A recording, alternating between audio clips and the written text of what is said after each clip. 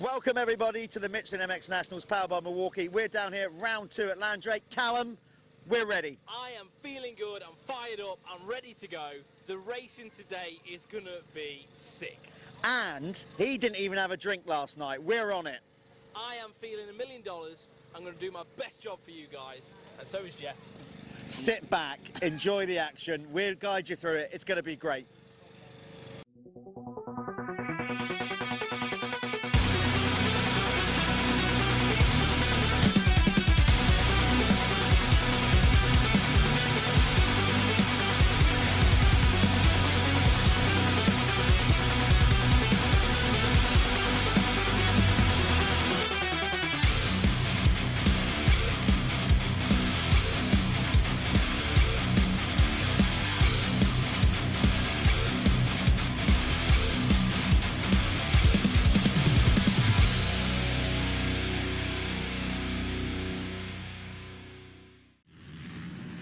Welcome everybody to the Michelin MX Nationals round 2 here at Landrake Moto Parc.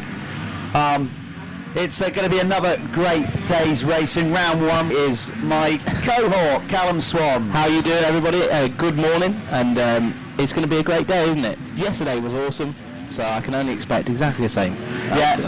Yeah, yesterday the track was drier. We've had some overnight rain.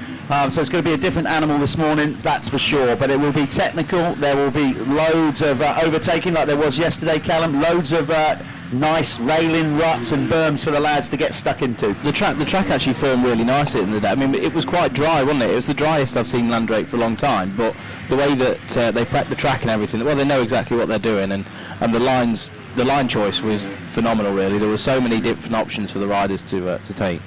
You can see by the graphic on your screen there the layout of the suit on it. Anyway, never mind that. What I was trying to make out is there's going to be a load of race action. But before we get to that, we always like to highlight some of the teams and what goes on at the Michelin MX Nationals. So let's throw to a little, basically little thing we did yesterday with some of the teams, starting off with the Cab Screens Crescent Yamaha team. Okay, I'm now in the Crescent Cab Screens Yamaha pits. Reigning champions. These guys had such a stellar year last year. All laid on by this man, put a load of effort in, team manager Lee Webber. Lee, really, in the grand scheme of things, for how long you've been doing it, I mean, you guys have put so much effort to get to the top pretty soon. And just explain that work and going into a team and where you're at currently with the whole team and how it's going. So this is our 10th year. So we've been doing it a little while now. We've worked our way here. It wasn't easy. It wasn't an easy route. Yeah, year by year we've improved, and we've improved as a riders and team. And yeah, to get to where we were champions, this is twice we've won this championship now. So pleasing, like to win it a third time.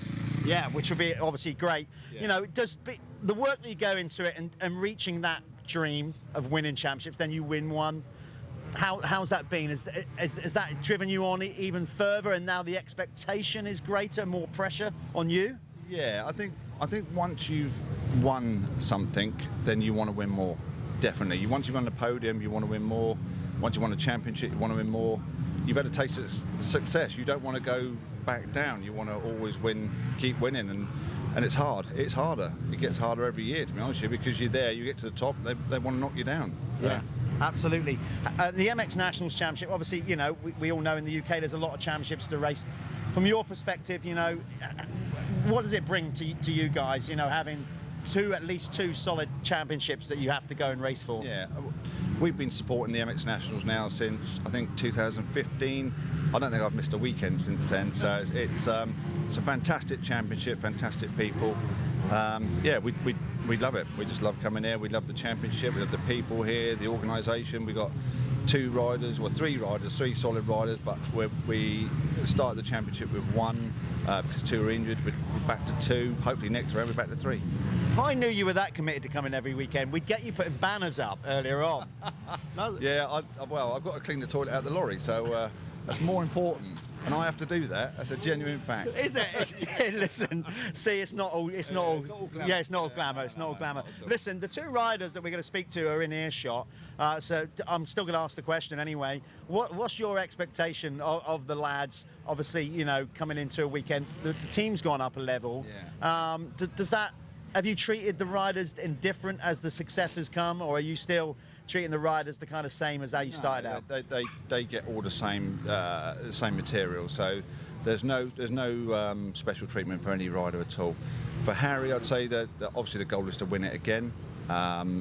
He knows that's what he wants. Yeah. For Dan, he needs to become a top 6 rider, really. That's his goal. He's improving year by year. He's been with me 7 years now, I think it is, 7, 8 years. He improves every year. And for Sam, who's obviously not here today, he's another guy, a podium is a target for him. He's a young lad coming up. So yeah, we've got 3 really good riders, 3 guys that I love to work with. So yeah, it makes weekends quite easy, to be honest. Yeah, and it's got to be enjoyable. Lee, thanks for your time. Talking of riders, so he's just heard all that, so no pressure. It's Dan Thornhill. Dan, great to see you back. Just tell us what you've been up to. Obviously, you've had an unfortunate injury, so tell us about that. Yeah, so this year I had a great off-season, as always. You know, when things go really well, something always niggles. Yeah, just before the first round, unfortunately, I had a small crash, broke my shoulder blade. I tried to ride to start the season, but things were just too painful. So I've had about a month off now, a couple of days back on the bike, and yeah, there's no substitute for racing. So I'm fit, healthy, and I just want to build back into race mode now. How do you, obviously everybody deals with it differently, you know, how do you deal with an injury like that? It's so close after all that hard work. Sorry to bring it up. I know you're back on a bike now, so you're ready to go, but initially it must be so infuriating. Yeah, no, it's super frustrating, but obviously it comes with the sport. Obviously, you know, everyone's been through it at one point in time. And yeah, no, I had, like I said, I had a really good off season, and things were super positive. Speed-wise and riding technique was really good. So yeah, I was obviously very bummed, but the technique's still good, the riding's still there, and the fire's stronger than ever in the belly. So I'm going to come back now and use these next couple of races to build back into the season, and hopefully I can start becoming where I felt like I should be at the start. Now the boss man's out of earshot, you can now talk freely. I mean, these guys are giving you such an incredible amount of support, haven't they? So you've got to be overwhelmed by that. Yeah, you know, they picked me up, like he said. I think it's 6, 7, 8 years now we've been together. So I've spent my journey, most of my professional career, and their team life together. You know, when they come pick me up, we didn't really have a lot coming out of the youth ranks, and yeah, like they've treated me like the son. All Lee and his family and the whole team, all the sponsors. Yeah, we've been through good and bad, and he always stands by me. And to be fair, that's why I'm so loyal to those guys also. Well, listen, we wish you the best of luck. Keep safe out there, and good to see you back on track. Right, let's go over here, because this is the man, the champ, who's going for the free prix, Harry Kullas. Harry, I just saw him up on his camper, actually, sorting out some branches so he gets a good night's sleep. Listen, Harry, you started round 1 as... Obviously, you wanted to win it, but you were solid. Looked like you were thinking championship straight away, 2 seconds. But this place, you've won a championship here before with us, so you've got good memories, and you are obviously a lover of the hard pack. You've got to be feeling confident coming in, although you've got to challenge Gilbert and all those others. But right now, are you happy with how your championship has got off to a start? Yeah, I mean, 2 times second is good enough to start a championship. Obviously, no, I don't like hard packs. Really? I prefer sand tracks. Because obviously, grew up in the sand tracks, and I live in Lommel. So, but yeah, I just, you know, I was, I think, early season in Fat Cats, and just struggled a little bit the first 2 races. Not struggle, but just wasn't just on it. But still decent start to the year, you know. So yeah, I mean, I have to be happy for the result, and it's a long season. Definitely didn't think anything about the championship. It's yeah, we have to think the championship the last round or the round before that, you know. But yeah, we take every round, try to maximize it and try to win it, of course. Especially Fat Cats, yeah, usually it gets rough and really bumpy, and I like the hard conditions. But yeah, Gilbert was good there, and he was clearly the fastest, and he won. And yeah, we got second, but yeah, like I said, season is long, and lately I've been enjoying hardpack tracks more, just training on north of France, and keep getting just more confidence on those dry tracks. And it looks like today is a bit drier, but maybe tomorrow we have rain, so we never know. Yeah, Landrake has been good. We won last year, we got the championship here, so of course it has been really good memories here, and that's what we try to do also tomorrow. Have a good weekend, good stars, and enjoy riding, and we'll see what the results come. See, when the champ talks, you listen. You see, he's not only a pro on the bike. I didn't even have to ask questions. He just rattled it all out. Job done.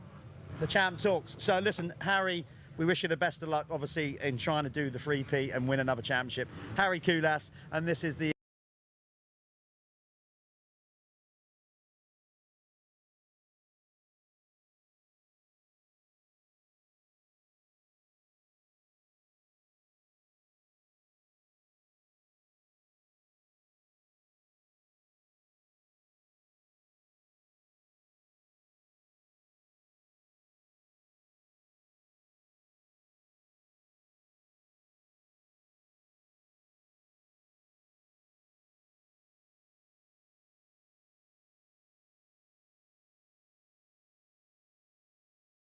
Picked me up. We didn't really have a lot coming out of the youth ranks, and yeah, like they've treated me like the son.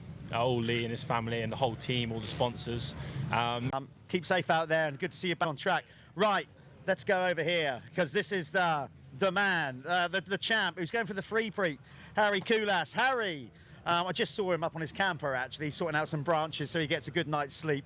Listen, Harry, you started round one as, obviously you wanted to win it, but you were solid. Looked like you were thinking championship straight away, 2 seconds. But this place, you've won a championship here before with us, so you've got good memories, and you are obviously a lover of the hard pack. You've got to be feeling confident coming in, although you've got to challenge Gilbert and all those others. But right now, are you happy with how your championship has got off to a start?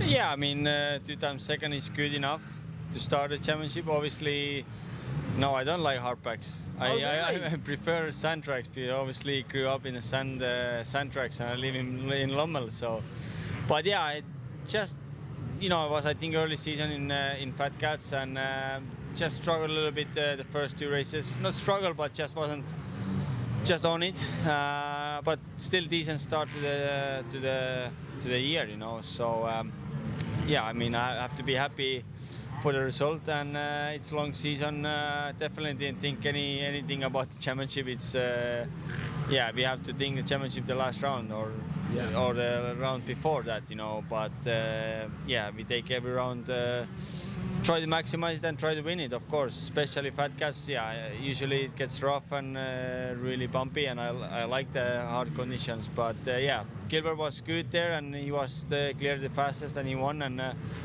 yeah, we got second, but yeah, like I said, season is long, and lately I've been enjoying hardpack tracks more, just training on north of France, and keep getting just more confidence on those dry tracks. And it looks like today is a bit drier, but maybe tomorrow we have rain, so we never know. Yeah, Landrake has been good. We won last year, we got the championship here, so of course it has been really good memories here, and that's what we try to do also tomorrow. Have a good weekend, good stars, and enjoy riding, and we'll see what the results come. See, when the champ talks, you listen. You see, he's not only a pro on the bike. I didn't even have to ask questions. He just rattled it all out. Job done. The champ talks. So listen, Harry, we wish you the best of luck, obviously, in trying to do the 3P and win another championship. Harry Kullas, and this is the Cabs Greens Yamaha team, Crescent Yamaha team, making a stellar effort, and it's great to have them here at the Michelin MX Nationals. Cause you woke up in the morning with initiative to move, so I make a heart.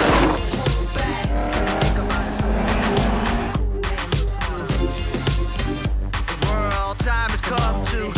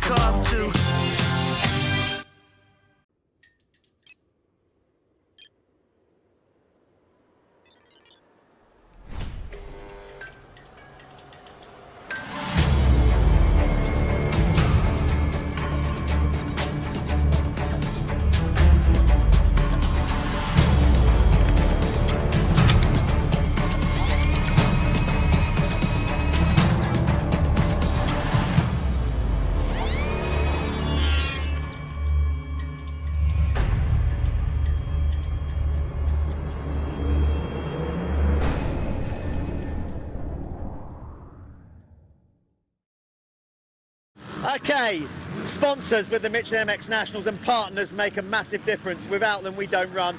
One such partner is Moto Verde, who have got behind the amateur class this year. Again, getting right down into the grassroots of the sport. This is Matt Hill from Moto Verde. Matt, just tell us more about the brand first and foremost. A new name this year.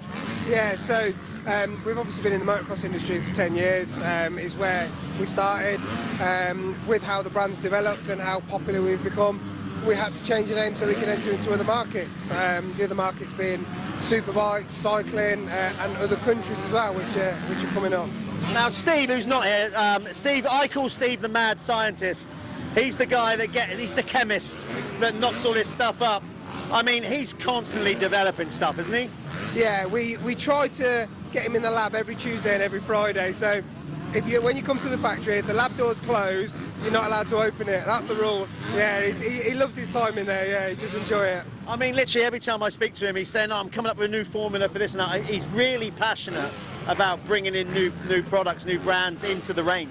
Yeah, well, he's been a formulation chemist over 30 years, so he runs 2 other businesses as well. So this is his baby. This was one where he was actually asked to make a bike cleaner for somebody else who was really meticulous.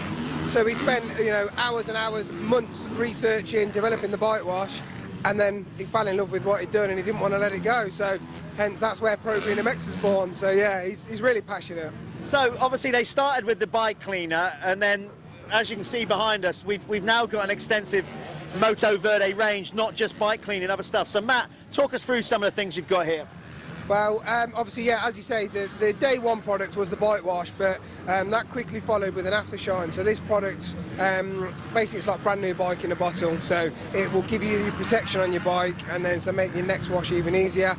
Really popular, so you've got Pro Wipes. We actually developed these for your hands to remove grease off your hands, but then we found that they was amazing for cleaning your helmet, whipping around the bikes and stuff like that. Really good at degreasing. We do products for mechanics hand cleaners. We do Kit Fresh, which is an odour neutraliser, which that removes the smell out of smelly helmets, smelly boots. Rust remover, which will take rust off anything, especially your 2-stroke exhaust pipes. Tire and glue remover. So this one was a little bit of a mistake last year. So I had a set of plastics that I tried to get the glue off, and I was using a substance called delemonine, which is a natural degreaser, and I was using it. It wasn't getting the glue off. It was making the plastics really dull and dry. I went into the office in a bit of a mardy and went, "I'm buying new plastics, that's it." And Steve went, "Try this tire and glue." And I tried it and it was amazing. It just peels it off. So then obviously that was born. We added these last year, so these are vehicle fresheners, so they're completely natural. Every single one of our products are completely natural. They're fully biodegradable, like the bike wash, which is really important. So the key to us from when we developed the bike wash was to be completely environmentally friendly to your machine, friendly to your materials. So that followed on with everything that we do. So everything that we do, the arm pump, again. Yeah, let's move along here, because like literally we're walking along, it's like a conveyor belt of products. Yeah, so the arm pump is actually, that's all pure botanical oils. So they are pure essential oils, and they're all natural. So they all do their own thing, but when they're combined together in the formula that Steve spent over 2.5 years researching and developing, that's where that was born. So it's not, it's not just anything. It's stuff that's been very, very well thought out, and they're all pure. Very expensive to make, actually. I can officially endorse that.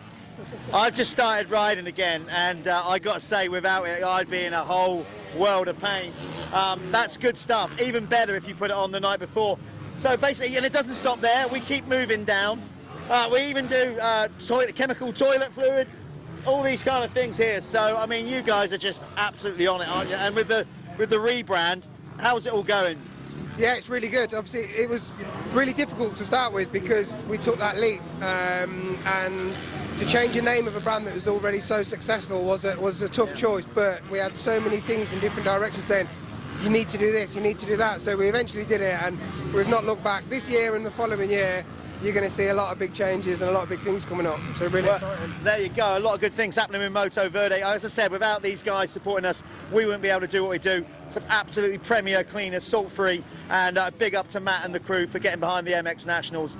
You can support the MX Nationals by going out and buying this product, and then these guys get involved with what we do. Thanks for your time, Matt. This is Moto Verde. Let's get back to some action.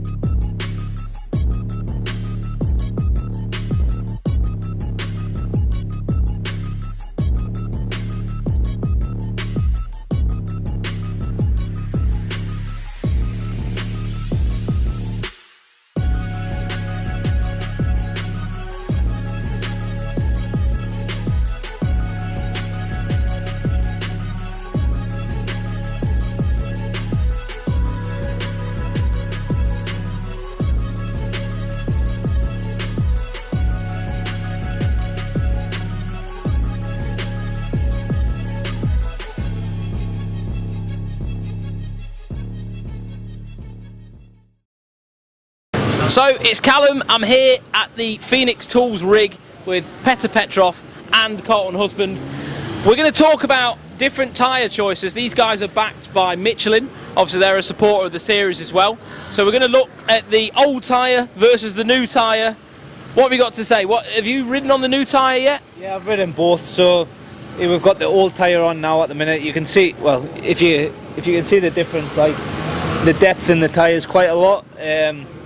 Yeah, and when we're away practicing, it's totally different. The last, we get a lot longer out of the tyre when we're practicing, and yeah, it's all round good tyre. Yeah. So also to you, Petr, do you think there's improvements with the new tyre?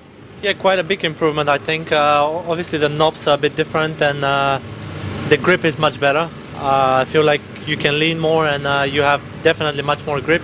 So overall, they made a big step, and it's a really good tyre. So tomorrow, obviously we're going to expect rain. I think the track's really rock hard at the minute, isn't it? So you're going to go out on a scrub. Yeah. Is this a tyre that's going to work on in a hard pack condition and like if it got wet as well, or would you go to more of a different compound maybe? Yeah, both. So I think that's the medium soft. Then in the mud, that'll be what I'll be using tomorrow, definitely. And to be fair, even in the hard pack today, like it's a softer compound than the hard, and I would use it out there also as well. It's all wrong. And I was speaking to Barry earlier, and like he was saying, the old tyres used to rip. Obviously, with this new tread pattern, it lasts longer. Is that right? Yeah, it lasts longer, but also the grip is, which is the most important, to get more grip, and we get much more grip. Also for the start is more important, and it's mid-soft, so pretty much you can use it in any condition, which is really important. You don't have to little bit confuse yourself with what am I going to put today and so on. It's a tyre that is good overall for everything, which I think is really important, and it confuses less the rider, you know, less choice. It works everywhere. Less choice is always better. I think as well, going into like development going forward, obviously we've only just started the last few years having the metal grids. So tyre companies are going to be working to make sure that these new tyres work off the grids better. So we're not going to talk about scoop tyres, especially at Landrake, but there is a new scoop tyre as well in the emission. Either of you tested that yet? Not yet. No, Sean Simpson's been testing that, and yeah, he says it's really good. So I'm looking forward to getting a hold of one of them. Yeah, lovely. Have you tried it? So none of these guys have tried that yet. So that's something we can talk about probably going forward once you guys have tested it. So this is the Phoenix Tools Kawasaki team, Petr Petrov and Carlton Husband. Cheers, man.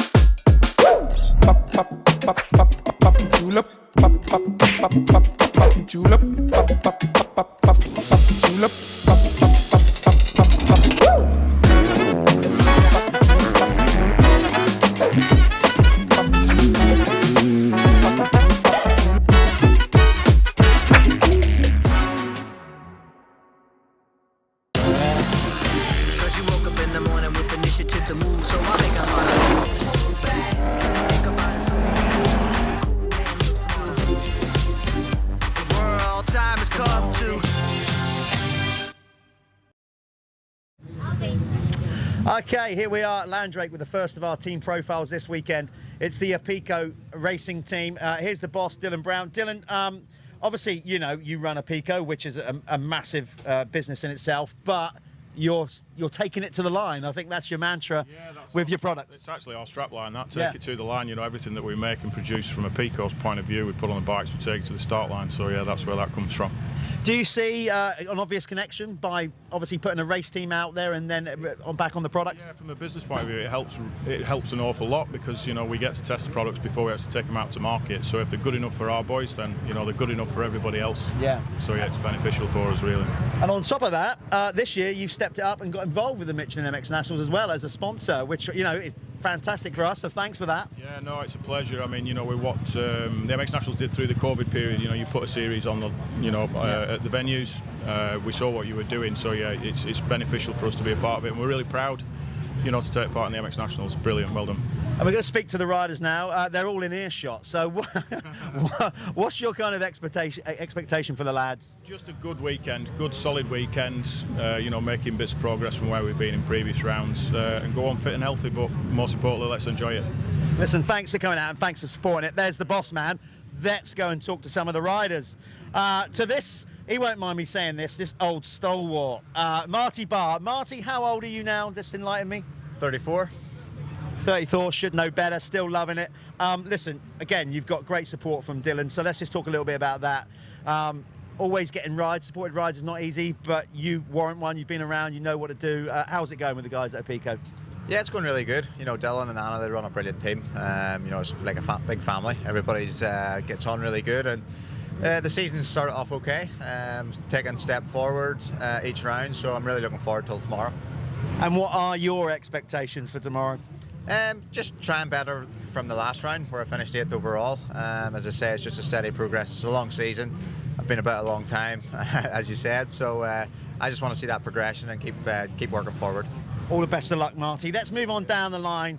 Marty is from Northern Ireland. Let's move south of the border now to Ireland, to Stewie Edmonds. Stewie, you're all dressed up, ready to go for practice. How are you feeling coming into this weekend? Yeah, not too bad. Obviously, as you know, I've been suffering with a back injury the last few months, so it's been nicely coming on strong, and I'm able to get back out a little bit more and do a bit more training. So that's why I'm actually getting out on the evening session tonight, just to kind of loosen things up and yeah, get ready for tomorrow.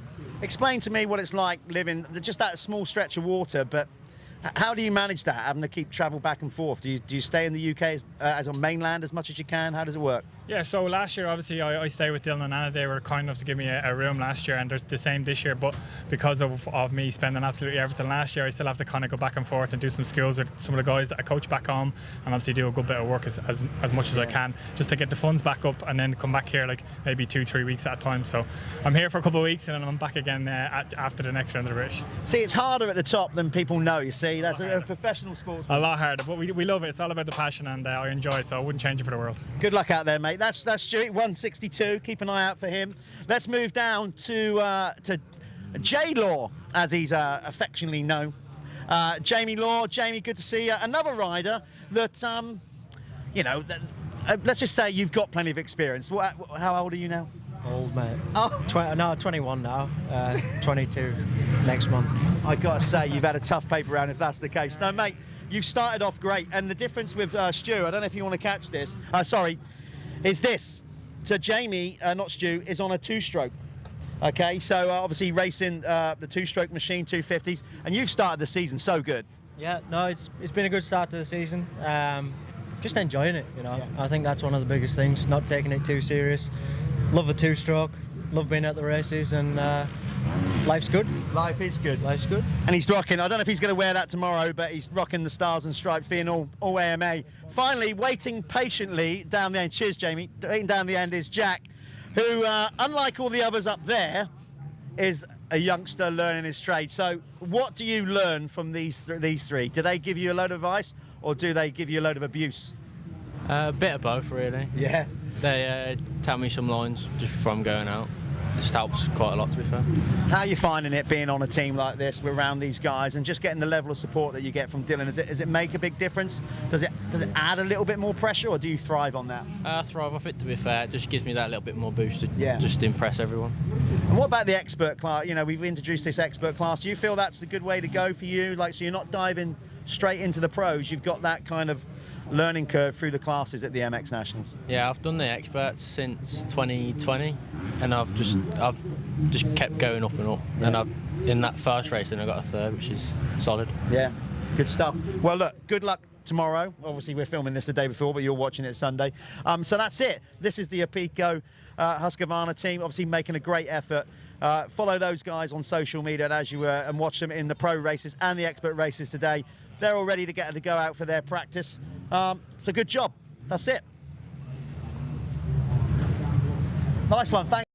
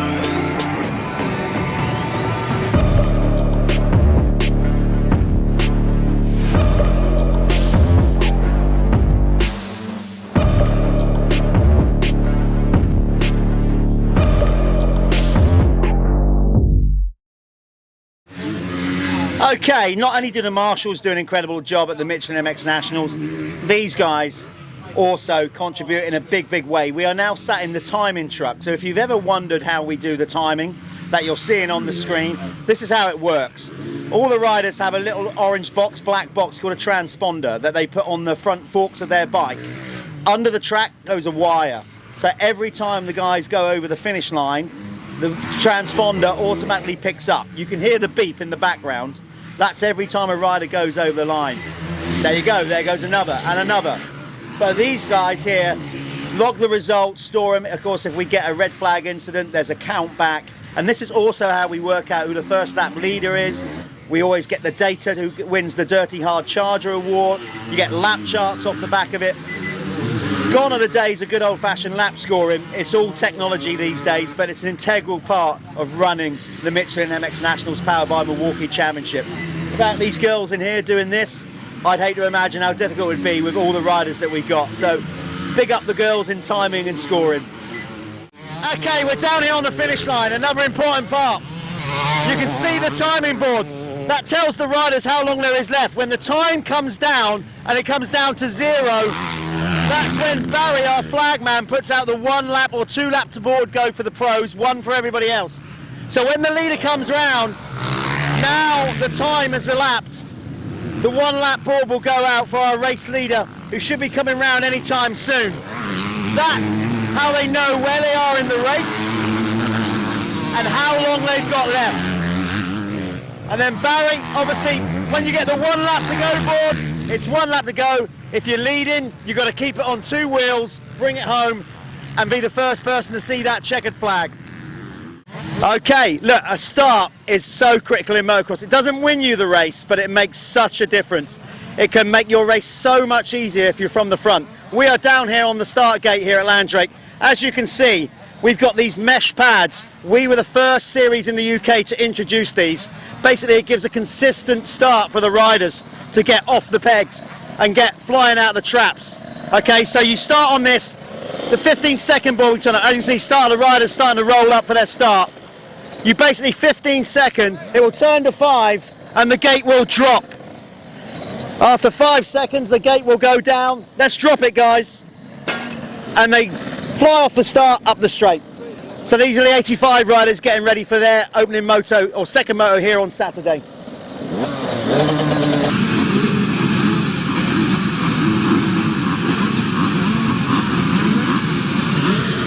Okay, the start of the race, the riders are so keyed up. All focus is on this girl here, this woman here, green flag. The 15-second board will go up. That means they have 15 seconds, but then it turns to 5. When it turns to 5, anytime after 5 seconds, the gate drops, and these guys are absolutely ready and primed for action. It will turn to 5, then these guys will be absolutely charged.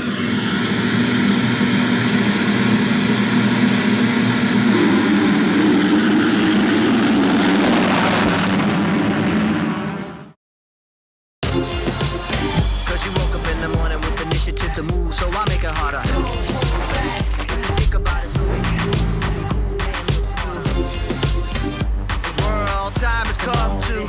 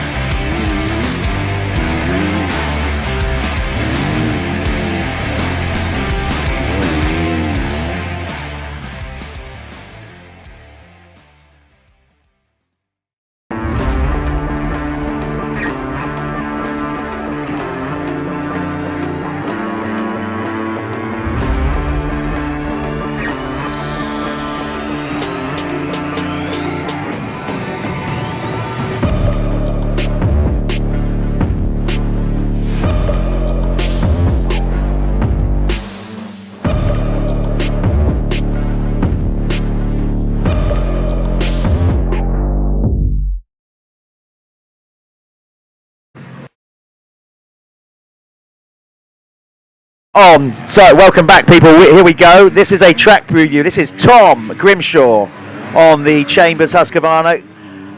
We're showing you a lap round Landrake. You can see the elevation with this incredible work with the drone footage. There's Tom going over the table. It comes around to the big tabletop. Little flick over to that. This used to be the finish line. We are now not using that as the finish line for the Michelin MX Nationals. They now drop down the hill, Callum, and that gets pretty tight and difficult down there. To be fair, that's not as rutty as it normally is down there, so they had it quite good yesterday. Up over this little tabletop, over to the back part of the track. This corner also gets really technical, and you'll now head into a set of rollers that have been here for quite some years. So they're going to, he's going to double into there. Some guys can actually triple into there. So he's doubled his way through that bit, and then down this big steep hill. That's actually a lot steeper than it looks. Absolutely, yeah. It goes down to the far end of the circuit. That always is a good passing spot down there if you run it in there. And then you work your way up Landrake Hill over a series of jumps, sweeping fast left-hander, nasty kicks coming out up there. Then they're at to the very top off of Landrake League. Callum, you'd give it some off there, wouldn't you? No, I have done in the past. I actually went over the handlebars here at one point in my life, and it really did hurt. Suzuki's back in the day didn't used to select gears very well, and that's what happened to me there. So then into this nice little chicane, and then they switch back on themselves. Again, all these corners get tons and tons of line. In Landrake's one of them tracks where you just get so many ruts, and it gives the riders lots of different opportunities to be creative with their lines. So nice little step up there. Round this left-hander, we see a lot of guys diving up the inside, parking the guys there, and then the finish line at Landrake. So then they sweep round, and there you go, John. Cause you woke up in the morning with initiative to move, so I make a heart. Think about it, the world time has come to.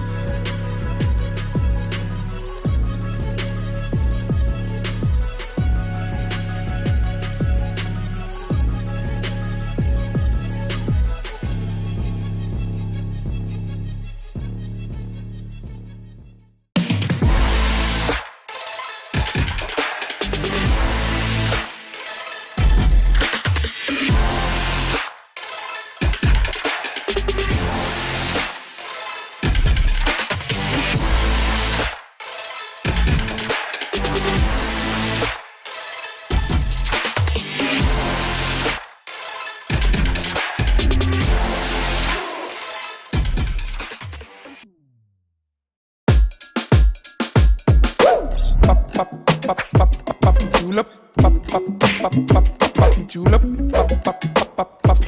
julep.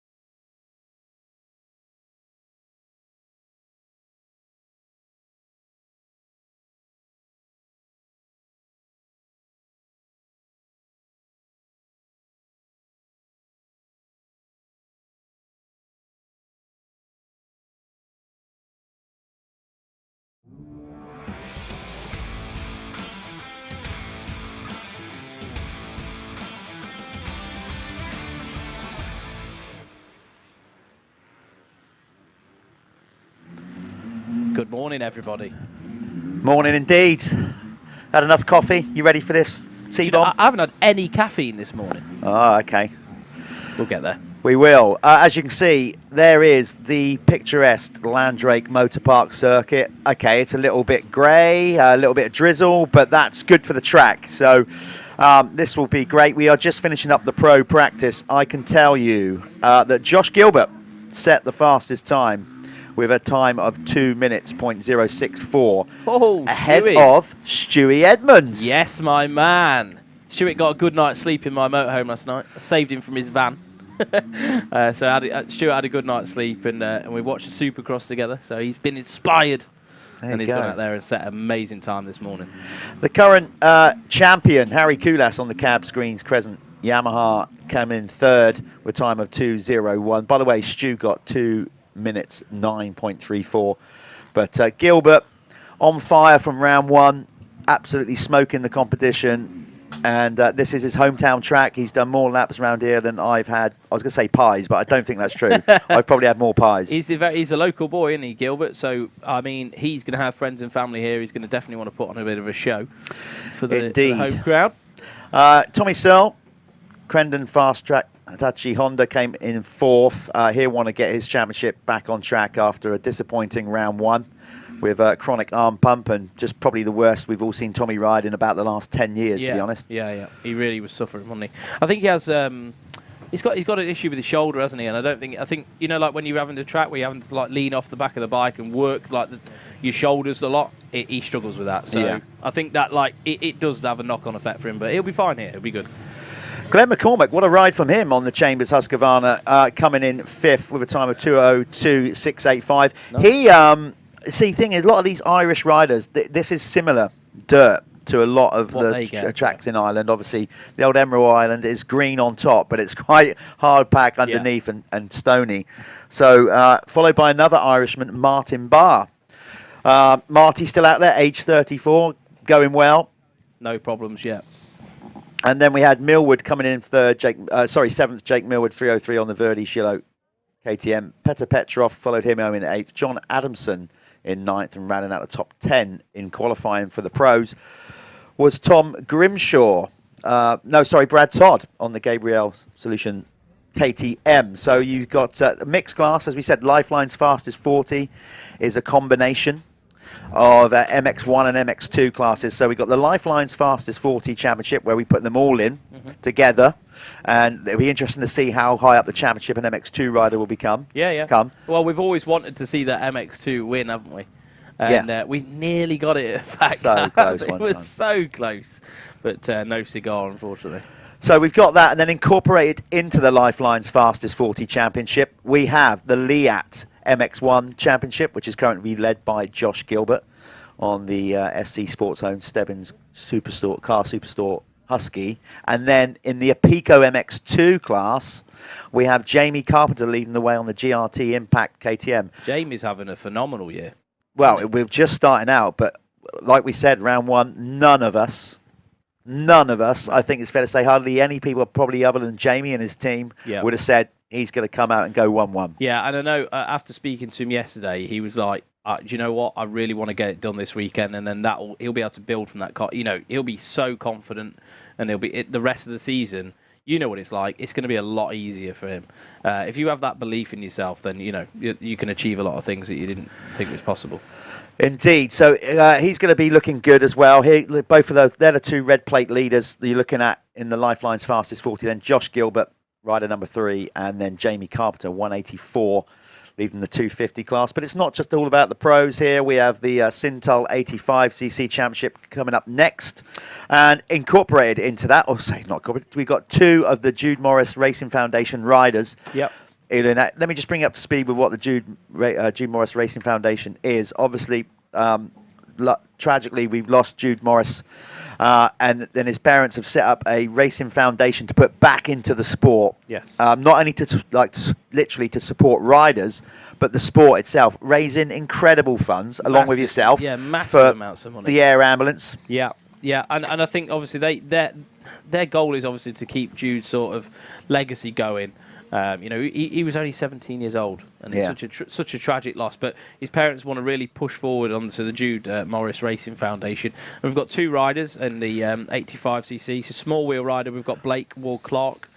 He rides with the number 1, which I think is cool. Love that. He's from Patwick, Bedfordshire. And he's competing in all the major championships in the UK. So Blake's goal for 2022 is to be on the podium every round and ultimately be champion in his second year on the 85 small wheel. He's just been back from injury, and Blake's more dedicated and focused than ever. So he really wants to get that small wheel on the box. And then also we've got Josh Vale as well. You'll see him on the 479, and he's only 13 years old, Josh. Yeah. And he's racing the 85cc big wheel class, the Sintel big wheel class. And Josh wants to make each and every round, and make everybody and people that are all surrounding him and helping him out be proud. His ultimate aim is to be British champion and give it his all, make some memories, and have the best time trying. And he'd like to thank everybody who believes in him. So they're the 2 riders that are under the Jude Morris Racing Foundation in the Sintel 85 class. So good luck to both of those guys and everybody else who's competing. And you can see them on screen now, all getting ready for their 3rd moto of the weekend. But obviously the first moto of today. This is round 2 of the Michelin MX Nationals, powered by Milwaukee. I'm just messing about here on my phone. I'm going to try and pull up all the results from yesterday. Anybody out there watching around the world, welcome for tuning in wherever you are in the world. We're getting some people tuning in from Australia, America, Asia, so brilliant that we're getting around the world. If you want to check all the results, you can basically go on an app called Speed Hive, which has got all the results from the Michelin MX Nationals. Just go on there, punch in the MX Nationals, and you'll see it. So, get on there and see that. I'm just trying to do that. But yesterday, we know Billy Askew on the GRT KTM took both moto wins in the big wheel. GRT Impact KTM. But these kids are awesome to watch. There he is. There's Billy, our boy out there, 441, looking with his race face on. Looking really good. And you'll see a lot of these kids that use big blocks as well. So what they are for is, some of them are quite small, and they use the blocks to be able to stabilise themselves off the mesh grids, and they can get their feet on the foot pegs a little quicker. Some riders choose not to use them. Some like to use them. I've always thought without using them, you're hanging your feet a little bit lower. Does that give you a bit more traction? I've always thought you're carrying weight a little bit lower. Yeah, so there's not always a massive advantage to using them. There's definitely pros and cons. And there we are. There's the Flight Racing Spiral Graphics 15-second board. It's been switched to 5 now. The revs are up. And then this is race 3 of the Sintel Lubricants 85 class. And there, someone's down straight away. That's the number 15. Let's see who's going to get... there's a bit of a yard sale. Oh, wow. The 2, could you believe it? The 2 teammates. It's Matt Gardner. That looked like Billy Askew. No, well, I don't know if it was, but it certainly was Gus Musto in there, and maybe Freddie Gardner as well. Who's got the start then? 31 out front at the minute. No, it's not Freddie, because Freddie's over the line in front of us here, number 14. But that was 2 of the Matt Gardner Racing teammates going over end there. Looks like Will Haddock's been able to capitalise on that, though. Will Haddock's out front at the minute on the 31. He's coming under pressure from the 99. Let's see who's going to get that first lap leader. Yeah, Planet Moto first lap leader. What that is basically the first rider over the finish line will get a point. It was Billy Askew going down along with Ryan Waggett. Some of the big hitters. It was, Richmond as well. Charlie Richmond and Gus Musto. So some big hitters going down on the first corner. Let's see what they've got in the tank to try and pull the way through. Can Askew do really a wire, come from all the way from behind? If he does, he could be on for the Dirty Hard Charger Award. Yeah, for sure. If he did that, come through the whole field, it'd be pretty impressive. It would, indeed. So here they are. Will Haddock still holding off.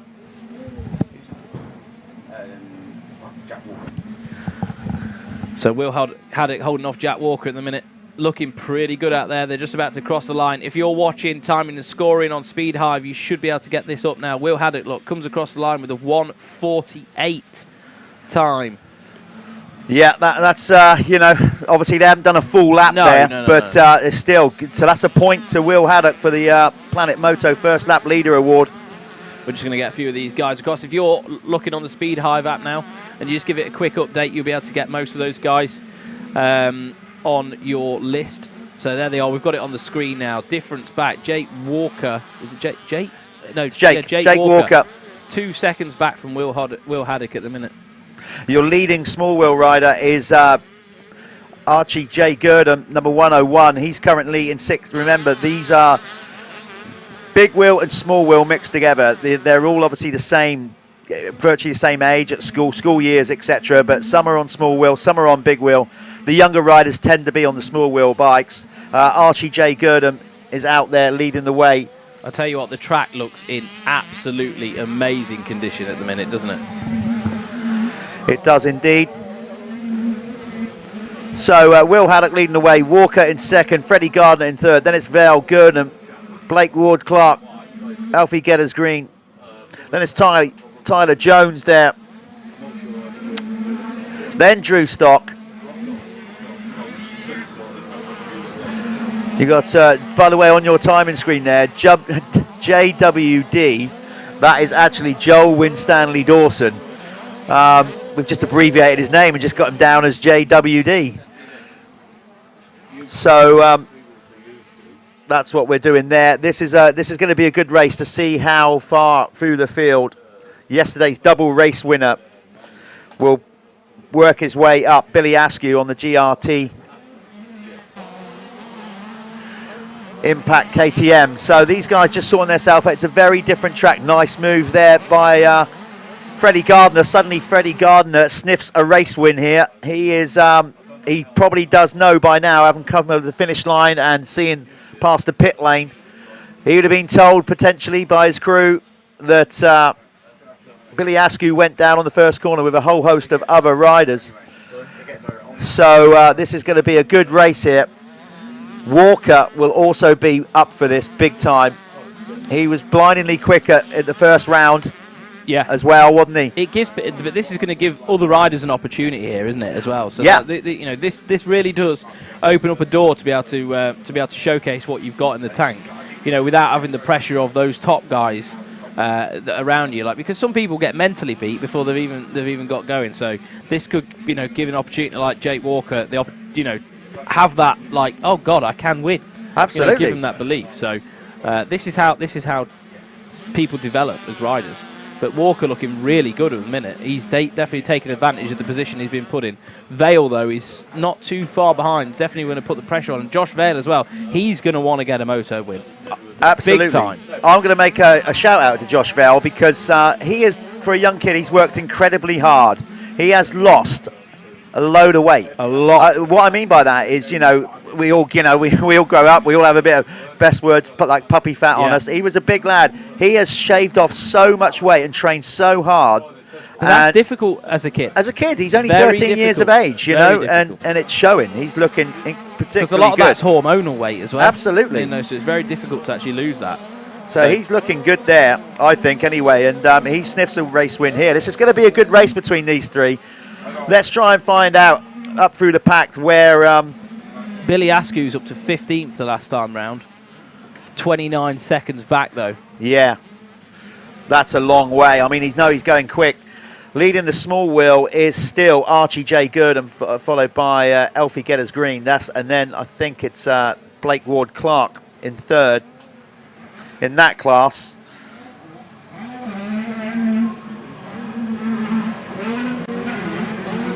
Yeah, so Archie J. Goodham, Alfie Getters Green, Blake Ward Clark, Joel Winstanley's in fourth, Hayden Stat is fifth at the minute, Lucas Moncrief is sixth, Finley Picker in seventh, Mason Jones is in eighth, ninth is Danny Flood, and rounding out the top 10, my computer just had a glitch. Yeah, it's always obviously. Ain't that always the way? Relying on technology.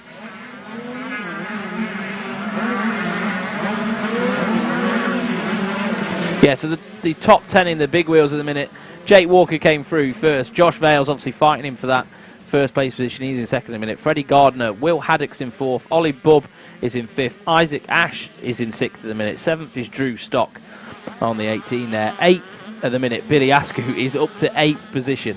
Ninth is Chester Hyde and 10th is Tyler Jones. Wow, Askew is on a mission. Well, he is. He's into the top 8. So we're watching on the screen Josh Vale on the SJP Moto Husqvarna. Look, as I said, looking good. And I've got to give him credit. As I said, he wants it. If you've got a 13-year-old kid that is doing his schoolwork, doing what he's doing, and then thinking, do you know what, I'm doing this. I'm going to get myself in shape, train hard. Yeah.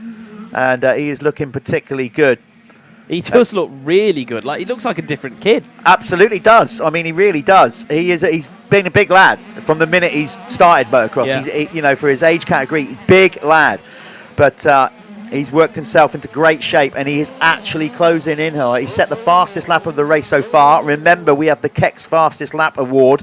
What that is in each class throughout the weekend, whoever set the fastest lap of the weekend gets a voucher for some Keck's clothing. I'm going to stick my neck out on the line, and I will say the faster times are going to come from these morning sessions compared to yesterday.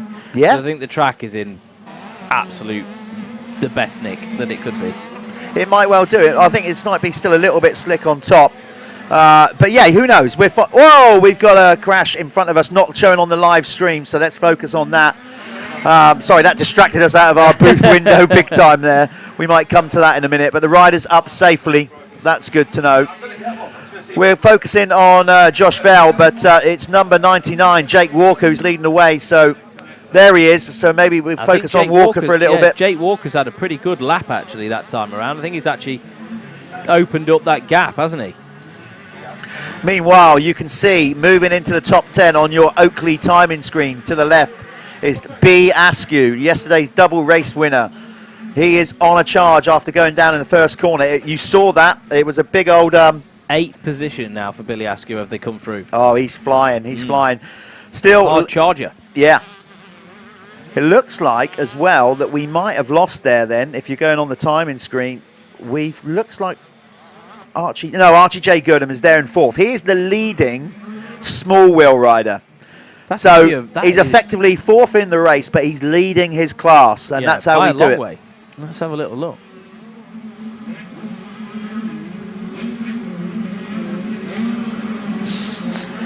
Yeah, so he's come through, and no other small wheel riders come through the line. Well, you've got Getters Green in 7th in the race, 2nd in his class, and then Blake Ward Clark, number 1. So, but the 85s are absolutely at it already, which we always know they are. They seem to, I don't know, maybe it's just me, but they seem to raise their game on a Sunday. Is it because they know they're going to be on a live stream? The spotlights are on them, I think it might be. When you're a kid, that means a lot. Look at Jake Walker. He is absolutely riding the wheels off that thing. But Vale is not going away. So maybe we're going to see some sort of, we've got 4 minutes to go plus a lap. So we're going to see some racing, I think, for this top spot in this one. Yeah, this track is going to cut up as any track does at the Michelin MX Nationals. We have so many races throughout the day to keep you entertained. They come thick and fast. Remember, this is live, free of charge, uninterrupted coverage. By the way, if you're wondering earlier on, like saying, okay, we're just seeing adverts in a minute, well, that's because the racing hadn't started. Yeah. And also, without the commercials, remember, this is free to view. That's the compromise, folks. If you want a free to view bit of action, we can charge you if you like. Yeah. So, you know, but once we get racing, you won't see as many adverts, of course. But without our amazing partners, you wouldn't be seeing any of this. So shout out to them all. Michelin, obviously Milwaukee, Liat, Apico, Bell, Moto Verde. Oh, God, the list goes on. Works. Once you open that can of worms, you've got to get through there. You haven't you? Yeah, absolutely. Oakley, Work Sports Insurance, Carbon Comps, the guys at 7, Fly, Planet Moto, Acer, Scaffolding, Syntol Lubricants, Dirty, App, Moto Connection, RFX, Spiral. Sorry if I've missed anybody. Kex, you know, all these people. Fly Racing, just, Bell Helmet. Yeah. Yeah, just without them, you wouldn't be getting to watch a free-to-view live stream service. And you of wouldn't the be Michelin watching MX Jake Nationals. Walker, who's absolutely romping away with this at the minute. He's pulled a bit more of a gap over Josh Vale now. It was 1.6 as they came through the line last time. I think that's over 2 seconds now. So Jake Walker putting on a proper performance here. Let's have a look. Billy Askew's now up to 6th position. But I think he's way too far behind to do anything about these front two. Because, to be fair, Walker, Vale and Gardner are in a race of their own at the moment. Yeah, they've gone. You know, never say never, but that will be some effort with the time that we've got left, which is 2:43 plus a lap on the clock for Billy Askew to get up to those top 3. They have checked out. I mean, they've gone. So it is going to be a battle between those 3. I just saw Charlie Richmond having to ditch his goggles then as well. Richmond, one of those riders on the Matt Gardner KTM who unfortunately got caught up in that first lap pile-up. So I imagine we've got like that fine, annoying rain coming down at the minute, haven't we? Which keeps the track actually tip-top. Yeah. But it's very difficult to ride in. And you can just absolutely destroy your goggles, can't it? Especially if you get water behind your roll-off lens and things like that. So I think goggle prep is going to be a massive factor today. So Bob's going to be busy down there and prepping all the Oakley riders. He is. It's still, you can see, it's a hard-packed circuit. It's got a very hard base, a lot of tiny little flints and stones in it. I mean, that is, you know, Cornwall's renowned for that. We are in Cornwall. So they work the soil, the topsoil, the best they can. But obviously, as the day goes on, we start to get down to the hard-packed base. And this will get shinier. But when the pros come out and all the adult bikes, this track for their second moto, these Syntol 85cc riders, is going to be a whole different affair. It will get really deep ruts, a lot of hard braking bumps. Right now, for the kids, they've got, for a better word, a slightly easier track where they can really rip it down the straights. But by the time they come out for their second moto, it's going to be very tough indeed. Definitely. And look at that. Yeah, Walker, 2.4 seconds last time they came through in the lead. So Jake Walker is still on form at the minute. But you're looking at Freddie Gardner on the screen. Yeah, Freddie the Matt Gardner. Gardner. Good ride. Yeah, Matt Gardner racing team. So obviously Freddie is Matt's son, but Matt has done a great job with that team. Pulled together some really good riders. They've got a real good team identity. Got a great setup, haven't they? You know, you can spot them straight away. They wear the red kit all the time, the Thor red kit. The guys are easy to spot on track. So thank you for that, Matt. Yeah, that helps us out. Yeah, definitely. No, it looks fantastic, and you know what? I mean, winning's important, but also your professionalism and how you bring yourself and your riders across is also something that you need to focus on as well. And we know straight away by looking at those guys, they're on the Matt Gardner motocross team. So you know, he's done a great job of the brand identity as well. So big shout out to those guys over there. Yeah, indeed. This is a great race to start off the proceedings here. I'm just watching out of the screen. Billy Askew is still on the move, trying to close the gap, but I think the best he could get up to in this race would be a 4th. Which is still phenomenal. Oh, absolutely. Yeah, no doubt about that. So we got a load, as you can see on the list on the screen there, loads of talent out there. So from the top currently, we've got Jake Walker leading the way, Josh Vell in 2nd, then Freddie Gardner. Then Archie J. Gurdon. Ollie Bubb is in 5th ahead of Elfie Getters Green. Then it's Will Haddock Chester Hyde currently is in 8th ahead of Drew Stock, number 18. Then it's Hayden Stat, number 48, the diminutive Hayden Stat. You could fit him in a shoebox, but we love him. He's brilliant. He's out there in 10th. Blake Ward Clark is in 11th ahead of Isaac Ash, a local rider from down here, just the other side of the bridge in Devon. Then it's Joel Winstanley Dawson for 13th. Tyler Jones currently in 14th ahead of Zane Stevens. Number 80, Lucas Moncrief is in 16th ahead of Finley Pickering. Ryan Waggett picked himself off the deck to work himself up to 18th ahead of Ripley Carter in 19th. 20th is Caelan Griffiths. Then it's Danny Flood in 21st ahead of Ryan Clift. Mason Jones is currently in 23rd ahead of Charlie Richmond, who's tried to pull his way back up to the field, but he's had that goggle issue. Gus Musto, who also crashed with him on the first corner, in 25th. Ahead of local rider, very local rider, Archie Congdon, because Archie's granddad owns the track. Oh, fair enough. You don't get any more local than that. Then it's Brady Tucker in 27th ahead of George Clark, and then Lewis Jenks, and finally we've got Max Walsham out there. That is all the riders out on track at the minute, but leading the way and looking good is Jake Walker. Brilliant technique from Freddie. Yeah, he has got a lovely riding style, hasn't he? Yeah. He seems to be really loose on the bike as well. It just looks pretty effortless. Yeah, that was...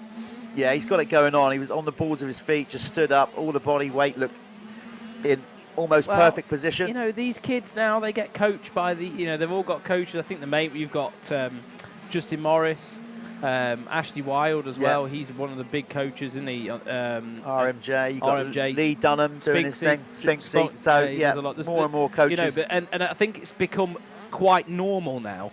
You look at any other sport, if you was playing tennis, baseball, whatever, you have a coach. Yeah. And motocross, that wasn't the case for years, and now it's becoming more of a thing where, you know, you do have a coach to rely on, because it used to just be like whatever your parents could tell you. And I think times have changed. And half of that time, they never rode before. Oh, well, that's it, yeah. So and I think you literally probably cut out 2 years of having to learn stuff by just having somebody giving you, you know, giving you the right advice. So, you know, if you are looking to get into the sport, get in touch with one of those guys with the academies and things, and I'm sure they'll help you out.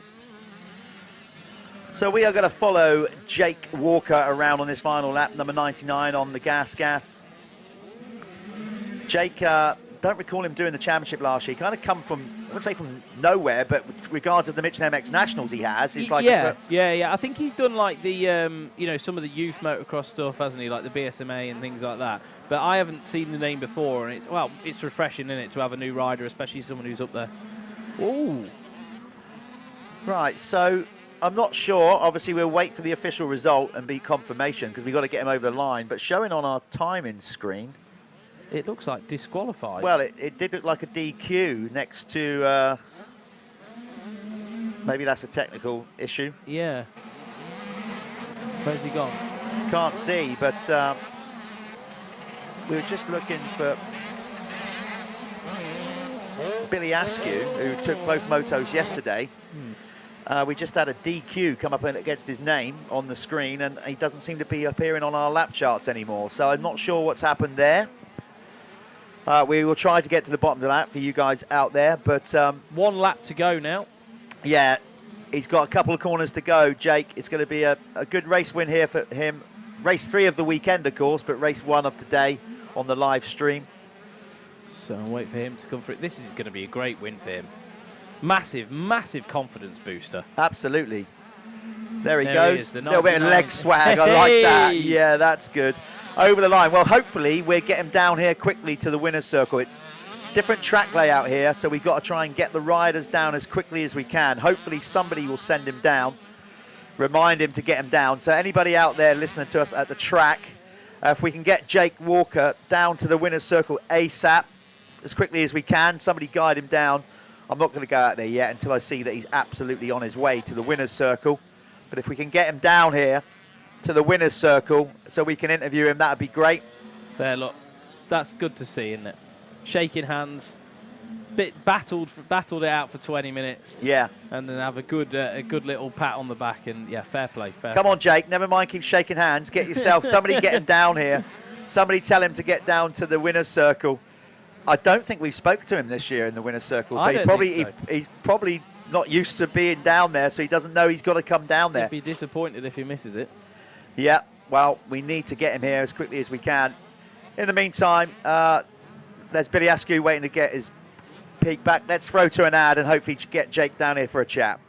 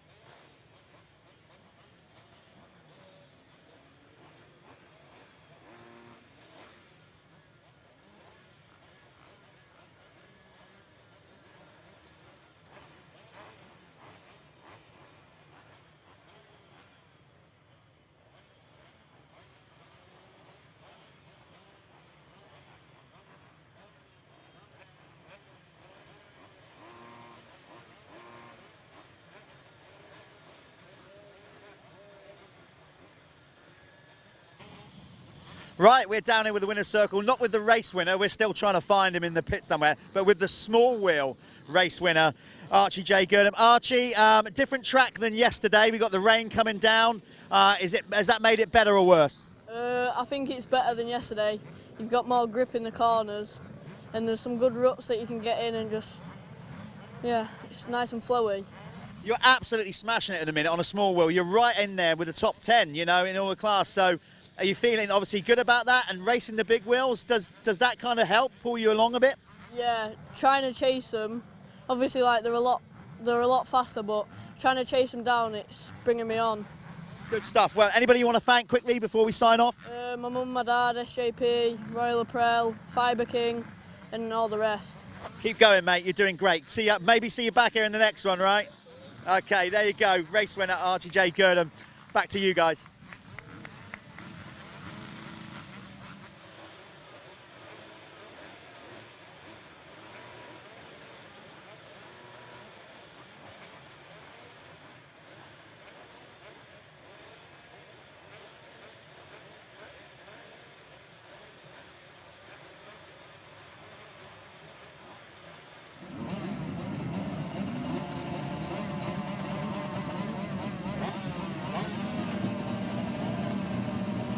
Brilliant. Here is the MXY, MXY2. Right. Oh, and another bit of carnage off the start. Those mesh grids must be pretty slippy. So let's have a look. Let me just get this out the program. So if you are at the event, you can get the programs. They're £5 to buy if you're here spectating today. And obviously it's got a load of information there. You can have a little look at all the classes. and everything else. But this is the MXY1, MXY2 class.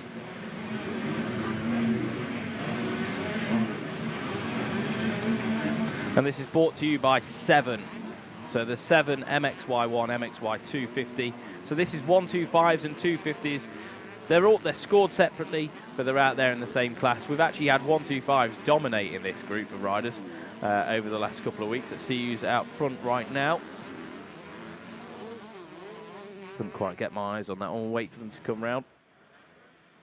We've had some mental rides from riders like Charlie Heyman and a few of the other 125 riders as well. So hopefully we're going to see some of the top lads out the front. They haven't had too much carnage on the first lap.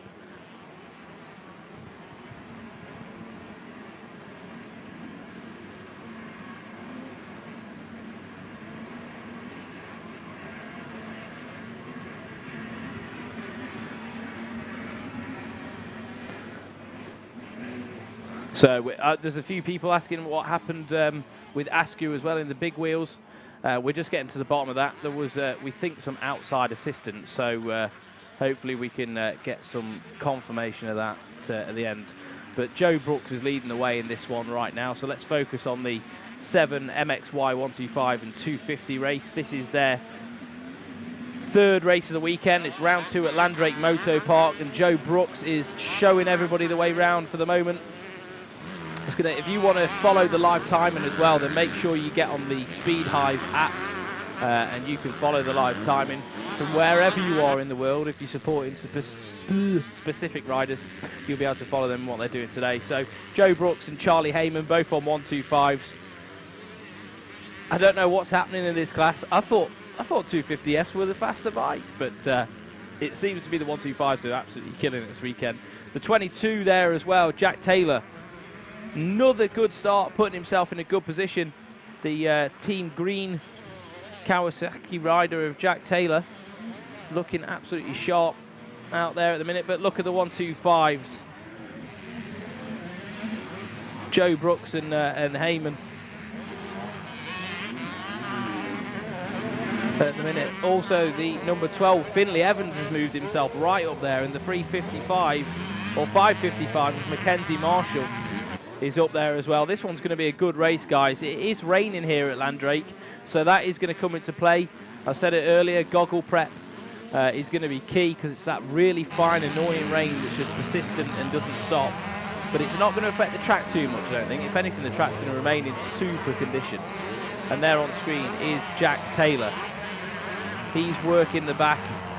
It looks like Joe Brooks, actually, at the minute.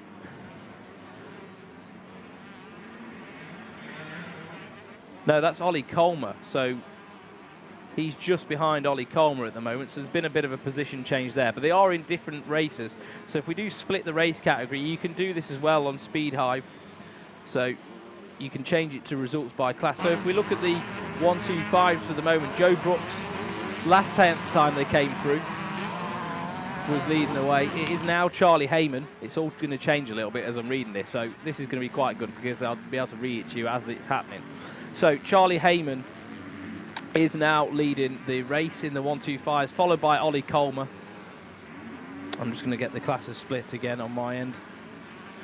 Ben Musto, Charlie Griffiths, and 5th was Tyler Hooley, just as they came through the line there. If we look at MXY2, Jack Taylor is leading the way, followed by Mackenzie Marshall.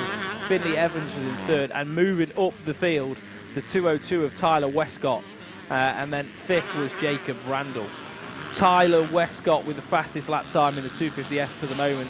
And the fastest man on track is Charlie Heyman with a 2:10 lap time. Literally 5 seconds faster than anyone else on track at the minute. 8 seconds lead over Carl. Like, this kid is just something else. He really, really is something else. He's gone. So I'm just getting my eyes on track to see. That is on screen Jake Taylor pushing that Kawasaki to limits. He's chasing down Colmer for the moment. Jack Taylor, sorry, I've just been corrected. Jake, they're both. I'm getting told off by the team manager here in the background. So yeah, the Kawasaki Team Green rider, Jake Taylor. Jack Taylor. Jack Taylor, he's doing pretty well at the minute. So you can see all the riders coming through there. It looks like the 12 of Finley Evans has lost his number board.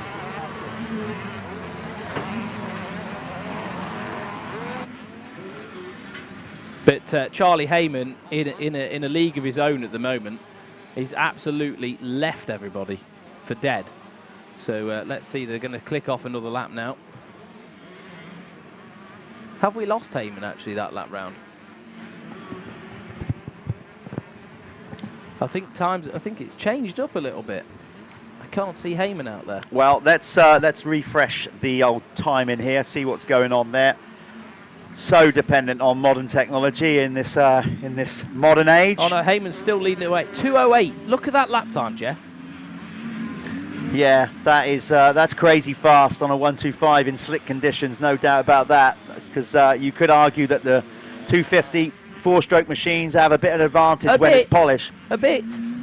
They should have quite a lot. Do you know what though? I just spoke to Jake Walker. We never made obviously the podium. We didn't make the winner's circle, so you guys didn't see it. But we recorded it, and you'll see it in the week if you keep following us on our YouTube channels.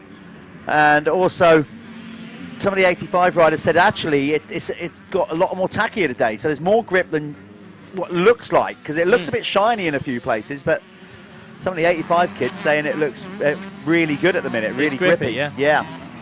So we got. Yeah, we have had a lead change. Look, Joe Brooks, but I don't know whether this is because he was showing at the bottom on our timing screen, so that's what was confusing us and our cameraman. Oh, clean out! Wow, no messing about from Charlie Heyman. He ran it in hot there. Was Joe Brooks in the race or what? Yeah, Joe Brooks was in the race, absolutely. So I say clean out. I'm not saying that was just the first thing that came into my mind, but we couldn't see the angles coming in there. I'm not going to start making accusations because it looked like it didn't look like it was anything overly aggressive. I think Brooks just left the door wide open, if I'm honest with you. Well, that'll be open to interpretation, but either way, now Charlie Heyman is now leading the way. I've only just stepped back into the booth, so that was Brooks, right? That was Brooks.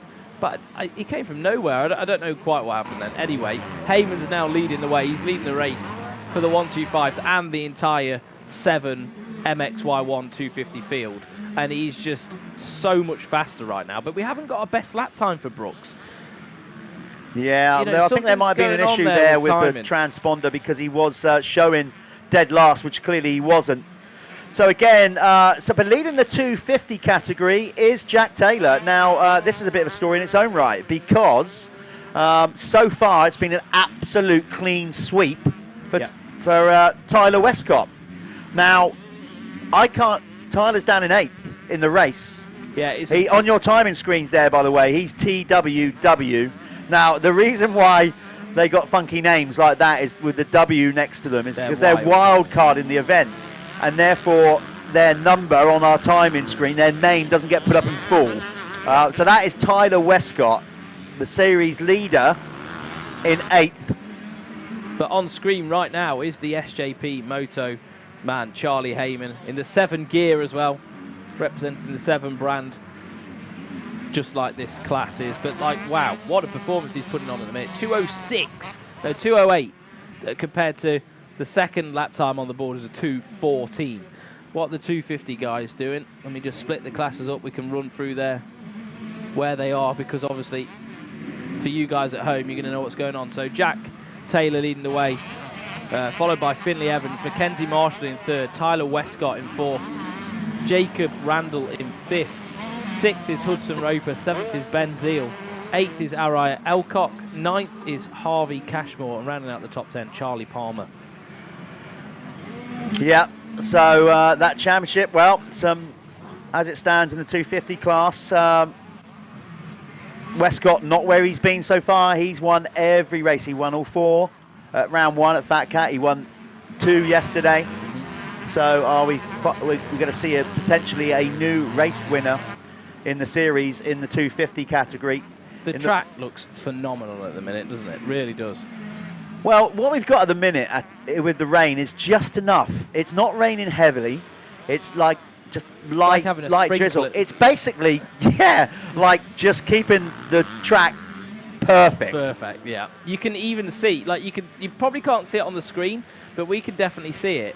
Through the ruts, you can literally see the individual knobby marks. Yeah. Where it's going through, and it's just literally, that is ultimate grip mode. And that's why you will see the 125s doing very well, because there's no issues with traction, and they can carry so much speed. They're light.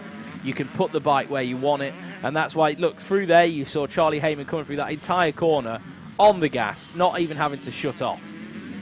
Yeah, so if you study carefully their rear wheel, you can try and relate that to their right wrist. That's the throttle if you're new to motocross and wonder where all the controls are. We hope you are new to motocross and you're watching this for the first time. So throttle is on the right hand, basically with the front brake. Left hand is the clutch lever. Then you've got the rear brake on the right foot and the gear shifter, gear changer on the left foot. Yeah, and that is Brooks on the GRT Impact KTM. Again, riding very well. Don't quite know what happened between him and Heyman, but that gap isn't getting that much different. I think Brooks is running similar sort of times to Heyman at the minute. And, you know, obviously we saw him go down just a moment ago, but 12 seconds, can he do anything about this gap and start whittling away at it? So the running order from top to bottom is Charlie Heyman leading the way ahead of Joe Brooks. Then it's Ollie Colmer. Brooks and Colmer are teammates on the GRT machine. Charlie Heyman is on the SJP KTM. The leading 250 rider is Jack Taylor on the Team Green Kawasaki machine number 22. Then it's Ben Musto on the Matt Gardner 125 KTM. Tyler Westcott on the HJA KTM. Then we have got Finley Evans. He's out there on a GRT Impact 4-stroke 250. Tyler Hooley is currently in 8th on the United Acer United Gas. Dennis Mackenzie Marshall on the DK Off-Road Kawasaki, and Hudson Roper in 10th on the second of 3 Team Green Kawasaki's.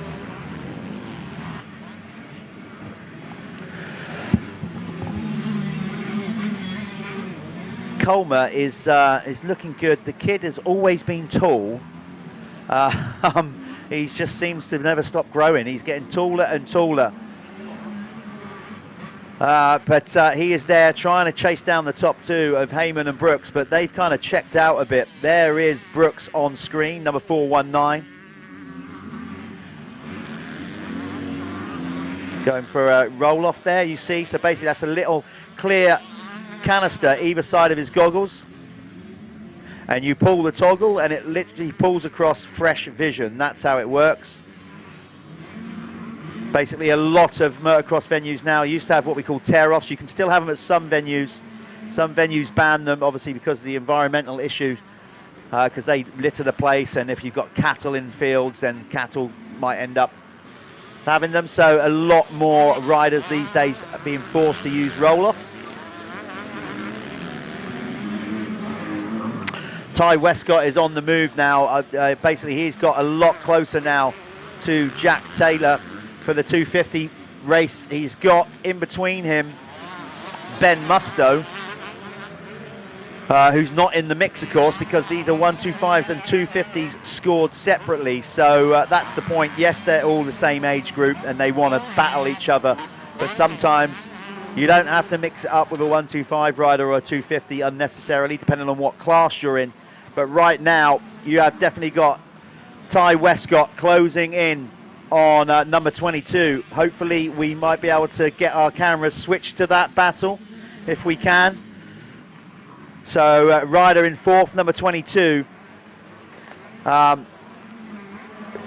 We got Jack Taylor, Ben Musto, and Ty Westcott having hell of a battle. So, hopefully, sometime soon we can get to that battle. But right now it's Heyman out front looking very good. He's got a 13-second lead over Joe Brooks. Brooks in turn has a big gap over Ollie Colmer.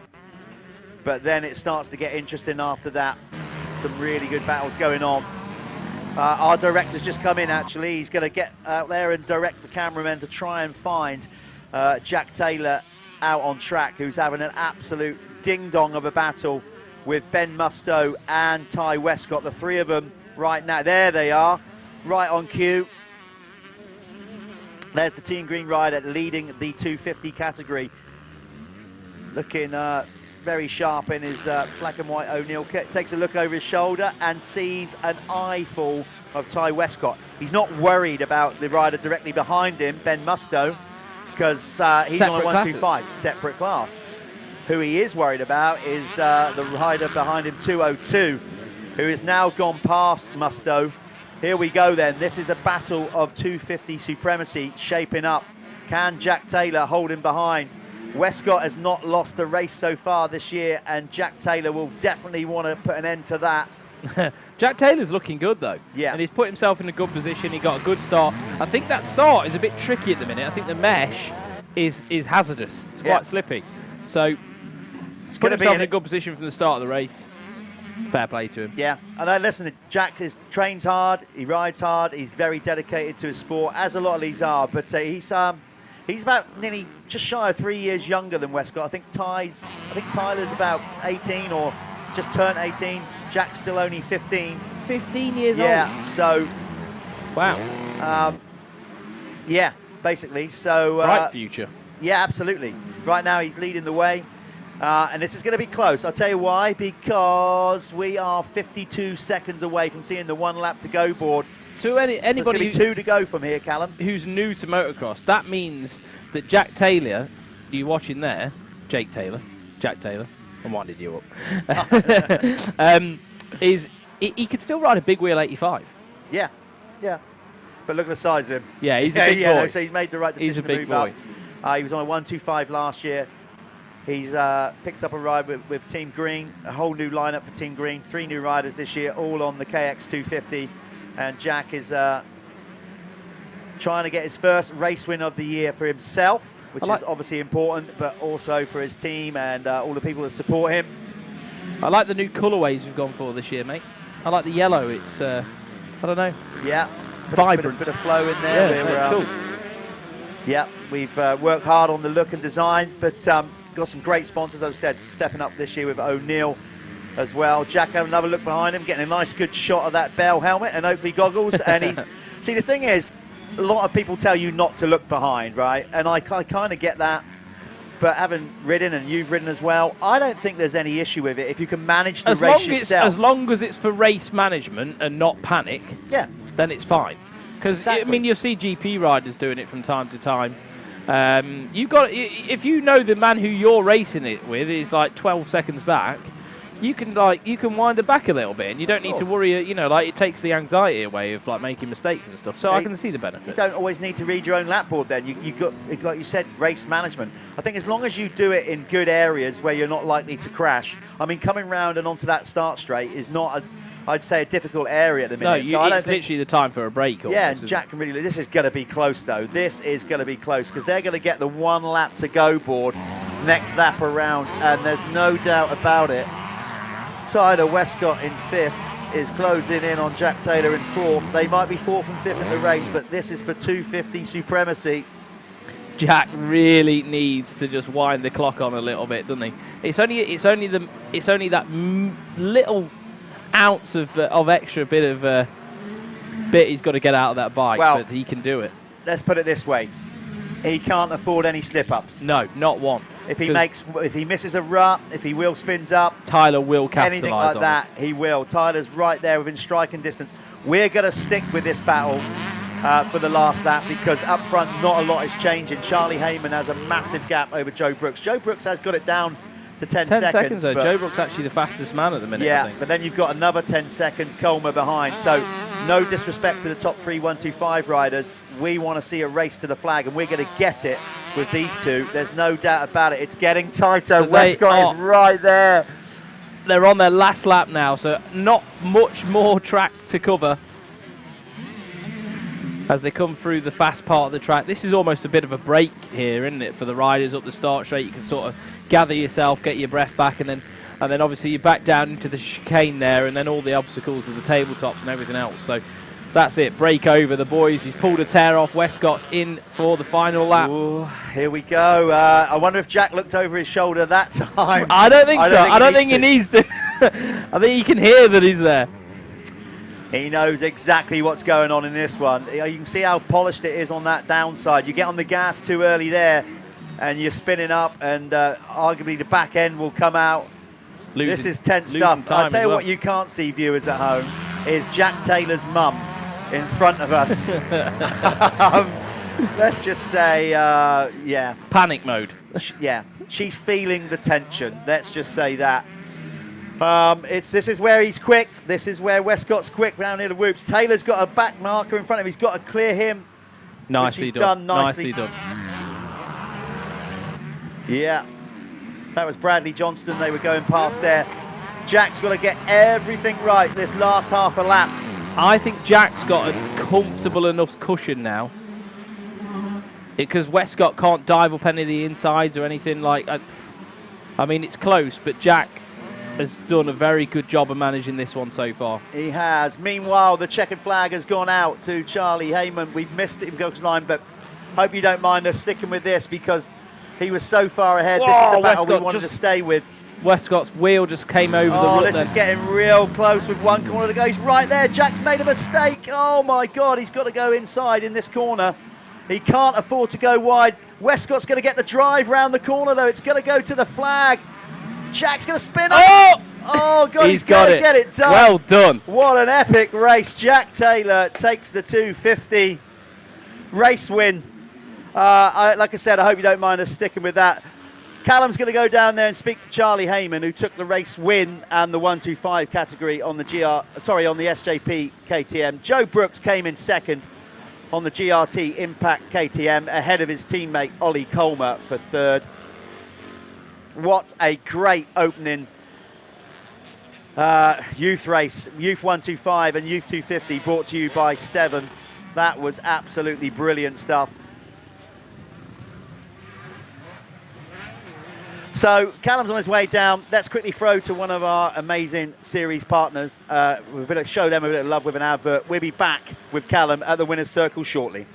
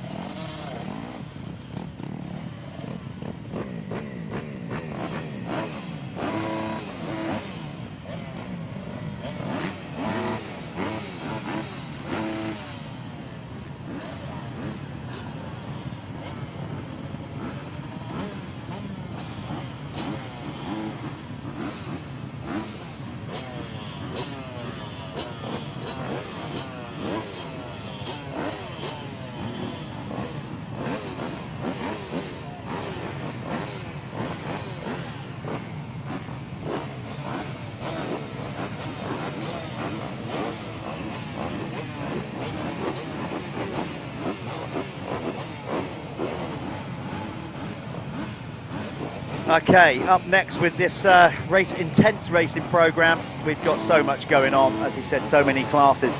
What you're looking at now is the Moto Connection Clubman MX2 category. The heroes, we're going to say it every round that we go to, because without the Clubman classes, there would be no Michelin MX Nationals powered by Milwaukee. And by that, what we mean is, not only do they enter and ride with a full lineup, you can see, you know, so many of them. These guys work hard, they buy the products, that then those brands then get behind our series, because obviously these guys are buying their products. So the Clubman Moto Connection, big up to them. Without these guys, it just wouldn't happen. 5-second board is up. We're going to get gate drop anytime now.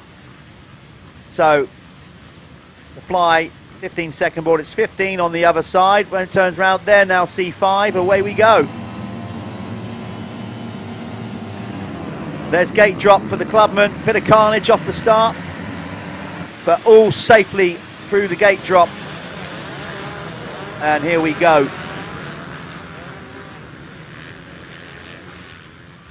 Who will get the Planet Moto First Lap Leader Award. That is the first rider over the finish line. Will get a point towards the Spanish holiday. Looks like George Boyce paid potentially to me.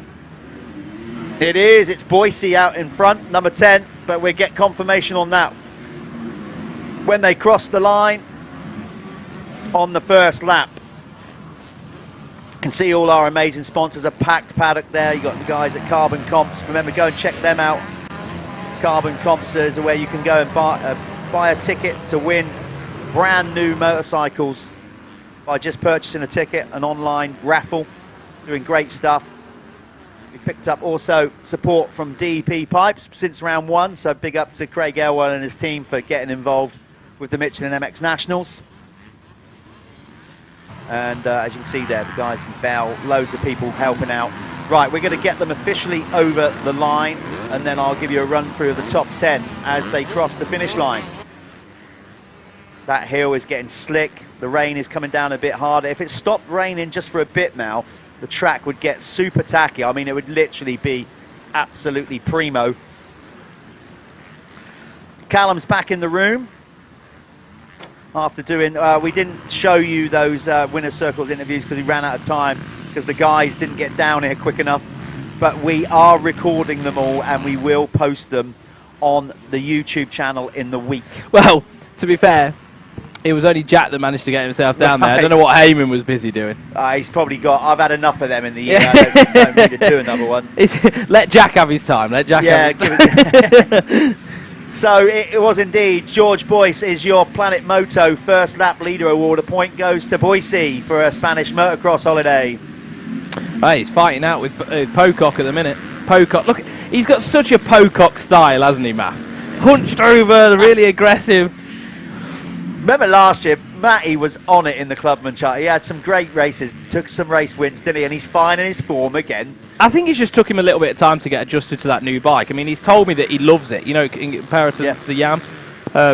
He wanted to just get on one and see what it was like, and he does really like the Austrian bike. It's just, they are very different. They are. They're very different to ride. Look at Hey, get out of the way, Boise. I tell you what. He's on for a good one today. This ground's quite similar to their home track, though, isn't it? Yeah. Yeah, that was a great move by Matt Pocock. And to make it better, it was right in front of where he's parked, where all his family are watching. Big Mel would have. Oh, we've got a folder on the tabletop here. Oh, we got a folder on the tabletop. This is not good. You can't see it, but anyway, we're not going to show it on the screen.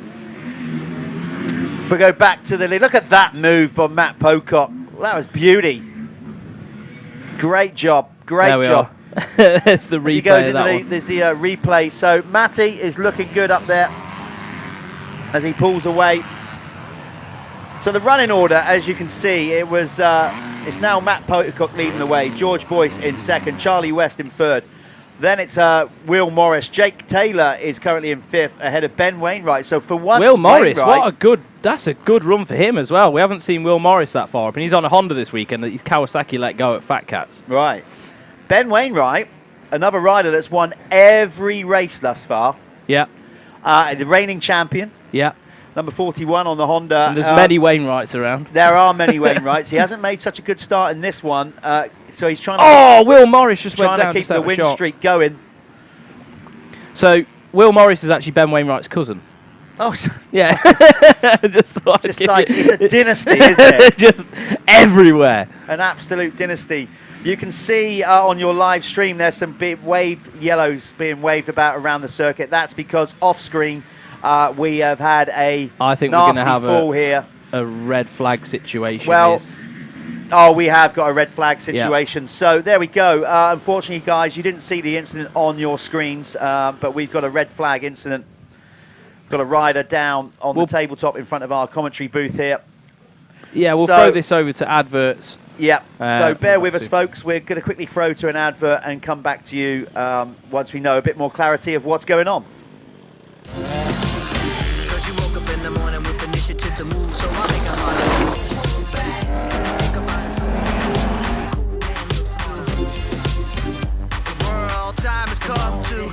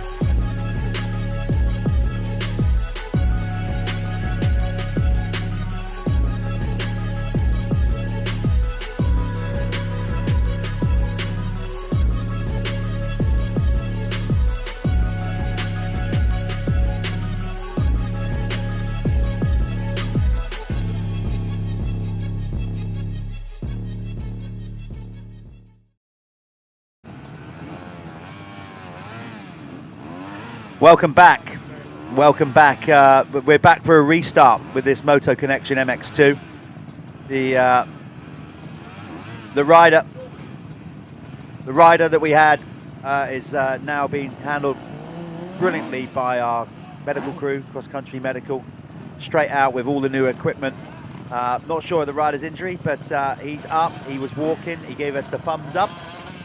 So we're good to go with a restart here with the Moto Connection Clubman MX2 category restart. So it will be, I think, a full rerun. I don't think we'll shave any time off it because we've only one lap in. Yeah, it looks like the clock's reset to 15 minutes. Yeah. Plus a lap. That's what these guys get in the Moto Connection Clubman MX2 class.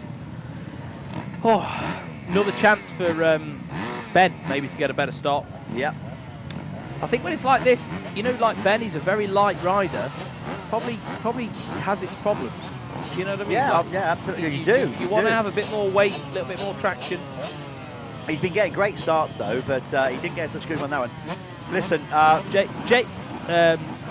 Jake Taylor there, K-Tech, good man, qualified first in this class, and they had two pretty poor results yesterday, so I know he's going to want to do a little bit better. One person that would be upset was Matt Pocock, who got into the lead with a great move. Always annoying when you get a red flag, yet at the same time, some people will be like, yes. You do, but then you also sympathise, you know, because that could have been you injured or whatever, so it quickly goes away. But when you do get a good start and you're leading and then the red flag comes out, it is annoying. It has to be said. So we're going to go with a restart here. That first few laps won't count, won't register for nothing. There we are. There's the 15-second fly racing board. That'll be turned to 5. You can see 5, but obviously then it spins around and then we're seeing what the riders aren't seeing, basically.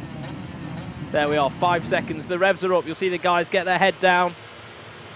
And away they go. Slippery old start pads, but they're a much cleaner start this time from the guys. I think the rain stopped for a little while. We could do with it stopping for a little because the track will tack up. Yeah. Honestly, if it does stop raining now, perfection. We'll have an amazing race course for the rest of the day. It looks like is that Boise again? Well, with Boise with another flyer. He's not going to get two Planet Moto Whole Shot Awards though. That's not how it works. And then Pocock back there as well. So it's game on again. But Wainwright looks like he's looking down the inside of Matt Pocock there, and again, Pocock parks Boise. Wainwright comes through as well, so Boise gets pushed back 2 positions. So there we are. I see Matt was the red flag, red mist came down. I'm having that again. He didn't wait for that one, but Wainwright's in a much better position this time around there. The 41 on the Wainwright's Transport Honda. Just trying to sneak his way up the inside of Matt Pocock. Matt Pocock's not going to want to give this one away too easily, though. No, but this is a much better start for Wainwright. He has won every moto so far. MGP Steel versus Wainwright's haulage going up there. I love it. That's what the Clubmen are about, isn't it? It is. You know, like literally their own businesses, like sponsoring their or supporting their working racing. For their dads Brilliant. and all love that. It. I love it. Same.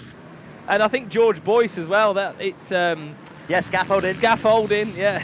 It's all going on. I think, is it design, something by design? Yeah. Battle of the trades, isn't it? Battle of the trades. We've got a scaffolder versus a lorry driver versus a steel erector. It's all going on. Yeah, so if the track is a bit slick at the minute, a bit polished as you can see, but if it does stop raining, that is going to be amazing out there then. In like, give it a couple of motos for the soil to turn over and it will start to go like plasticine. Now, Wainwright, you can see, is such a small lad. Yeah, very small. Well, he's not a lad, he's a man, but what I mean is that, so, yeah, he's got, like, issues with his arm, hasn't he? Like, born, one arm was shorter than the other, and it's something that he's had to really work on, you know, like, throughout his whole life. I remember him on a 150 years ago, really small. I don't know, there was some sort of growth thing he had going on, and he's just fought around it. Brilliant. You know what I mean? Absolute animal. Animal of a man. he's an absolute legend. So it's so cool to see him up there, and you know, it doesn't look like he's dealing with anything, you know. And he's the strongest human being I know. You could pick him up from his ankles and he'd stay straight like a board, you know what I mean? I'll tell you what, yeah, there's not much body fat on him, I'll give you that. Absolutely nothing. He is fit. He is definitely fit. He's got himself in great shape, clubman or not. Yeah. You know? Yeah, I think he works down at the Spy Fitness Centre, and they have a lot of athletes down there as well. A lot of the superbike athletes work with them. So he's always there, and he's always putting the work in, training off the track as well, after work and everything else. You know, these guys, if they want to be up the front and they want to do well, you have to fit your training in around work, unfortunately, and that's just how it is. Matt Pocock, though, looking good at the minute, and just behind him, we've got Sheldon.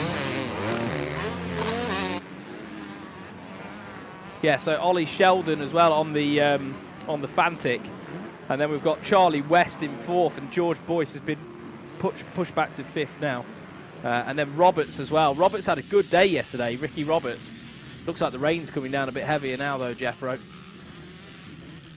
Yeah, it is. I just stuck my head out the door there to just close the comms door, and there was me saying it's coming in spits and spats, isn't it?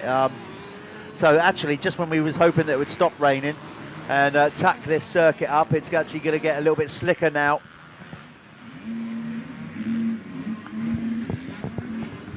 Yeah, Ricky Roberts is really working that 125. So the 111 of Ricky Roberts.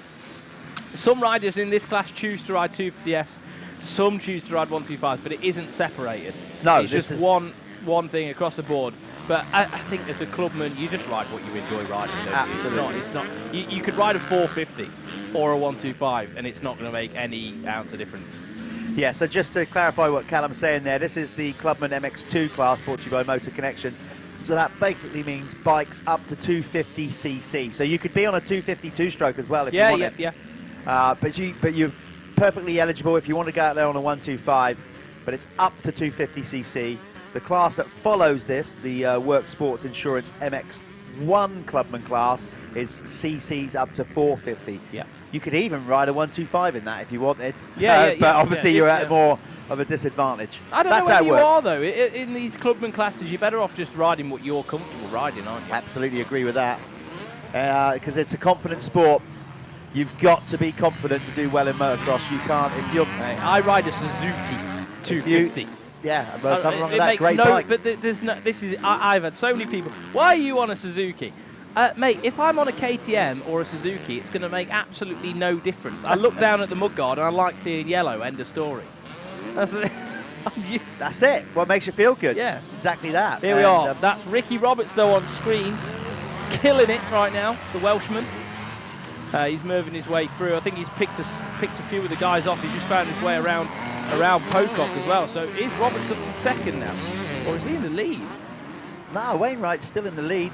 Oh, hold on. No, we've had a big change. We have, haven't we? Yeah, look at that. So off camera somewhere, Ben Wainwright, who was going for this clean sweep, has gone missing in action. Where is he? Trying to find him on the timing screen, which obviously he's still top because that resets every lap around. Me and Callum are looking out of the booth here, what you can't see, and we can't see him anywhere. So, new race leader then. Ricky Roberts, the Welshman. And he's pulled through as well. He's come back from like maybe 5th last time round. Look, last time through, Ricky Roberts was in 5th place. Well, that is a good lap when you go from 5th to 1st. Yeah, big time. So let's see what this time's saying as he comes through the through timing and scoring. Ricky Roberts with a 2:23. Yeah. Yeah, good time. So that's all legit. Yeah, that is the current race leader, Ricky Roberts. Richie Roberts, and then Matt Pocock now in second. It's Charlie West now, number 31 in third, ahead of Ollie Sheldon. Wainwright's just come through, look, 13th. Then George Boyce for 5th. Toby Lightbound, the Bell brand manager, is currently in 6th, ahead of Max Fletcher. Then it's Tom Haddock. Drew Lane is now up to 9th, ahead of Giles Richards, number 12. Then it's Jack Gloveridge in 11th, number 14. Then Liam Deegan in 12th. And Wainwright has dropped down to 13th. He's got some work to do. Big time. But Ricky Roberts doing what I know he wanted to do. I know he had a terrible weekend at Fat Cats. So bounce back time for the 111, and he's going to want to get things done this weekend. Could be on for an overall, actually. Yeah. Nice line at the bottom of the hill going out, getting a straight line up that hill. You don't want to be turning, trying to get the power on up that hill, do you? You can see how slick it is. Yeah, looking tidy. Concentrating thoroughly by the looks of it on just hitting his marks. He's not overriding. That's always a good sign. Like not, nice and smooth on the throttle. Tell you what, the track does look like it is starting to tack up a bit now. In those slick areas, you're starting to see a little bit less shine, aren't you? So hopefully that water's starting to ingress a little bit and it's coming round. Well, we'd like to think that they've got the weather forecast a little bit wrong, and we're not going to get the rain, as we said. Okay, it will be a bit grey, a bit gloomy, but that's typical UK weather. We get all sorts. This is in Cornwall. If anyone wants to visit the UK, there's a risk of this at any time of year. Yeah, we if you're in do get America, it all. it's very similar to the northeast coast. But hopefully it will stop raining, and then we will have definite more line choice. The track will definitely start to tack up. It'll be good. Right now, Ricky Roberts leading the way.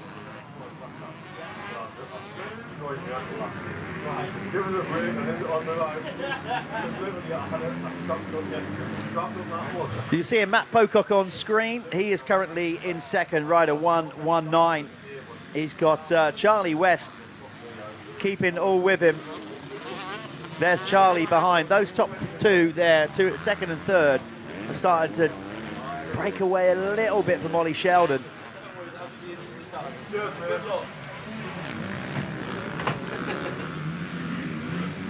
But it's still the number 111, Ricky Roberts. Richie? Is it Richie or Ricky? Yeah. We've got 5 minutes to go in this one, plus a lap. This is a rerun, remember. We had a red flag incident in the first race. They only completed 1 lap. Pleased to say the rider is was crashed on the tabletop is okay. No, as far as we know, no broken limbs. Just yeah. You should see the medical. You should see the medical equipment we've got here to look after these guys. Yeah, that's what the MX Nationals has stepped up. We're on a different level, baby. Stepped up. We got cross-country medical services. Mike Stanbridge, Paul Stanbridge, doing an incredible job. Yeah, as far as I'm aware. With the whole team, some of the equipment we've got this year, literally life-saving equipment. There's blood on site, everything. Everything. We've got a machine that can give any injured rider basically CPR. The machine does it. Yeah, crazy. So then the medic can work on other things. So yeah, really stepping up the safety element here at the Michelin MX Nationals powered by Milwaukee. You can't get away from the fact that a motorsport is dangerous. And that's just how it is. Especially that's how it motocross. It's one motorsport that fascinates me due to the fact that the track constantly changes. Every single lap, the rider has to adapt to constant changing conditions. Yeah. And in any other motorsport, not quite the same. You're riding on tarmac. You know that corner is going to be the same every single lap. The only thing that can go wrong is something that you've done, maybe by pushing it too much or something like that. So there's a lot more factors in motocross. Exactly, like road racing. Yes, a corner may have more rubber laid down throughout so variations like that.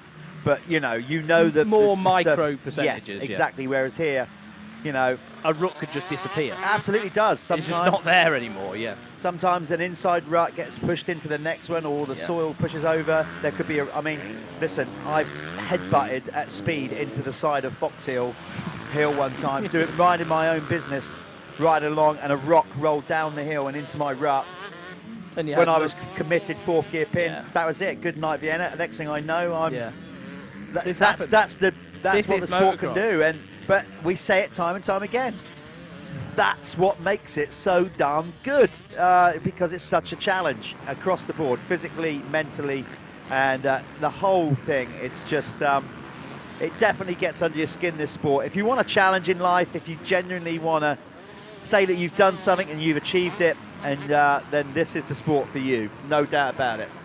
And it's great to watch too. We're biased, I know, but hey-ho. That's what you can do and say when you got your own live stream going on and promoting the sport. So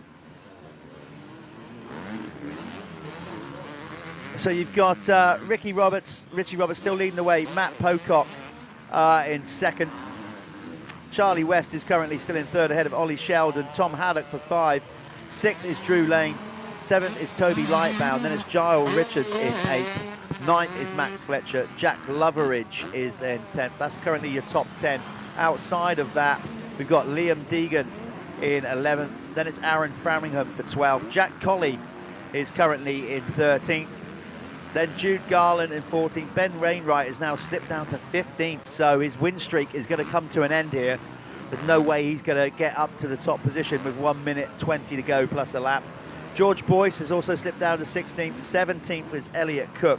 Hayden Stevens is in 18th. 19th Mitchell Collins, and 20th is Josh Jones. That's your top 20.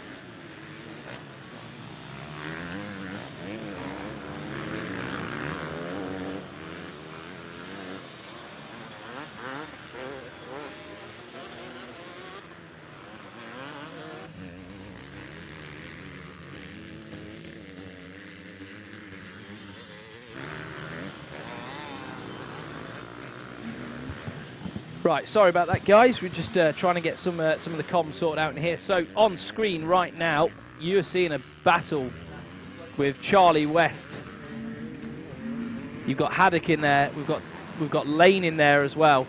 They're all going at it for top 5 spots. So as they came through last time round, it was Ricky Roberts, Mel Pocock, well, Richie Roberts, sorry, Pocock. Is it Charlie West, Tom Haddock, Drew Lane, Ollie Sheldon, Toby Lightbrown, Max Fletcher, Giles Richards, Jack Loveridge in the top 10. It's all going down. We've got different riders, different race winners. The Clubman Classic is a magic one, really, because you always get someone else who comes out shining. Let me just have a look, see where Wainwright is. So Ben Wainwright all the way down in 12th, so not making that much of a headway. But he has got the fastest lap of the race with a 2:21, as opposed to Richie Roberts on a 2:23. On screen there, though, Charlie West in that FXR gear. I like what FXR are doing at the minute, actually, with their gears. There's some really cool stuff coming out from their brand. It's nice to see another manufacturer coming out with some nice, cool stuff. And just behind him is, just get my eyes on the number. Oh, there we are. We've actually got all Pocock's under pressure. The 37, yes, Haddock, trying to make his way around the outside. Pocock shut the door. So Pocock holding those tight lines at the moment. It's going to be 1 lap to go, Callum, next time around for the race leader. Richie Roberts, there he goes across the line, 1 to go.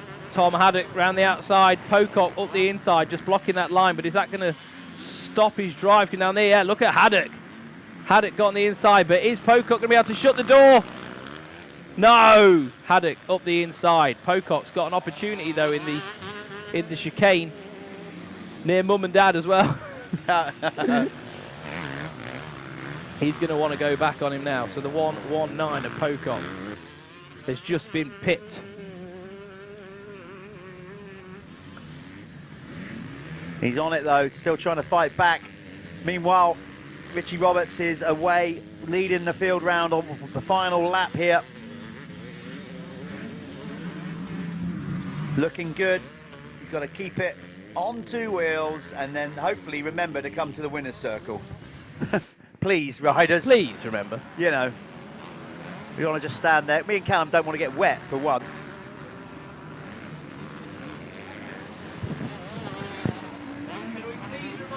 All riders come down to the winner's circle to win more moto as well. So if you win, please make sure you head down to the winner's circle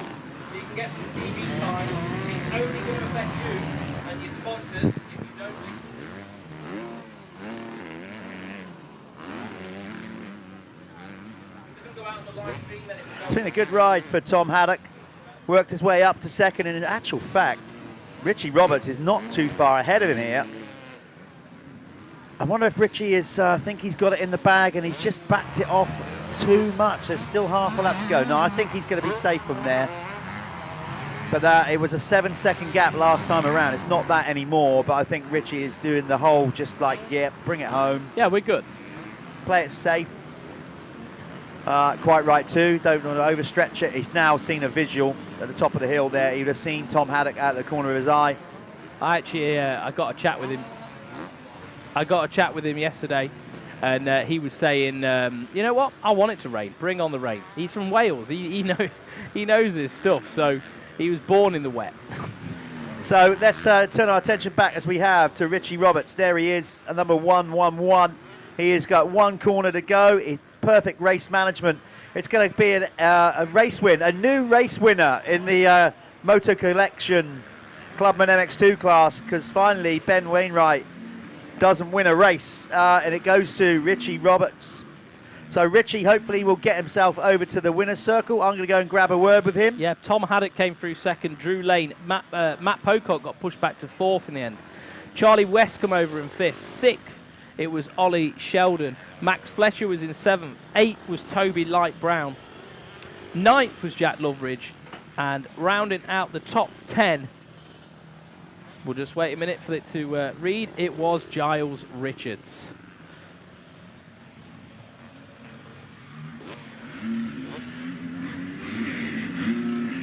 So that was the Moto Connection Clubman MX2. That was their third race of the weekend at Landrake Moto Parc that we got to watch there, and we saw Richie Roberts, the Welshman, taking a race win there. He was pretty confident about that yesterday when I spoke to him. He really wanted the rain to come down. I was saying to Jeff just a moment ago, he rides really good in those conditions, and he has a lot of confidence. So, I mean, often that is the case with the rain. You know, it can make you feel a little bit unstable, a little bit nervous, less grip in areas. And but if you believe it and you know how to ride it, then that's a whole different story. Next up, we have got the Work Sports Insurance Clubman MX1. It's my company who sponsored the next class coming up. So if you need any insurance for motorcycle racing, practicing, we can help you out with that. You can give me a call direct. You can go on our Facebook page, Work Sports Insurance, and you can have a chat with us on there. So yeah, we're gonna throw to an ad, and then you'll see the winner's circle with Richie Roberts.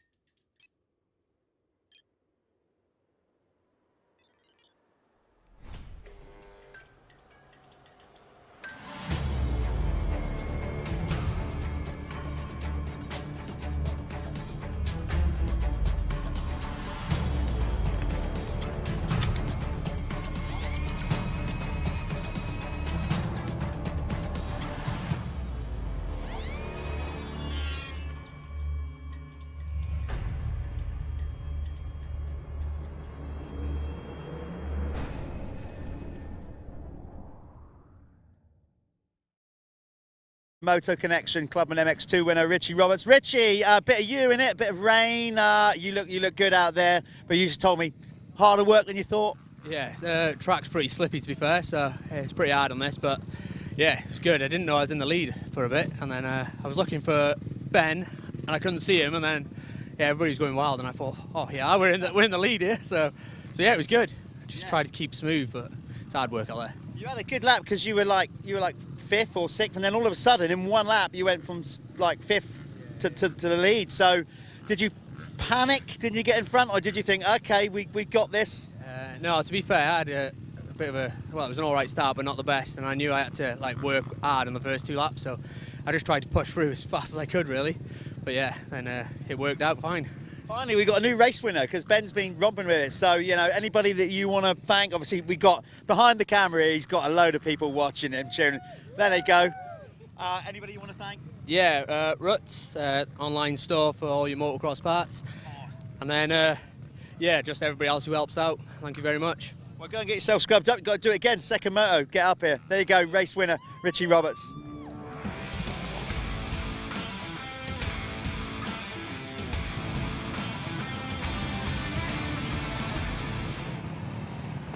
So here we are with the Clubman Works Sports Insurance MX1 class. I'm extending something out to these riders. If you're going to watch this back when you're at home as well, if any of you guys in this class and also MX2 Clubman want to take out an insurance policy and you want to get in touch with us next week, we will be paying for your round 3 entry as well. So that goes out to the Clubman riders.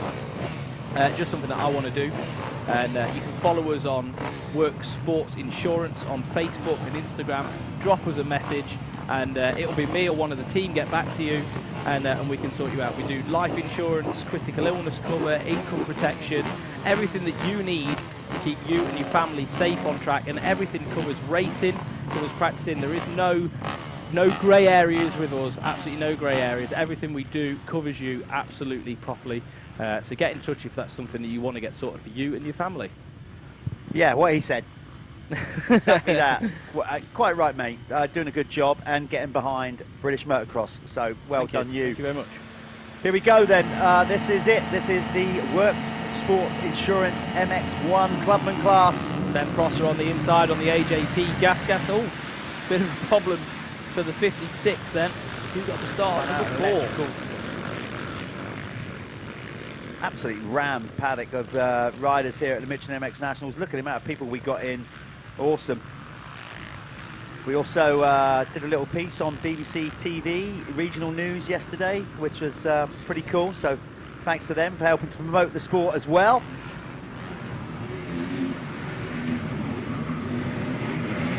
So it looks like Billy Saunders is out front at the minute, but we do get the odd double numbers in these classes with people. Yeah. With people taking wildcard entries. So it looks like Billy Saunders will get confirmation on that when they come through the strike the first time. And they will earn points towards their Spanish holiday. Yeah, absolutely. First lap leader. First lap leader, Planet Moto. So what we do is every rider in every race throughout the weekend, bar the pros. Because they don't need it. They don't need a holiday. Who gets over the line first, as in the finish line on the opening lap, will score 1 point. Yeah, the rider who scored the most points at the end of the season will win a holiday, all-inclusive. The thing is, the pros only ride one day, don't they? They have half a job. You know, everyone else has got to ride 2 days. They need a break at the end of this. They need a bit of a holiday. So it's still a ride holiday, of course, but yeah, Planet Moto, Spanish motocross holidays, what will happen is the winner at the end of the year with the most points will basically get a trip down to Spain where the guys at Planet Moto will take the bike down for them, sort out all the accommodation, it's take all them to insured, the tracks. it's all safe, all that. You don't need to worry about anything. I think they come and pick your bike up from your home. So yeah, very well organised, and they do a great job there. And do you know what? I quite fancy going on one of those myself. It is indeed number 4, Billy Saunders. It was Billy Saunders. Who is your Planet Moto first lap leader.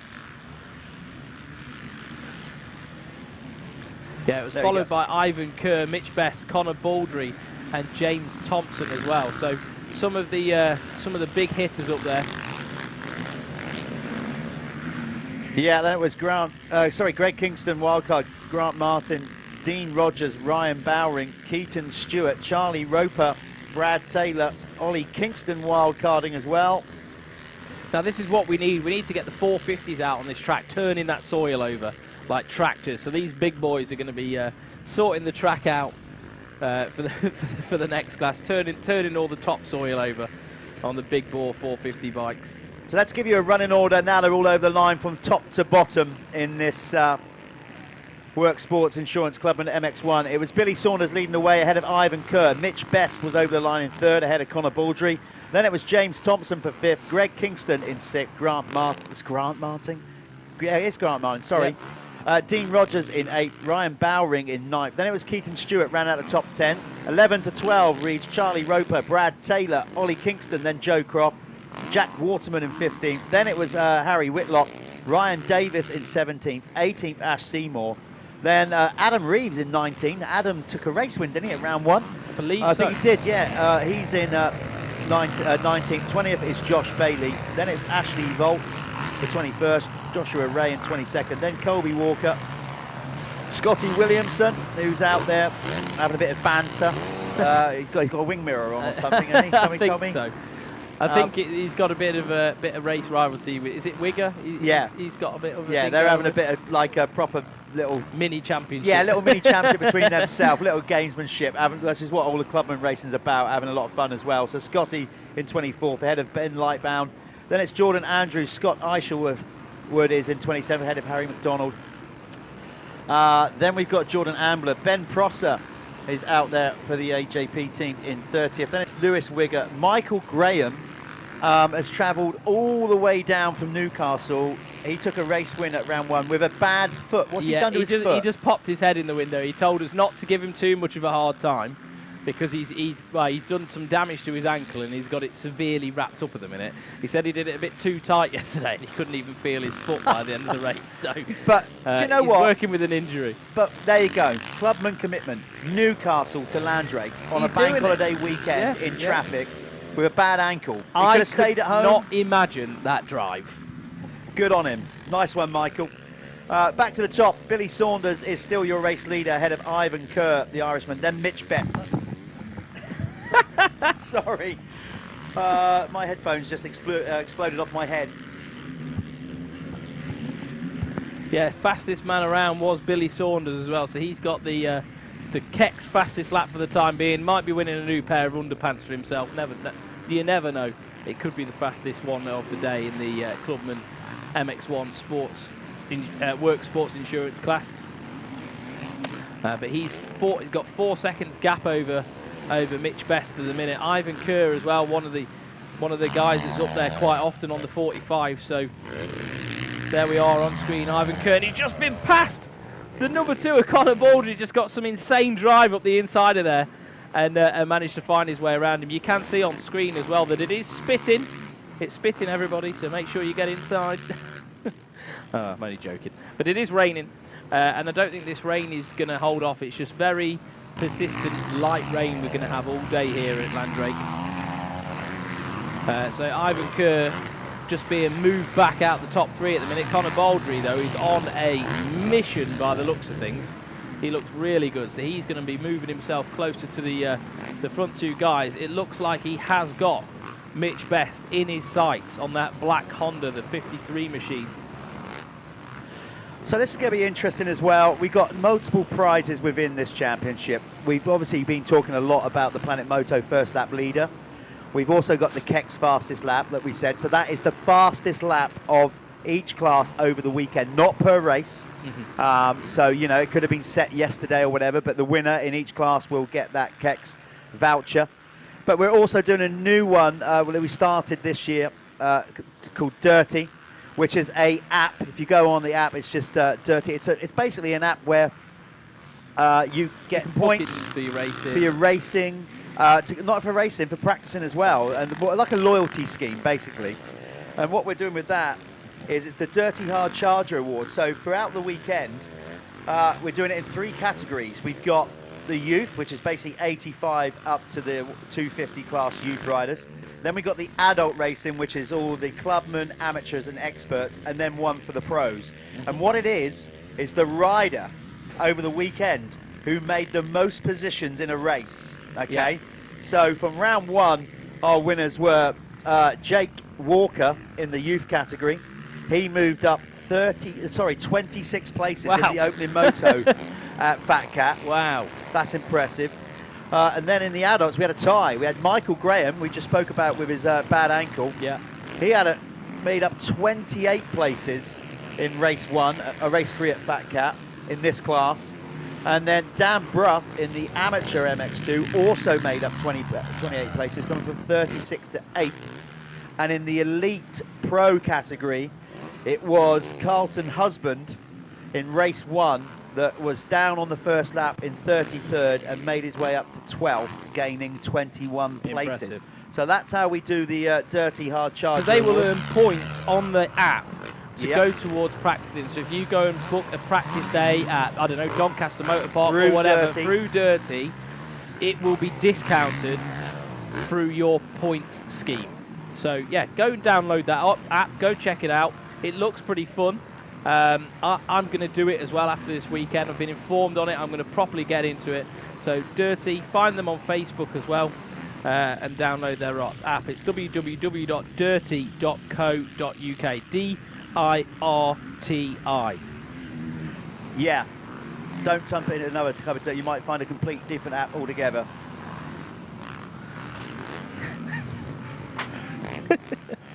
Right now. Remain professional in the booth. Yeah, sorry. Yeah, so Billy Saunders, moving on. Billy Saunders is exactly that, moving on, setting the fastest lap of the race thus far with a time of 2:20.926. So your race leader's number 4 out there, being followed by Mitch Best, number 53, who we have on screen. There's Mitch doing his best. See what I did there? Yeah, I did. These I like terrible that. puns are just... There was a seamless link. So he's on that black Honda there in the Fly Racing gear. Who, of course, are one of our series partners, Fly Racing. Go and check them out. Yeah, flyracing.co.uk. And that is all brought in by RFX Racing, who's also a partner of the Michelin MX Nationals, fueled by Milwaukee. Yeah, we've got a lot of people here today. Good turnout. I mean, you know, weather's not as good as it was yesterday, but still good to have a lot of people coming out and checking out the Michelin MX Nationals. Of course, the pros will be coming up soon. Right now, we have got this Clubman class. Up next, we have the Moto Verde amateur class. Then we got the Race Effects expert class, and then it's showtime with the pros for the Lifelines Fastest 40. Incorporating the Liat MX1 and the Apico MX2 classes. So 4.5 minutes plus a lap to go. Billy Saunders in quite a good position at the minute. Mitch Best is about 5 seconds back, and Saunders still fastest man on track at the minute. So the number 4 doing well. But you're watching Mitch Best here, and it looks like actually this lap has been really good for Best, and he's pulled back some time. You can see how slippy the track is up the top there before they drop down this hill, and then they've got to get on the brakes on these braking bumps, and there's all sort of polished, sharp edges now. But from looking at what's going on screen and looking at the timing, I would say Best is the best at the moment. Let's keep that pun going all day now, you know. And that time difference of 4.723 is going to be significantly less this time round. So there we are, they're through the line. They've gone through at 3 minutes to go. And I'm just going to check the time difference here. So yeah, Best was about a second quicker that lap round, and he's got that gap down to 3 seconds. So it's race on. He's definitely got time to get up to the back of Saunders and make a move on the on the closing laps of this race. I'm saying there's going to be probably 2-3 laps to go maximum of this moto, so lots of time for Mitch Best to get the job done. Yeah, Mitch chasing down the race leader Billy Saunders. We'll maybe go back to him in a minute. Let's try and see if there's some real close battles that we can maybe pick up. They're pretty spread out here, I think. Well, no, there's a pretty good battle going on for 5th and 6th between Ivan Kerr and James Thompson. Maybe we can get our cameramen to pick up on that. Riders number 45 and rider 0. They seem to be quite close together on track at present. That's a good battle going on for 5th and 6th. Yeah, there we go. Because we always like to try and show some battles further on down the field, not just the race leaders, especially if they're getting away with it, of course. So there we go. Oh, there we are. Game on. We've got no goggles though, so Thompson looks like he's lost his goggles. That's going to be either an incentive to get around Ivan, but I wouldn't fancy riding around here with no goggles on. Not at all. Of course, you know, that is rider's discretion. There's no rules to say. I mean, you're not allowed to come off the line without any goggles. It looks like he's found his way up the inside though. that incentive Oh, is look, being that knows he's going to get parked up though. Squares him up. Beautiful. On the tacky line. Did you see the tacky line on the inside there? Well, I also saw a pass there at the start of the earlier on in the race as well. I think if you can get on that inside line, there's plenty of grip. The main line now is quite polished. Yeah, that was good. That was good track craft right there from Thompson. Actually, I have to say, he didn't panic. He could have tried to round around the outside. If we can just pick the leaders back up. Oh yeah. Mitch Best and Billy Saunders. It's game on. So if we can get our eyes on the number 4. They are just coming up to the finish line, the race leaders, if we can revert back to them. In fact, this is getting real close. In fact, he's done. The pass there they has been are. made. He's just made the pass. We just missed that because I'll tell you what, Mitch Best closed in on Saunders really quick there. He took 3.5 seconds out of Saunders on that lap. So Saunders, is he going to be able to respond to this one? It looks like he is. He's not going to give up this fight just yet. So they're going to get the 1 lap card next time round. Right. What has Saunders got in the tank? Because he was effectively caught napping there. That was some lap. It almost like Saunders didn't know he was going to come. Well, I think, looking at the lap charts here, that Billy Saunders must have made some kind of error. Yeah, 2:27. He lost a lot. Yeah, he lost a lot. 2:23. Yeah, he lost a lot of time. So, error or not, he's been overtaken. So he's now got to find a way back past Mitch Best if he's going to get this done. Oh, look how slick it is coming down that jump. You can just see the polished lines, can't you, on the track?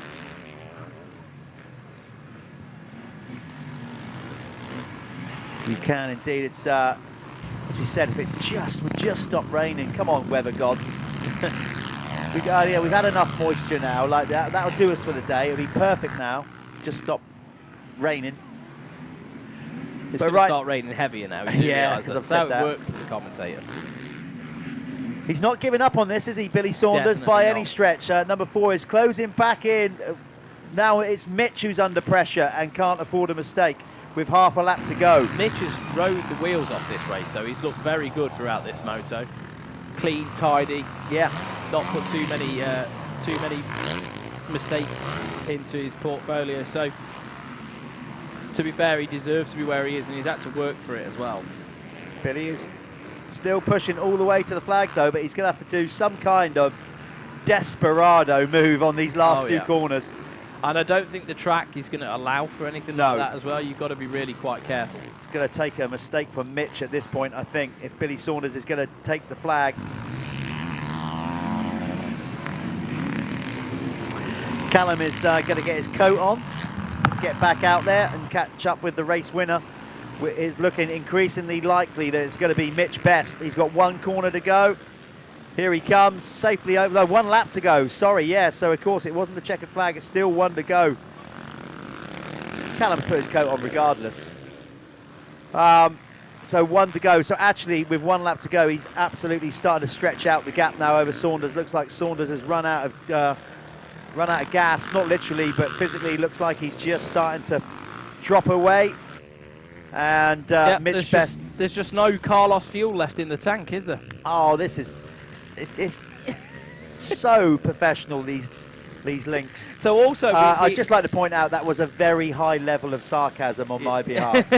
So we do actually have some drums of race fuel to give away, don't we, as well? We do. We absolutely do. Winners from round 1 was actually Jamie Carpenter with the pro race. Callum's just popped his shoulder out. It's all all right. good. Yeah, it's okay. Right, okay. The trials and tribulations of being a motocross rider, even when you're not racing. Mate, there's just I've got some... I don't even understand this. There's a certain movement that I do with my shoulder, and I just get agony from it. I don't know what it is. Yeah, I'm sure I'll figure it out. Yeah. I've had John Mitchell massaging me. Yeah, that's what you need to do. Get all yourself over weekend, there. but I don't know. I really don't know what I've done. It feels like some sort of nerve damage. So yeah, there we are. That's enough of me anyway. Let's watch the number 53, Mitch Best, doing his best job. Lovely. You know what he did there? Again, no, we've got to stop doing that. No. But good on him there, because he lost a little bit of traction, and he used his head there. He didn't try doubling out, throwing it all away. Knows that he's got a bit of a gap. over Billy Saunders. So he's just taking it steady on this last lap. You can see how slick the track is up that hill. Up the hill? Hill. Hill. It's a long-standing thing with me and you, isn't it? The whole hill. I don't hill get it. I'm just thing. saying that the hill. Hill. What is No, that I to say? just like winding Jeff up with his accent. You know, I'm a bit more northern, aren't I? Mate? Well, you're more northern than me, yeah, but you're not northern. You're a Cornish man. No, I'm not. I keep saying that. I'm from lovely Hampshire, New Forest. Right, Mitch is going to get this done. We kind of called it a lap early, but we're on it now. So this time he will see the checkered flag, and Callum will go and speak to him if he does remember to come to the winner's circle. Mitch, if you can hear us out there, or any of his crew, please make sure that you get him down to the winner's circle, because we would like to get him on the live stream and have a chat with him. As far as I recall, this is Mitch's first win of the year, so it'd be good to find out what's going on. He's like, right, how do I get there? We don't care how you get there, Mitch, just find your way across the field and get to the winner's circle. Right, we are going to, just a quick rundown, top 10. So it's Best, Saunders, Baldry, Martin, just crossing the line now, and Thompson for 5th. We're going to go to an ad break very quickly, and then we'll come back with Callum talking to the race winner, Mitch Best.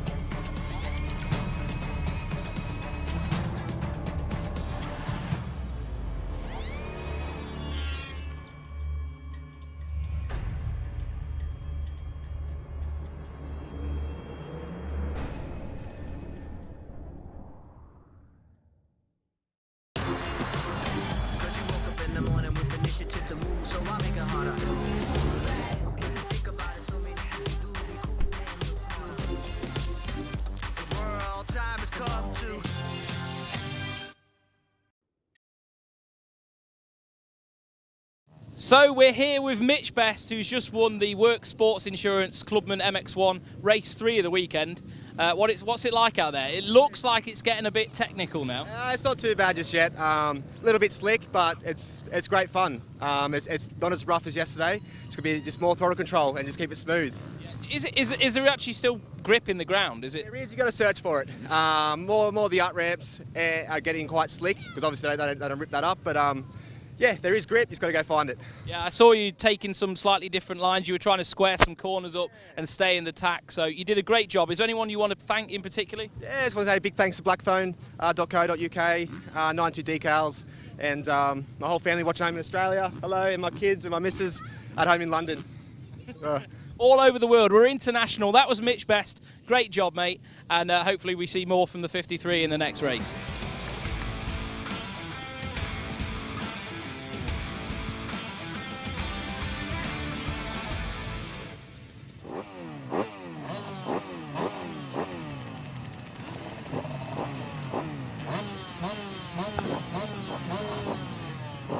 Well, good to hear from Mitch Best there, taking a good solid moto win in that Clubman cast. We're now moving on at a slightly higher grade of rider in the amateur class. This one's brought to you by Moto Verde. Again, this is a split class. By that we mean we have MX1 and MX2 bikes together, but we will score them separately within the race. You can see Luca Pegg on screen. He maximum scored last time out in the MX2 class. Fat Cat was really strong. In fact, he took the race win on the 250 in the final moto of the day at Fat Cat. So fitness-wise, Luca is in good shape. So he's currently on maximum point score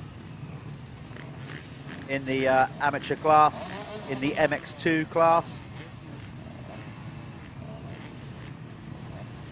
They're all set to go. You can see it's a bit sticky down there. We've got those grids that give you good continuity off the gate. You know, solid traction and whatnot, but when they get wet, they can still be a little bit temperamental. Still still going to be good on throttle control coming out of there.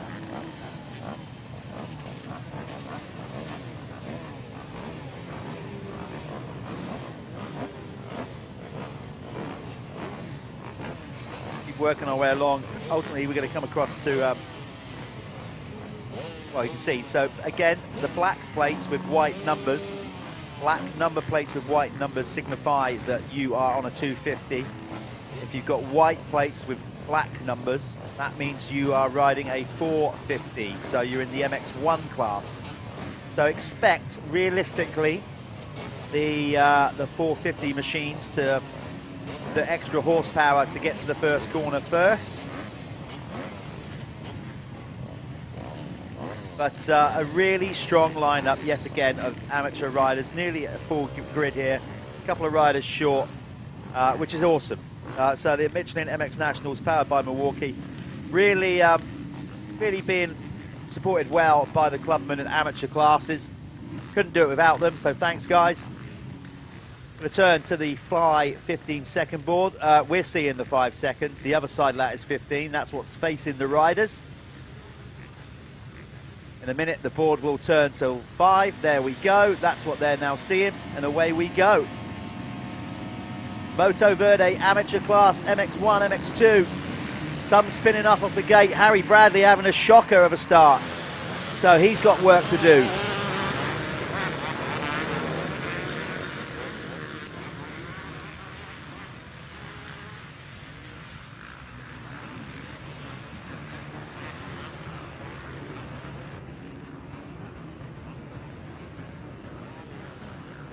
So over we're going to get them across the line, of course, for the whole best way to do it.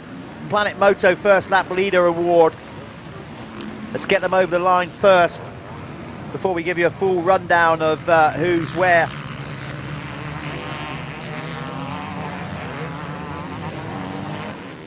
Looks like Joshua McCorkle is currently in the lead, number 161. So Josh making a flyer there on these tricky conditions at the minute, but has he been overtaken? I think that's him in second. Looks like Greedy leading the way. I think he's wild card in this one actually, Josh Greedy. Could be wrong. Don't recall him being at round 1. So it's good to have Josh with us. And it looks like he's got into the lead in this one, but we confirm that when they cross the finish line, because of course then we've got the transponder, no mistakes. We can tell you exactly who is where in the race.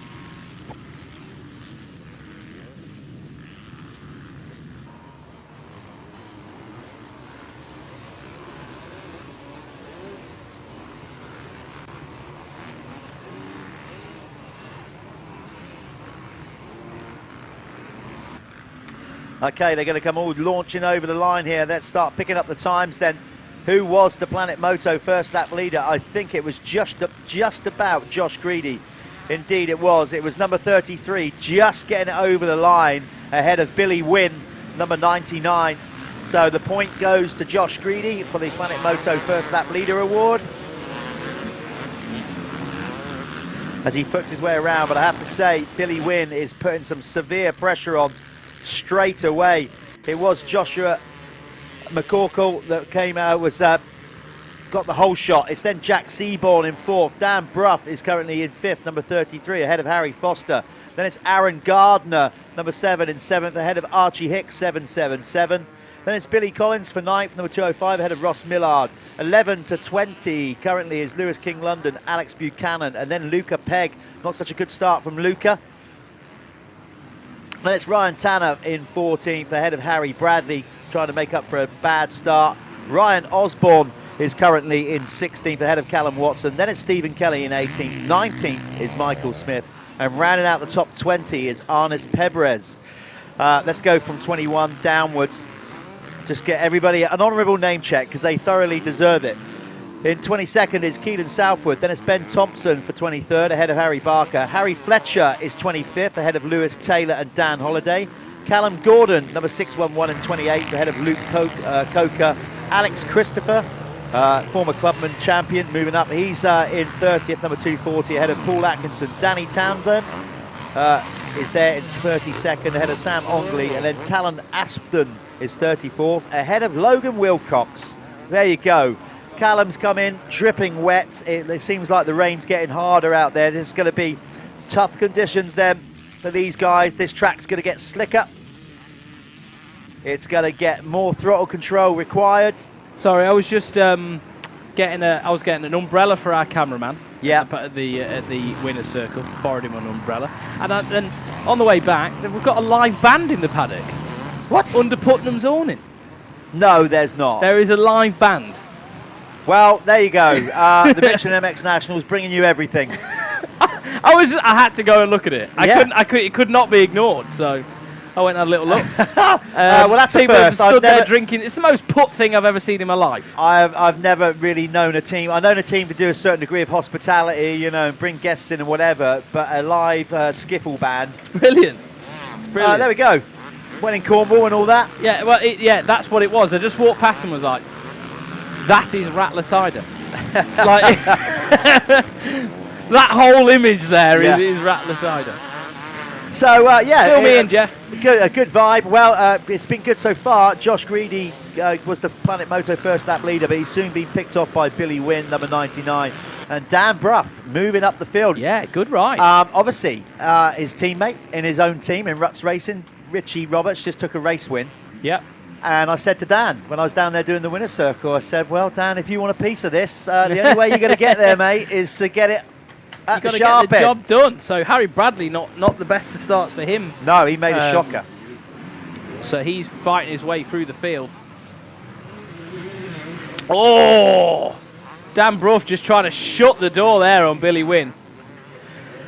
So technically, Dan is in, he's going to make the winner's circle as it stands because he's leading the MX2 class. So this is the battle for the race win, but they're not in the same class. Can I just fill you in on Dan as well? Please do. And people that don't know this, Dan is actually racing with a broken tibia.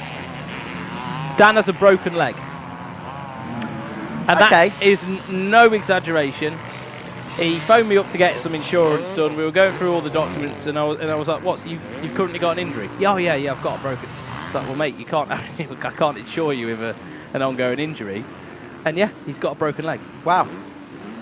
There you go. So when it heals, he needs to get some insurance. Well, we're working on it. We're working on it. So Dan Bruff, then there you go. Your race leader currently has a broken tibia. Yes. A cracked tibia. Yes.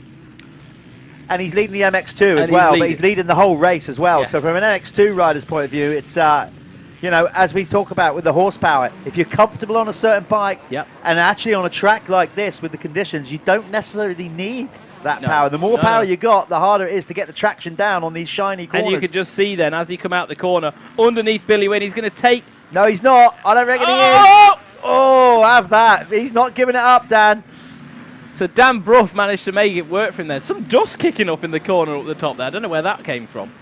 So Dan Bruff working every single horsepower, every single pony out of that 252 stroke. Less power than the guy he's racing with. Less traction than the guy he's racing with. He's making it work. He is indeed. Looking good. So you've got the two race leaders there effectively in front of you right now. Dan Bruff leading the race and MX2. And then you have got the number 99 of Billy Wynn leading the amateur MX1. Let's just give you a rundown. Top 10 of each class. So not the position in the race, the position in the class. In this Moto Verde category, we've got Billy Wynn leading the MX1 class ahead of Joshua McCorkle. Then it's Josh Greedy in third. Harry Bradley's now up to fourth, ahead of Jack Seaborn. Then you've got Ross Millard for sixth. Seventh is Billy Collins. Aaron Gardner is currently in eighth. Ninth, Ryan Osborne. And then rounding out the top 10 in the MX1 category is Stephen Kelly, the Irishman. In the MX2 category, Dan Bruff leading the race. Luca Pegg now up to second. He's trying to keep that clean sweep going. So he is going to try and make some moves on Dan Bruff pretty quickly. Lewis King London currently in third, ahead of Harry Foster. Ryan Tanner is in fifth. Then we've got Archie Hicks in sixth. Both of them are showing 777 on their numbers. Yeah. So I don't know which one's which. Confusing for us. Callum Watson's currently in 7th. 8th is Alex Buchanan. 9th is Keelan Southwood. And rounding out the top 10 is Arnice. All the riders doing a good job there. There was a wave yellow, and they were, you know, staying low on the jump, doing their best to keep the wheels on the ground. So nice thing to see. And we really, really want to push that today, guys. Wheels down, please, on wave yellows, or as best you can to significantly reduce speed. Reduce the risk of landing on anybody or anything like that, because wave yellows is, you know, someone's down and in the way of the track. Well, what we've got now is we've got a track that was very close to getting almost perfect. Yeah. And then it started to rain a bit more. So what you're seeing on your screen, the shiny spots, if you've never raced a motocross bike, that's not necessarily a good sign. No, because the knobbies, the Michelin knobbies, or any other knobbies, but Michelin, because we're talking about the Michelin MX Nationals, don't bite. There's no opportunity to bite into the ground. They just the sharp edge of the tyre can't cut in, so you're relying on the surface of the actual tyre, which on a motocross tyre isn't very much. No. So that's why those little spots on the track can become quite technical. And what you'll see the riders doing, especially more experienced riders, is moving off of that line into the darker looking patches on the circuit, and they'll find their grip there. Yeah, in a similar way, if you've ever watched Speedway, you know, sometimes the guys go out wide chasing the dirt. Yeah, and, pack chasing. Yeah, basically, and that's what we're getting at a little bit here. You know, if it did stop raining, those shiny bits would tack up really nice. Okay, well, you're getting a camera angle here of them coming down the infamous Landrake leap at the top. That TV angle has absolutely flattened that out. That is way steeper than it looks. That is so much steeper. Yeah. In reality. Our cameramen out there probably thinking, oh God, I wish it stopped raining. They're probably not enjoying life, but they're doing a great job for us out there, trying to keep up with the leaders. Obviously, as the bikes get muddier as well, it's harder for our cameramen to spot the leaders on circuit. But our director, Darren, doing a good job. Harry Bradley was moving up the order as well, our race winner from yesterday, but then looks like something's happening. He's back there in 33rd. So absolute shocker for the number 4 of Harry Bradley. He's going to be pretty disappointed with this one. So we're 3 laps down. We have 6:55 left on the clock. And it also looked like Luca Pegg, who was making inroads, catching up the race leader, Dan Bruff, who he needs to beat, basically, if he's going to keep the win streak going. Remember, he's won. Oh, no, he didn't win yet. He didn't. Sorry, I don't think he won both motos yesterday. But anyway, Dan Bruff's having a good one here. That rain. But certainly from round 1. Sorry there, mate. No. Certainly from round 1, Luca Pegg was the man. Yeah, he was. He was. That rain's coming down even heavier now. It was forecast to pick up throughout the day. Yeah, you can see it on your screen right there. Raindrops in front of the camera there as they come down that fast hill that comes into it. I nearly just broke into song there. Did remember, you could see raindrops. Well, you remember that? You said nearly and then you did. I was kind of hoping you wouldn't, but you know, you did it anyway. Artist.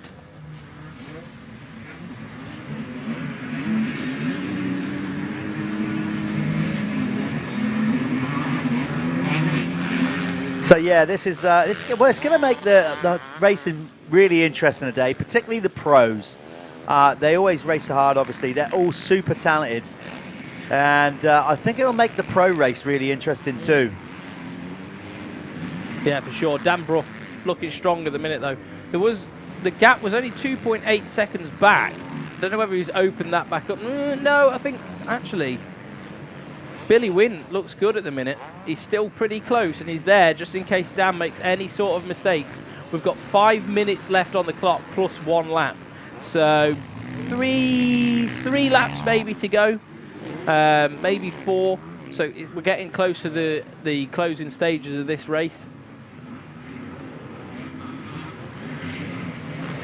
And this is the Moto Verde Amateur MX1, MX2. Moto Verde is the premier salt-free cleaner.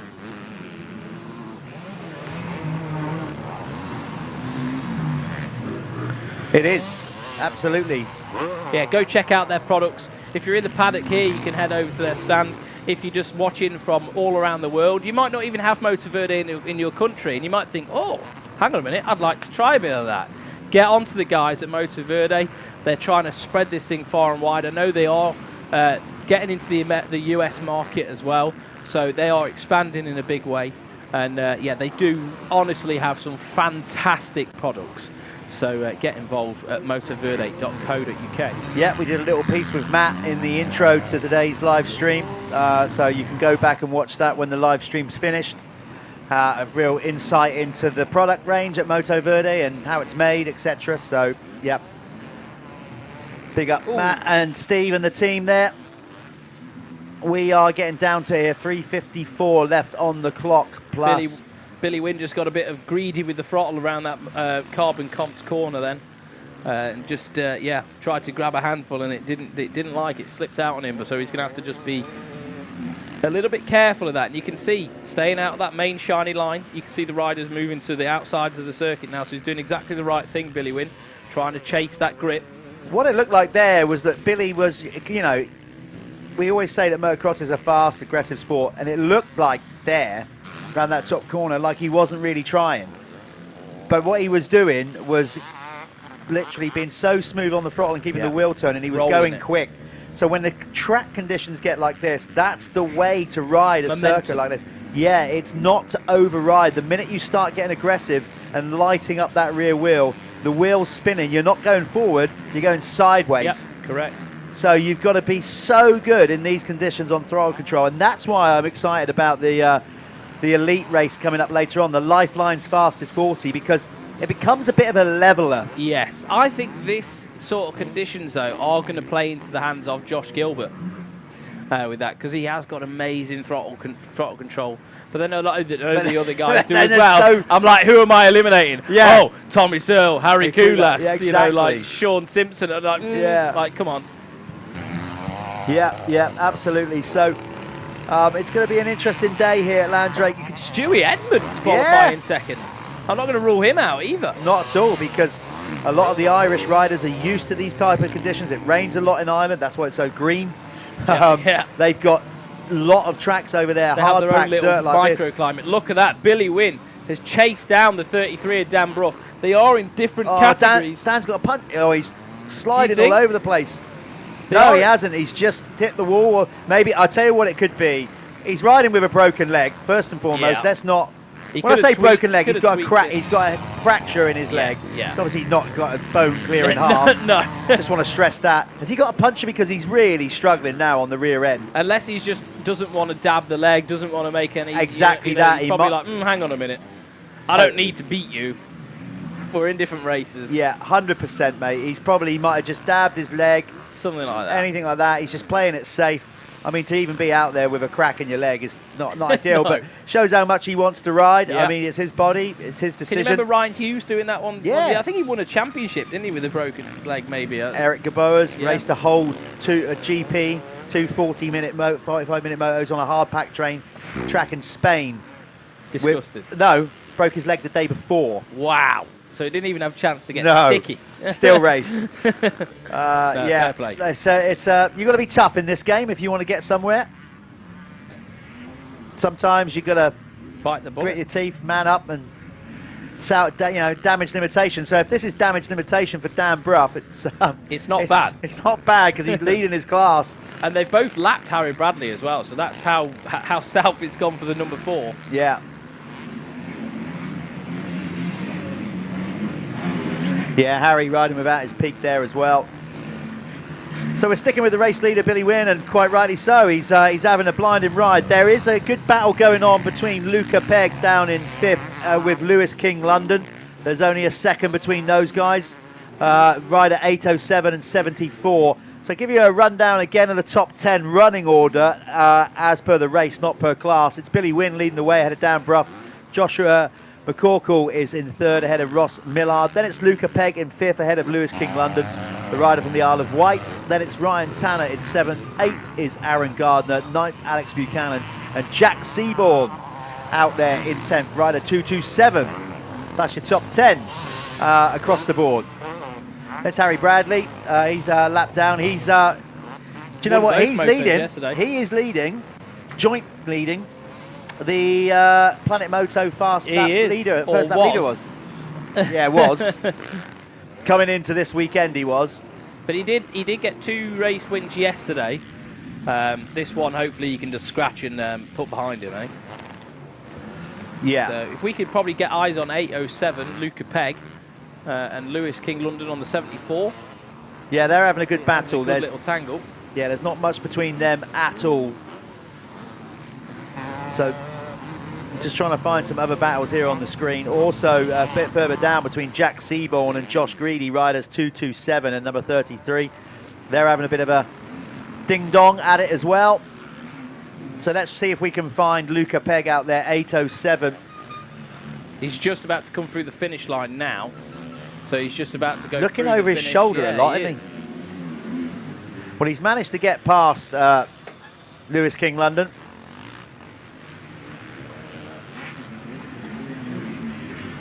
There he is. Luca Pegg on the Yamaha. So he's made himself, he's got around Lewis King London now, so he's up into 5th spot. But Lewis King London is there. He's still on his heels, so maybe just settling down. We've got a lap to fight back. I don't know. Lewis King London definitely not going anywhere though. But Luca Pegg's made up some positions actually in this race, I think. Yeah, I don't know how many, but you know, it could be within a shout for the dirty.co.uk hard charger. You never know. And if you don't know what that is, have a look at dirty.co.uk. It's an app that's available, and you can win points that will reduce the cost of you going practicing. Racing too, on your race entries too. You can book in for races, you can book in for practice days, and you can use your points that you've won on the weekend to deduct away from the cost of practicing or racing. Fantastic idea. Brilliant idea. Basically like a lot of the major supermarkets do now with points awards, all those things whatever, like that. That's what it is. But basically, it's like a Marks and Sparks card for MX Nationals. Listen to you. Oh, Sparks. Oh, I shop at Marks and Got your Sparks points, have you? But yeah, that's the principle of it. So well done to Ryan Wilson for coming on board with the MX Nationals and actually sponsoring all the Marshall bibs. We've got some Marshalls out there, along with the Jude Morris Racing Foundation, doing an incredible job, Mark and Lucy, with that, raising funds, not only putting kids out on track and supporting them in memory of their son Jude, but also money to the air ambulance, to all these things. Look at this battle. I'm glad we went to it because they are going at it. Yeah, Luca Pegg got in front of Lewis there, but Lewis King London now back at him. And they're getting... Luca Pegg fighting the grip round that corner there. He grabbed a handful of throttle. Look, squeeze, nudge. Both in the same line. Brilliant race. I'm glad we went back to this because it's to the flag as well. Luca Pegg's got the inside line here. Can King London carry the speed? He's gone up the inside. I thought Lewis was a bit nice there. He had him pinched. He could have pinched him off. King London's on the inside here, though. Can he make anything happen? Getting the power down there, though. Oh! He's going to... No, Luca Pegg just pips him at the post. There you go. Traction is hard to find out there at the minute. Right, I'm going to go down there and chat to Billy Wynn and Dan Brough, hopefully, if they're both there. Well, that was an exciting end to the amateur MX1, MX2 Moto Verde race there. Wow, what a showdown. Luca Pegg, Lewis King London just going at it on that last lap. So Luca Pegg just managing to get that one. So that was the Moto Verde amateur MX1, MX2 class. If you're watching this live, thank you very much for sticking with us. Just drop the comments in, have a chat with anybody on there. You know, let's make this a social event at the Michelin MX Nationals, fueled by Milwaukee. We're going to chuck this to an advert now, and we will see Jeff in the winner's circle with one of our winners. So we'll see you in a moment.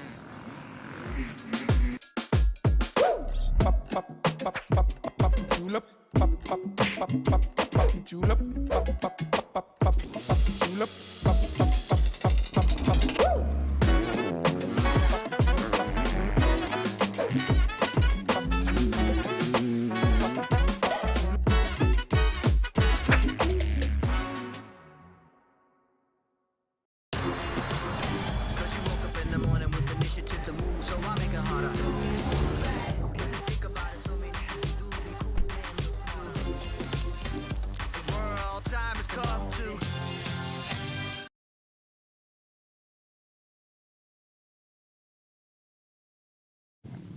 Right, we're here with the Moto Verde MX2 winner, Dan Brough. Dan, heroic, because we've been saying you've got a broken leg. I mean, that's not an exaggeration.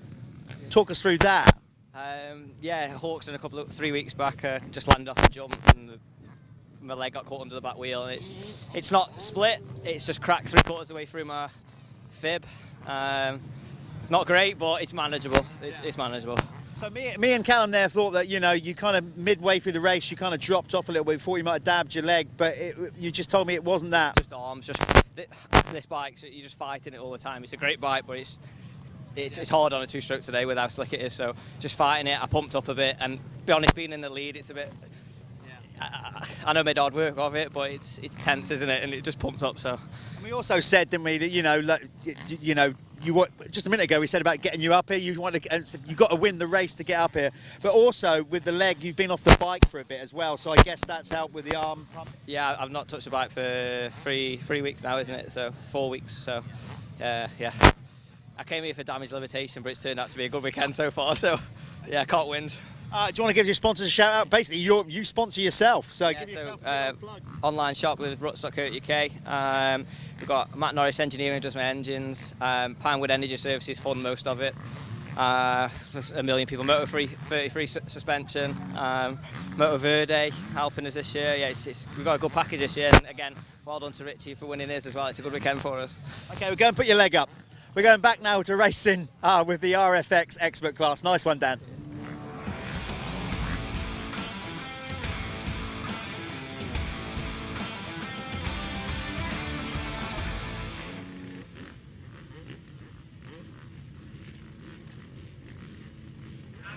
So next up now, we've got the amateur.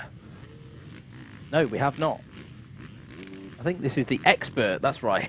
This is the expert MX1, MX2 class. This is their third race of the weekend at Landrake Moto Parc. So we're just going to cross the line there, seeing all these expert riders getting lined up. It's going to be quite slippy off these metal grids now. It's going to get quite technical at the start. There is more grip on the metal grids than you get on a normal, dirt start. So that's the Fly Racing 15-second board being displayed to the riders. It will be turned to 5. You can see 5 on the screen. She's facing backwards. There we are. Fly Racing 5-second board. The revs are up. These guys are going to get it done now. And gate drop. Let's go. That looked like Sonny Thompson just getting a bit of slip off on his Suzuki out the start there. He's riding for the Wolf Sport Suzuki team this weekend. Who's got the start though? Let me see.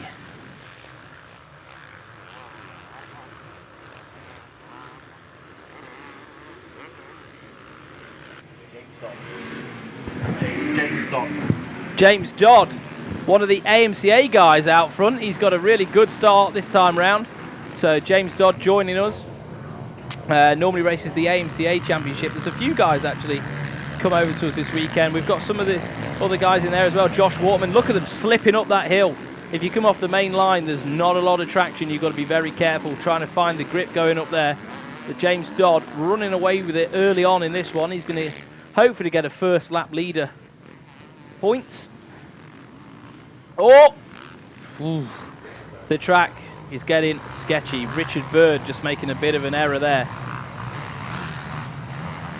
And that, I spoke to a few of the riders as I was walking around, and they said the rollers are pretty technical. The tops of them, they're all really shiny. If you don't quite manage to get over it, you can quite easily make a mistake. So Dodd there, just heading down the Landrake Leap. You can see the rain coming down, making it quite difficult for these guys. Whilst they're braking there, and the braking bumps, the little shiny spots, very, very technical for these guys now.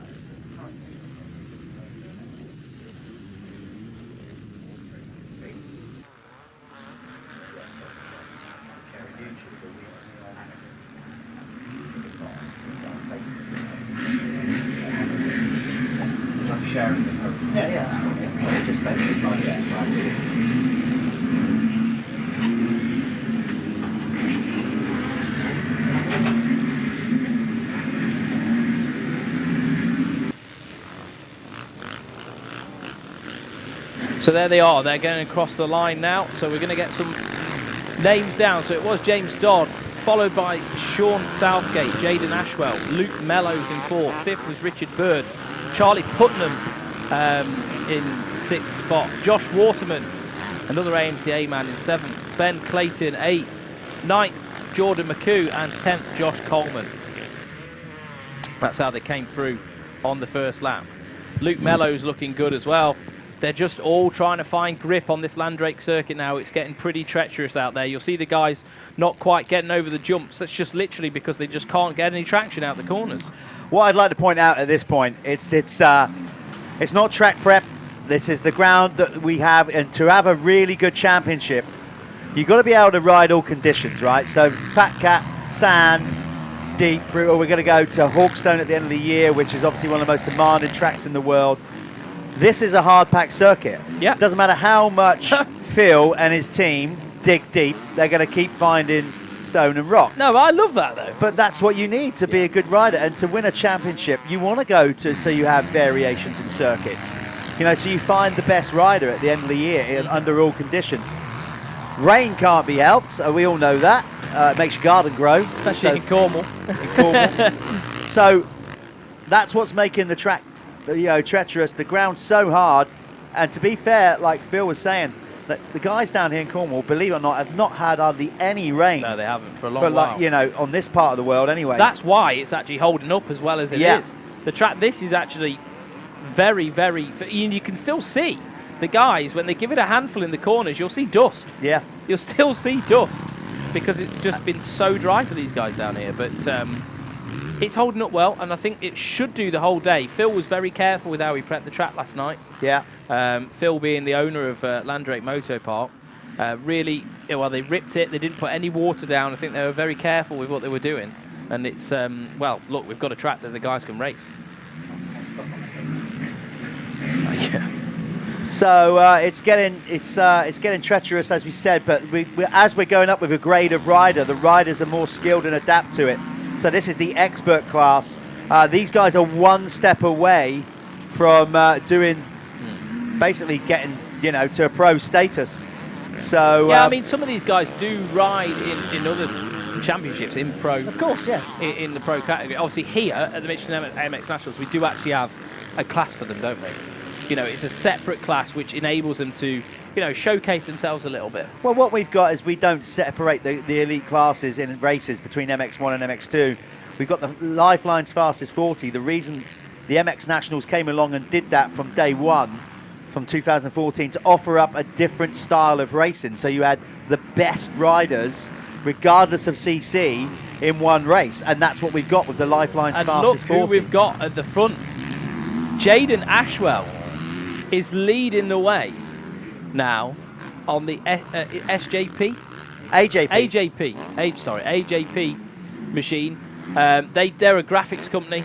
They do some fantastic stuff. Yeah, don't extreme sports people, ESP. They're one of the sponsors of the team, and I think it's also the same guy who's running the team as well. Ben Prosser. If you want your graphics sorted out, they're the men to do it. Do they look after the Team Green guys? They do as well. Yeah. Let's not forgetting, of course, we've got Spiral, one of our sponsors, that go doing that stuff as well, doing all our awards and everything like that. But that's the thing with motocross. It's a fashion industry these days. Oh, it is. You got to have the cool kit. You got to have a cool looking graphic. We haven't got to. But let's be honest. You want to, don't you? But you want to. You want to. And we want to give as many people a shout out as possible, especially all the sponsors. People are putting money back into the sport. It's really important. Like you said, Spiral Graphics as well, stepping up. They're doing all our awards. All our awards, branded. It's, without these guys doing that, then it really would be a difficult thing to pull off every weekend. But look at that. Well, I'm telling you, it wouldn't happen. No. That's the crux of it. It just wouldn't. This is huge for Jaden Ashwell though, because he's not been where he wanted to be. And I know he has always felt that he's got the potential to be out front, and so have the team. So for Jaden to put himself in this position, and look, he's actually pulling away from Southgate. This is huge for him. It is. And he's from South Africa. Definitely doesn't rain an awful lot there. So I don't know. Well, no, it does. But when it does, it's short and sharp, and it hurts your head. Done. And then it's but yeah. So he's probably not used to these conditions though, is what I'm trying to say. So totally. yeah, Ashwell awesome, and he's a fantastic rider. When I've seen Ashwell at the practice tracks and stuff, I've seen him a lot at VIP. The boy is fast. He is fast. He is fast. I've got to say, he's more leg than torso. He very much. He looks like Jasiconis, doesn't he? Doesn't he ever? Yeah, he's a tall chap. He's got to work those legs. But like on certain things, like the whoops, the rollers, he can get right back, get the traction. Yeah. You and I obviously are really challenged with that. Yeah, very. But it probably helps him when it's like this, because he can get his weight further back on the motorcycle and get that rear tyre really biting into the dirt. So there you can see Sean Southgate, Hertz MX rider. Sean Southgate has been at this level for years and years and years, and fantastic rider, the 301. He's had many race wins with us at the MX Nationals.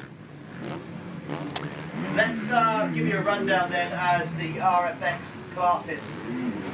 Let's give you a rundown. Thank you, Callum. I was muted then. Let's give you a rundown then of the classes here. Expert MX1 RFX, the top 10. It's Jaden Ashwell. This is the 450s, by the way, MX1. Jaden Ashwell leading the race and the 450 class, ahead of Sean Southgate, number 301.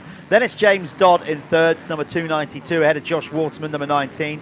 Charlie Knack Paddy Whack Putnam. Showtime is currently in fifth, ahead of Jordan McCaw. Then in Ben Clayton, wildcard in this event. He's just from up the road in Devon. He's in seventh, ahead of Glenn Phillips. Glenn still going strong. Unbelievable that. I think Glenn's in his 40s now. He must be, because I'm 49 and he's several years back behind me. So anyway, he's still out there giving it some.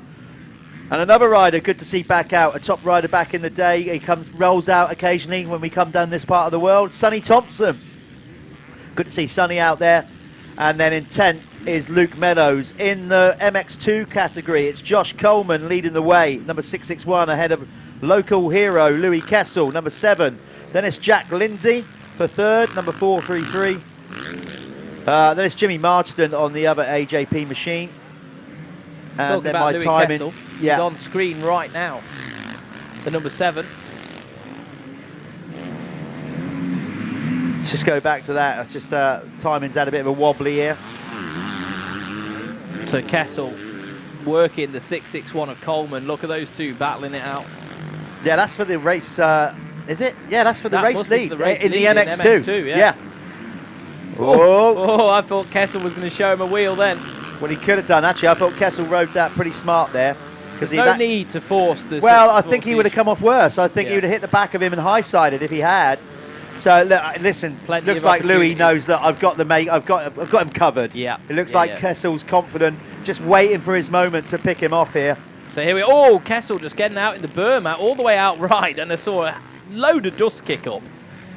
And it's like I was saying, there's still a lot of dry ground underneath this slick top. Oh, it's been really dry. There's been yesterday, not so much on the track, because we obviously watered the track and whatever, but even in and around the paddock down the service road, the dust was kicking up. Yeah. It's been really dry, and now we've got suddenly a load of water on a real hard circuit, and it hasn't had a chance to sink in. It will take time to start. So it goes slippery like an ice rink, and that's what the guys are dealing with right now. Louis Kessel looking fantastic though there, and he managed to double in from the inside. I think he's being really patient, Callum. I do. I think he knows he's just stay out of the roots. Guy at the minute. Doesn't look flustered. But then to be fair, I don't think I've ever seen Louis Kessel flustered about anything.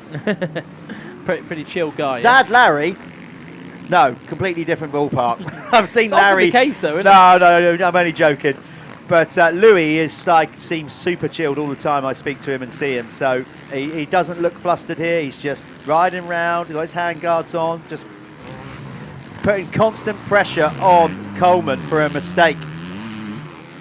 And I think he's in a good position on the inside here. Coleman's going to just shut the door on him a little bit. There he goes. So he's going to try. Kessel Now he's got the outside. Is Coleman going to play this aggressively? And he's got the drive. Look, he's got the drive off the jump. Oh, he's going to come over on him. Coleman's got the better line. Coleman's got the better line, able to carry a little bit more speed through there. This is a good race. This is a real, what you're seeing on your screen and people here watching between rider 661 and number 7 is a real tactical battle. They're not wouldn't say that they're getting aggressive or wild. Nope. Two very calculated riders just trying to figure each other out. Yeah, and obviously two different motorcycles as well. We've got a 252 stroke versus a 254 stroke. So different. Both the bikes will have their advantages in different parts of the track. Yeah. You know, like when it starts getting like the flat, like real fast areas, you probably see that Coleman's got a bit of an advantage. And then when it starts a bit more technical, like through here, oh, he's going to force the issue. Kessel's going to have a bit more grip. There we are, and Kessel comes through. Finally got fed up being nice.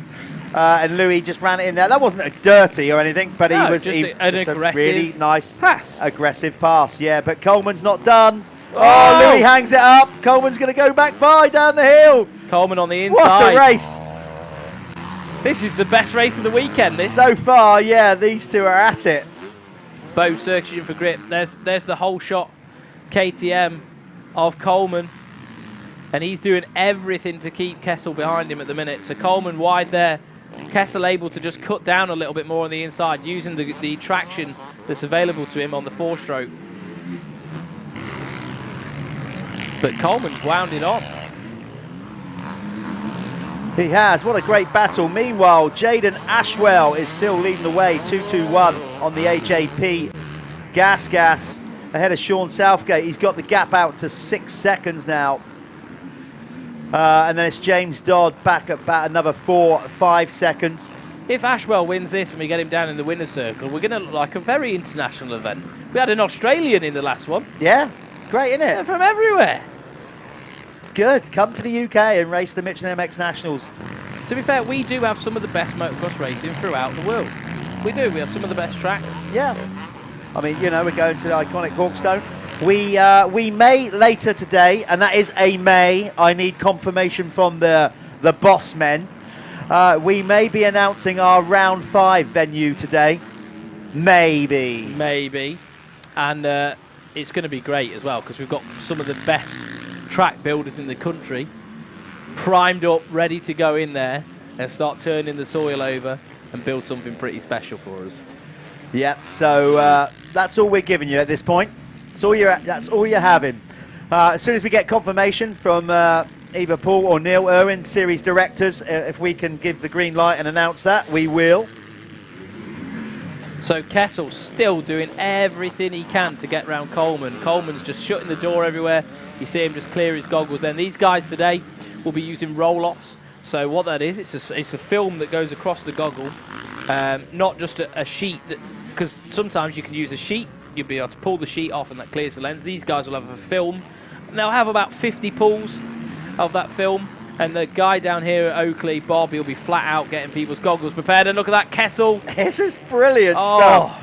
Kessel's got the inside. Is he going to make a ball? Louis up on the pegs, enduro style. They get what a race. Do you know what? They haven't been like seemingly more than 5 meters apart now for about 5, how many laps have we done?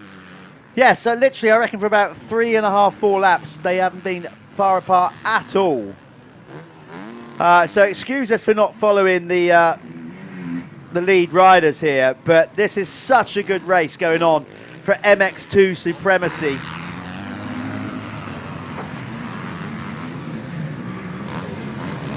Let's just give you a rundown again on the results here across both classes though. So, currently it's Sean Southgate, it's not, it's Jaden Ashwell still leading MX1 ahead of Sean Southgate, James Dodd, Josh Waterman, Charlie Putnam, Jordan McCaw in 6th, then Sonny Thompson for 7th, 8th is Glenn Phillips, 9th Ben Clayton, 10th Luke Mellows. In the RFX Expert MX2, you are watching this titanic battle between Josh Coleman and Louis Kessel. Then it's Jimmy Marsden in 3rd, ahead of Jack Lindsay. Then Kieran York for 5th. Aaron Ongley is in 6th. 7th is Ollie Beamish. 8th is Sam Atkinson. And then 9th is Ross Kersey. And that's as far down as I can get the timing screen to go currently. So there we go. That's the running order. This we have stuck with this all race because I am not kidding. From other than the first lap when we didn't see it, this is as close. This is it. I mean, literally, this is the best battle on track at the minute. But Southgate is only 3 seconds back on Ashwell now. Okay, so he's closing up at the front of the MX1 as well. So we'll keep an eye on that. If that suddenly gets close up front, at the front of the racing between Ashwell and Southgate, we might have to turn to that. But this is so intriguing, this battle for MX2 between... Oh, Kessel! Has he finally done it? Well, he done it one time before and then made a mistake. Can he He's get going the to try the wheel in same here? take-out move. Not take it, we run it. Oh, look at this time. Oh, Not... but we've lost some goggles now. Yeah. So Coleman's lost his goggles. So if Kessel gets in front, I think that's going to be game over. Yeah. I nearly said take-out move there. I didn't mean that. What I meant the last time around is that when he made that move there, he didn't take him out. He just blocked her. It's a block pass. Two very different things. My bad on that. Kessel's There seen we him are. with the goggles Kessel off. up the inside. That's a block pass. Yeah, executed perfectly. Was exactly what you were talking about. Yeah. And I think now Coleman's going to really struggle to do anything about it with no goggles on. So should we go have a look at the front? We'll try and get eyes on the 211 and the 301 of Southgate. Oh, he's not done though, is he? I Look. don't know. Yeah, he is going to start getting filled in Yeah, though. that's. Let's break away from that if we can. If Darren, our producer, can hear us, he's hopefully direct the cameraman to the Jaden Ashwell back out in front. 1 minute 30 to go plus a lap. Oh, he stretched it out again though. He has. He's retaliated. But I'll tell you, yeah, he has a bit.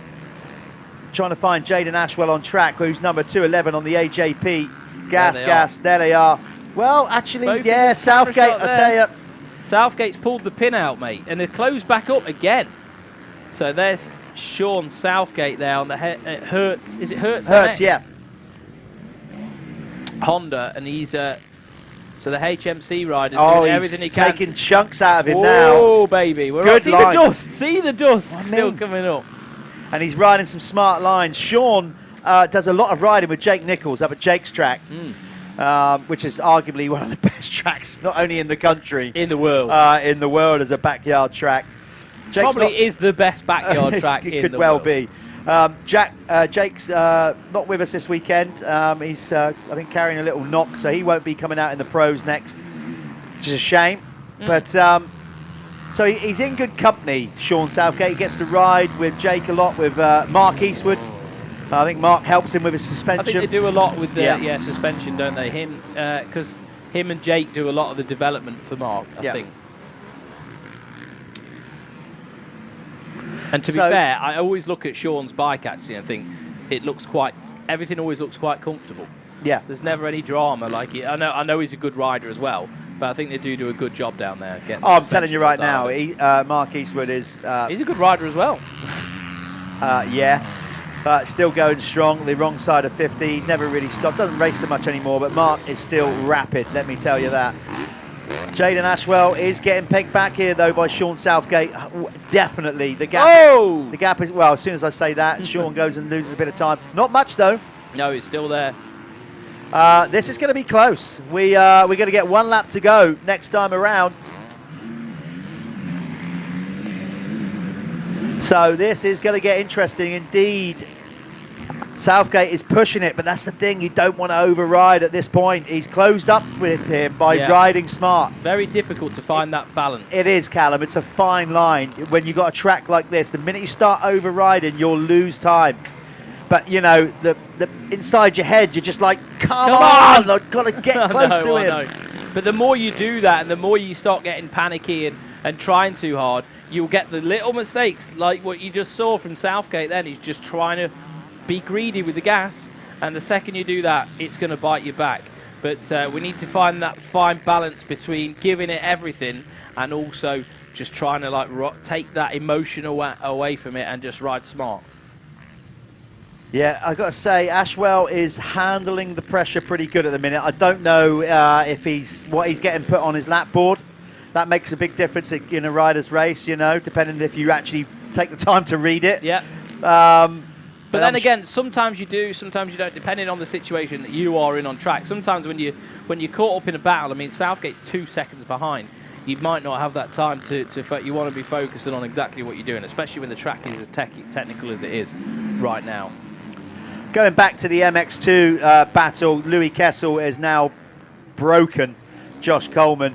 Not in spirit, I just think Josh, with those goggles off, once he started getting filled in by Yeah, by Louis. Impossible. Just, I'll take a second in this one. Obviously, not only that, being smart and protecting his eyes.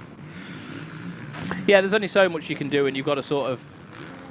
Not sure who that is down, but it's not the race leader. There comes the race leader there, 2:11. Southgate is still getting closer, though. It's marginally. It's not enough, though, because they're on their last lap here. I think we're going to see... No, I'm not even going to say what I was going to say. No, don't. Just I'm don't. going to keep my mouth well and truly shut. Oh! That's why we got to keep our mouth shut. A little mistake there from Ashwell, just trying to stay out of the dirt, you know, trying to stick with those dry lines. Try to do everything, because that was quite close to trees down there. It does stay a little bit dry, you know, if you move towards the forestry bit. As you can see on this screen, the rain has not stopped. It is just continuing at a nice pace that's not letting the track get too far, too wet. So as long as it stays as it is, I think we're going to be okay. But we are going to see riders throughout the day, definitely with goggle issues. Absolutely, no matter how well you're prepared. If you make a bad start, there's only so much film you can get in a canister. Exactly. On those roll-offs. It's going to be a race win here for Jaden Ashwell then. I'm confident enough to call it from there. So is he, as he looks behind on the AJP gas. Good solid movement. Yeah, fist pump, well deserved, that man. Congratulations. And that's, I think, one of the first times he's actually showed what he can do. Yeah. Well, you jump out and have a chat with him. Hopefully he'll come down to winner's circle pretty quick. We are going to throw to an advert. Up next after the winner's circle will be the Lifeline's Fastest 40, Leah, MX1 and MX2 Championship Racing. The big guns are out next after this commercial break.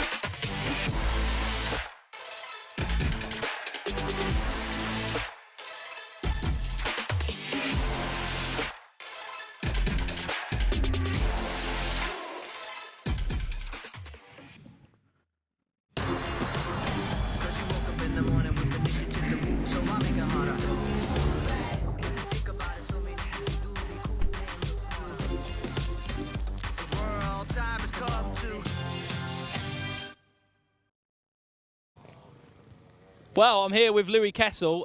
You looked a little bit cleaner before you went out with that one. Who's got the job of cleaning this, Dad or? Yeah, well, you better get back pretty sharpish, but well done, mate. That was a tough race, wasn't it? You really did have to work hard for that win. Yeah, definitely the track deteriorated pretty quick in that one. I had a good battle with Josh Coleman for, I'd say, more than half the race, but once got by him, I pulled a little gap and then just brung it home. So, yeah, well, I think with Coleman, he lost his goggles, didn't he? And I was there like, yeah, he's got no chance now. So you just did what you did. You rode a good race and you was really careful with line choice. Is it quite technical now? Is it? Yeah, it's getting technical now. It's very polished, but if you're too tentative, I think that's where a lot of people could go wrong, because it's not clearing the wheels and not going anywhere. So you've got to be aggressive at the same time. Yeah, for sure, mate. You did a fantastic job. Hopefully you can get it done again. Well done, and we'll see you for the next one.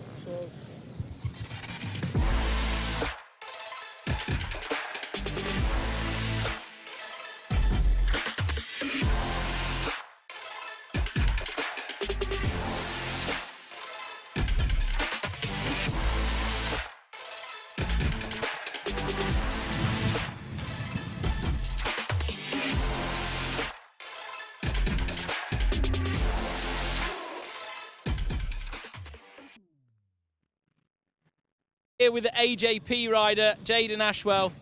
Mate, that's tricky out there now, isn't it? It's super slippery. The rain just keeps coming down and the takeoffs are like sketchy, but managed to keep it up. There was a few moments, but otherwise it was good. So you're from South Africa? No. No? I'm from Zimbabwe. Okay, so you're from Zimbabwe. Yeah. What do you have to deal with conditions like this out there, or what? Definitely not. Definitely not. We got sunshine most of the time around, and I grew up on a sand track, so I'm not really used to this hard pack, slick stuff. But I've been living here for now 2 years, so getting used to it slowly. Yeah. Well, you definitely did that then. Well, I was talking to Jeff about it, and I was like, I didn't know what it was like where you're from, you know, what you used to racing. But mate, you did a cracking job then. You had a lot of pressure from Southgate. How was you managing that? I saw he was there, but I knew as soon as you get out of the wide lines, you couldn't make up too much time. So as long as I hit my marks, I'll be fine. It'll be hard to make a pass on me. But I started making mistakes towards the end.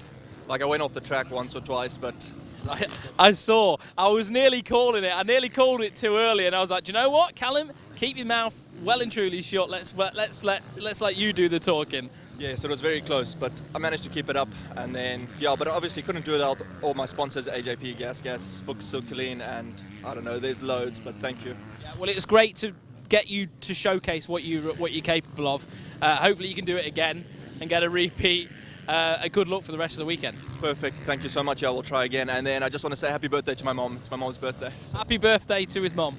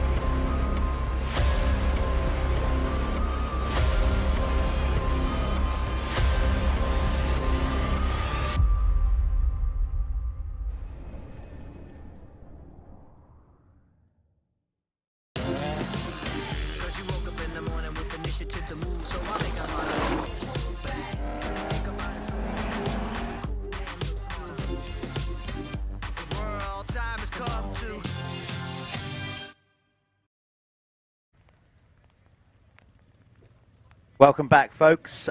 We are about to go pro elite racing now with the Lifeline's Fastest 40 Championship. What you've got here is effectively the best riders in the country.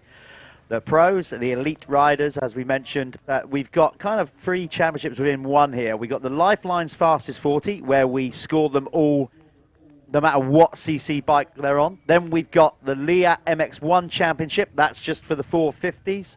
Then the Apico MX2 Championship. So normally, traditionally, you'll have obviously an MX1 rider will pretty much top the Fastest 40. Yep. But we've done that championship to see how high up an MX2 rider can finish in the grand scheme of things. Yes, it's quite cool. It is quite cool. They're going to the start line now, so we're going to pick up on the guys down on the start gate anytime soon. You have got Josh Gilbert, local hero, going 1-1 at Fat Cat. None of us really expected that. He's obviously a quality rider, but been away in Florida and riding a lot of sand, and he absolutely tranced the opposition at Fat Cat. He did. Went 1-1. This is his hometown track. There's Gilbert there with the red number plates and red graphics and red everything. He's even got a red sprocket on. There, they just go, you know, we got the red plate. We've got the red plate, and let's showcase showcase it. So what you'll see a lot of them doing here, you'll see them like pulling their back wheels up to the back of the grid, and they'll spin them off because they're just trying to clean the knobbies out. Because these grids rely on the knobbies to almost sit into the little holes. Absolutely. So Josh Gilbert is leading the MX1 category, brought to you by Liat. In the Apico MX2 category, Jamie Carpenter on the GRT Impact KTM came out absolutely swinging at round 1. Yeah. I said it before, realistically, you could have said probably 5% of the industry and people wouldn't have expected him to come out and go 1-1. There he is, Jamie on screen. That's the rider underneath the helmet. Jamie, again, didn't just go 1-1. He didn't luck out. No. He was convincing. He won so impressively, and then he backed it up. Yeah, at the Revo, taking his, so he is on form at the minute, Jamie Carpenter. So taking his first ever pro overall win at Fat Cat. So his confidence is going to be through the roof. But listen, we got riders out here that will want a piece of this. Harry Kullas, defending champion in the Liat MX1 class. Got off to a solid start with a 2-2. There's the number 6 there, just cleaning out that Michelin tyre. That's Carlton Husband. He's just clearing out that brand new Michelin Starcross 6. Are they on now? Yeah. You see him smoking that back wheel up. And there's Jamie Law on the Apico. You can see Gilbert there with his blocks. Some decide to use them, some don't. Yeah. He's got real high ones. So he's got ones that he literally, his feet are actually already on the foot pegs. Yeah. So he keep his heel on the foot peg, and his toes will be sat on those blocks. In theory, you know, you I don't know, you're in a better position. You're already in the position that you're going to be in before you get going. There's championship leader in the 250s with the red plate, Jamie Carpenter. There's Lewis Hall as well. Just saw Lewis Hall on the Middleton MX LHR KTM. I've just had Dale Grayton message me. Middleton MX homeboy killing it on that 2-smoker. Well, I've got to say, at round 1, he was going so quick until his hands blistered up, and they were, honestly, it was like they were a mess. It was like he dipped them in acid. Yeah, and he's a tough kid as well. Oh, I'll tell you what, he really suffered with blistered hands at round 1. Up until that point, Lewis Hall was flying. So, but obviously, he loves the sand. This is hard pack, so let's see what he can do on that 2-stroke. He's going to struggle for grip. A shout out as well to Ashley Voles and Tyler Voles' mum. Yes, I was going to mention that in Clubman. Do it very quick. Yeah, so, you know, Ali Bartlett, who's she's Tommy Searle's #1 fan. She's going through a tough time at the minute, so a big shout out to you, Ali. This is the Pro Fastest 40 MX1 MX2 race. Yeah, brought to you by Liat. Liat for the MX1, Apico for the MX2, but the fastest 40 race is brought to you by Lifelines. Here we go then. This is always our blue ribbon event. It's the fastest riders in the UK, the pros, the guys that do this job for the best part for their living. No excuses with this one when you have a bad ride. It's your job. Here we go. Got the Fly Racing 5-second board, and away they go. Not a good start for Mio on the SC Sports. And Millward. Yeah, Millward's normally so quick. It's Kullas, it's Iceman out front. We've got a crash in the first corner. Is that Carpenter? No, it looked like Tom Murphy, potentially that was. I couldn't see. Is that Tommy Searle up there as well? So oh, here we go then. So we got Kullas and Searle who have fought for a championship round here on a couple of occasions. Oh, yes, they have. Yeah. Good start from Brad Todd too, and Brad Thornhill making a return. So yeah, good to see Thornhill back at the racing. Clarkey gets all skew whiff off the top of that. As you can see, they're still fighting it like he's on a rodeo ride. Trying to get off that ridge round there. We got Adam Collins has gone down at the back of the pack. This is, I tell you what, these lads, as good as they are going to have to take it steady for a first couple of laps to find their way into this one. I think the rain has slowed down a little bit. by the looks of it. It stopped raining for the moment. How long that lasts, we don't know. It's a 25-minute moto plus 2 laps this one. So nearly a 30-minute moto. So the two big hitters, Harry Kullas and Tommy Searle, out front at the minute. And who was that pulling through? Big moves going up the hill. Yeah, we haven't quite got that on the hill yet, but here we go. You can see the rain coming down. This track is treacherous now. These guys have to treat it with so much respect. Your throttle control throughout a concentration level of 30 minutes has to be absolutely on point. That was Gilbert who made those moves going up the hill. So Gilbert, local hero, is pulling through to the front runners as well. So it's going to be the big boys, Kullas, Tommy Searle, and Josh Gilbert, I believe. Yeah, so they're all there. Gilbert just behind the 100 at the minute. On screen, you're looking at Dan Thornhill on the cab screens. Crescent Yamaha.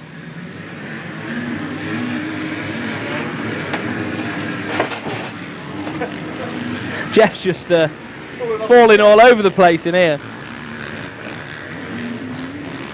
So yeah, you seeing Josh Gilbert there. Let me just refresh the timing we've got in the booth here. So I think Glenn McCormick's got a good start as well. So that was actually Thornhill and McCormick that were going at it. So there, the 95. Dan Thornhill just coming back, returning to professional racing. Right, sorry about that. I nearly fell off my chair there trying to close the door. Right, we're back at it. Yeah, it's Harry Kullas leading the way. Let's do the classes. But doing the Leah MX1 class, top 5 on the opening lap is Kullas, Searle, Gilbert, McCormick, Thornhill. In the Pro MX2 category, brought to you by Apico, it's Carlton Husband leading the way ahead of Rossi Beard, Tom Grimshaw, Jay Hay, and Michael Ellis. I expect good things of Michael Ellis. Yeah. He loves hard pack conditions. Yeah. When it's wet as well, his home track is Golden Barn. That is that's a hard pack circuit. Well, that's this. Yeah. It's the same conditions. So expect Ellis to have a good ride here. But this is the difference with these pros. They go, obviously if the track was in prime condition, they'd be going at it straight away. They are just going to take a couple of laps to settle in. Then they're going to push for 5-10 minutes, resettle and then go again at the end. Also, they'll be pulling the track down another layer as well. They'll be taking that top layer off. You've got a lot of real fast boys on fast bikes ripping through the topsoil here as well. So the track will change throughout this race for these guys, definitely, and there'll be new lines cutting in. You can see them slipping and sliding going up that hill, though, over there. It does not look steep on camera, but it really is steep at the top of that. Yeah, honestly, that camera angle does not do it justice, what you're watching at home or wherever you are in the world. Wherever you are in the world, obviously, get on here on MXN-TV, like and subscribe, click that like button, subscribe button. We are going to be covering all 6 rounds of the Michelin MX Nationals powered by Milwaukee. Up next is Lyng in 3 weeks' time. So that'll be a good one. Carlton Husband doing really well there as well in the number 6, using that new Starcross 6 Michelin tyre. You know, in some ways, Callum, these guys want to race, they want to get good traction. But you and I both ride bikes. Sometimes, when you're struggling for traction, it's real fun. I mean, you want to race and you want to get results, and these guys do it for a living. I see exactly where you're coming from. But sometimes the challenge of getting the throttle down and slipping and sliding everywhere is actually fun to ride. This without the rain would be phenomenal for it, I imagine. Yeah. You know, it's just the rain that's going to get behind the goggles film and all that. That looks like 162 coming round, trying to work the back of Dan Thornhill there. So Stuart Edmonds, the Irishman. Did you just call him 162? 162, Stewie. You know, you like that? No, fair play, fair play. So Stuart Edmonds on the Apico Factory Racing Husqvarna is pushing the back of the 95 cab screens Crescent Yamaha right now. So Stewie actually having quite a good ride, and it was second in qualifying. Yeah, I'll tell you who's having a great ride. He's on screen right now. Dan Thornhill on the cab screens Crescent Yamaha. He's had that shoulder blade injury. He's been off a bike for a long time, missed the start of the season. Literally about a week before we were good to go. There he is, down on screen. Yeah, but also Stuart Edmonds is actually riding with 2 inflamed discs in his back, and he's having a lot of sciatica trouble at the minute. There's a lot going on with Stewie as well. He's even struggling to sleep, bless him. So, you know, this is part of racing. It's gnarly. It's gnarly, man. It is for the pros. Like, you can't. Most of these riders at some point throughout the season are carrying an injury or not something, aren't they? The doctors are like, "Yeah, Stuart, you've got to rest." He's like, "Oh, okay. I can't rest. Well, I've got to race bikes, so you know, I've got. Oh, okay, I'll wait until the end of the year and then I'll rest." Yeah, sort me out then. So this is good stuff. As you can see, our Oakley timing screen on there. The Lifeline's fastest 40 race. It's Kullas leading the way. Josh Gilbert, not on your timing screens there in third, has made a move past Tommy Searle. So here we go then. Let's see what he's got. Gilbert up to second as Kullas rides off into the distance. I'll tell you what, Gilbert's got some work to do because Kullas is really starting to gap the field. Within 2 laps, he has pulled out a gap of 8 seconds ahead, and he is absolutely ripping. So Gilbert up a spot into second. Searle on the Crendon Fast Track Hitachi Honda in third. Edmonds is right on the back of McCormick at the minute as well. So the Irishman just having a little bit of their own battle there. So those two are going to be getting at it tooth and nail. So the 162 and the 337 of McCormick. And on the screen now, Tommy Searle, the number 100 on the Crendon Fast Track Honda. Yep. I got that right. Got it.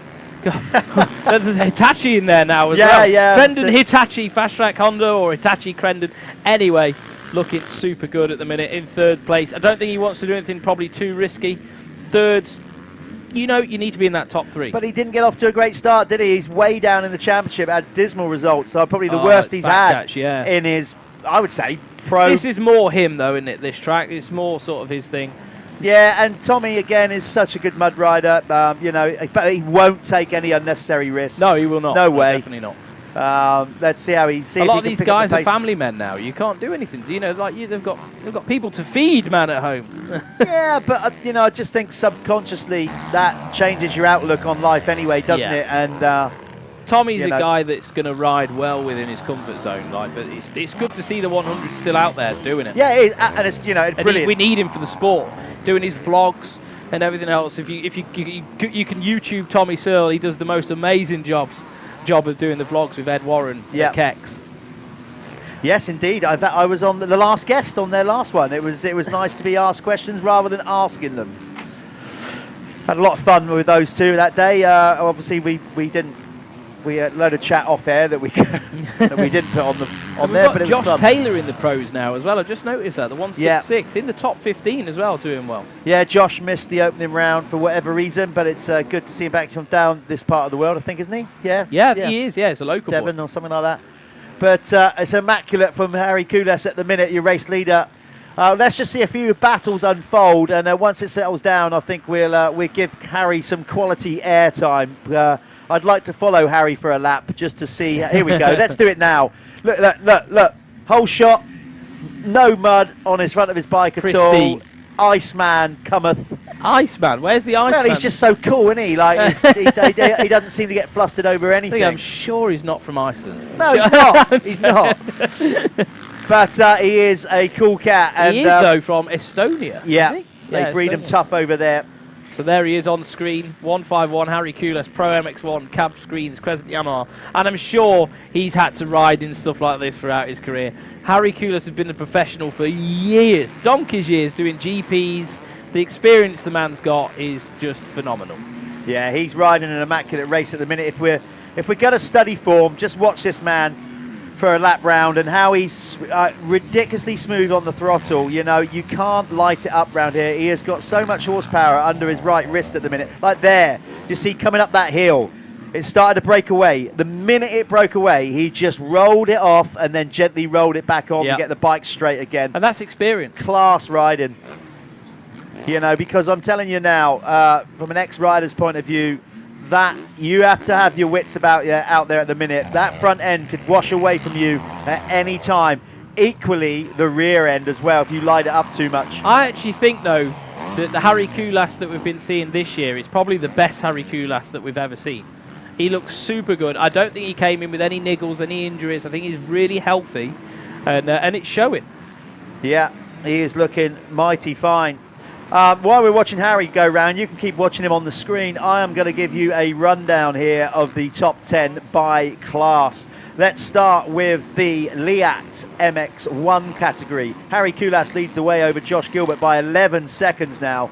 Tommy Searle on the Crendon Fast Track Honda is in 3rd. Josh Gilbert, by the way, is riding the SC Sports Owned Stebbins car Superstore Husqvarna. Stuart Edmonds on the Apico Husqvarna is currently in 4th.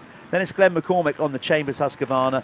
The other Apico Husqvarna, Martin Barr, in 6th, ahead of the Gabriel KTM of Brad Todd. Dan Thornhill, Harry Kullas' teammate on the cab screens, Crescent Yamaha, in 8th. On the Store 144 Honda, Stephen Clark, ahead of Liam Knight. Then it's Josh Taylor in 11th. John Adamson on the AC United Gas down in 12th, ahead of Jake Millwood, who's kind of gone off the boil a little bit. Number 303 on the Verde Shillo KTM. Ben Edwards is in 14th. 15th is Jason Mira. Before I run through the MX2 category brought to you by Apico, let's take this opportunity to wish Carl McNichol on the Verde Shillo team all the very best. Carl has been in a horrendous car accident. Yeah. I'm not going to say any more details than that, but Carl, we all wish you the best of luck. Yeah. From everybody here. If you're watching this, mate, as well, I know. Well, as far as I know, he's awake now, and he's given a thumbs up to Dad apparently. So yeah, hopefully you get well soon, mate, and we want to see you back here, mate. We want to see you here next year. Absolutely. So he was Carl, having a good season as well. Yeah, He looked good. Young rider with a load of potential. So Carl, our thoughts are with you, chap. Let's move into the Apico MX2 category then. We've got Tom Grinshaw leading the way for the Chambers team there, doing a mighty fine job with those long legs. Jay Haig is in 2nd on the Crendon Fast Track Hitachi Honda. Then it's Carlton Husband, Phoenix Tools, Even Strokes Kawasaki. Lauren Mio on the SC Sports Owned Stebbins Superstore Husqvarna. Do you know what? Seriously, fellas, we need the sponsors. We need the sponsors in the sport, but can we limit it to one a team? It would be better for us because we always get people going, you didn't mention this guy. God. So at the minute, I'm just looking at Stuart Edmonds, Glenn McCormick and Martin Barr. We've got an Irish championship race within this. Here we go, look, right on cue, fastest 40. I like that camera angle. You can really see the off camera as they sweep up around that hill. So McCormick under pressure now from the 50 of Martin Barr. Martin Barr he had an injury, didn't he? He's trying to come back from. And so good to see the 50 looking a bit better. Hey up, we've got timing glitches here. We've lost our little mouse, our cursor. Oh well.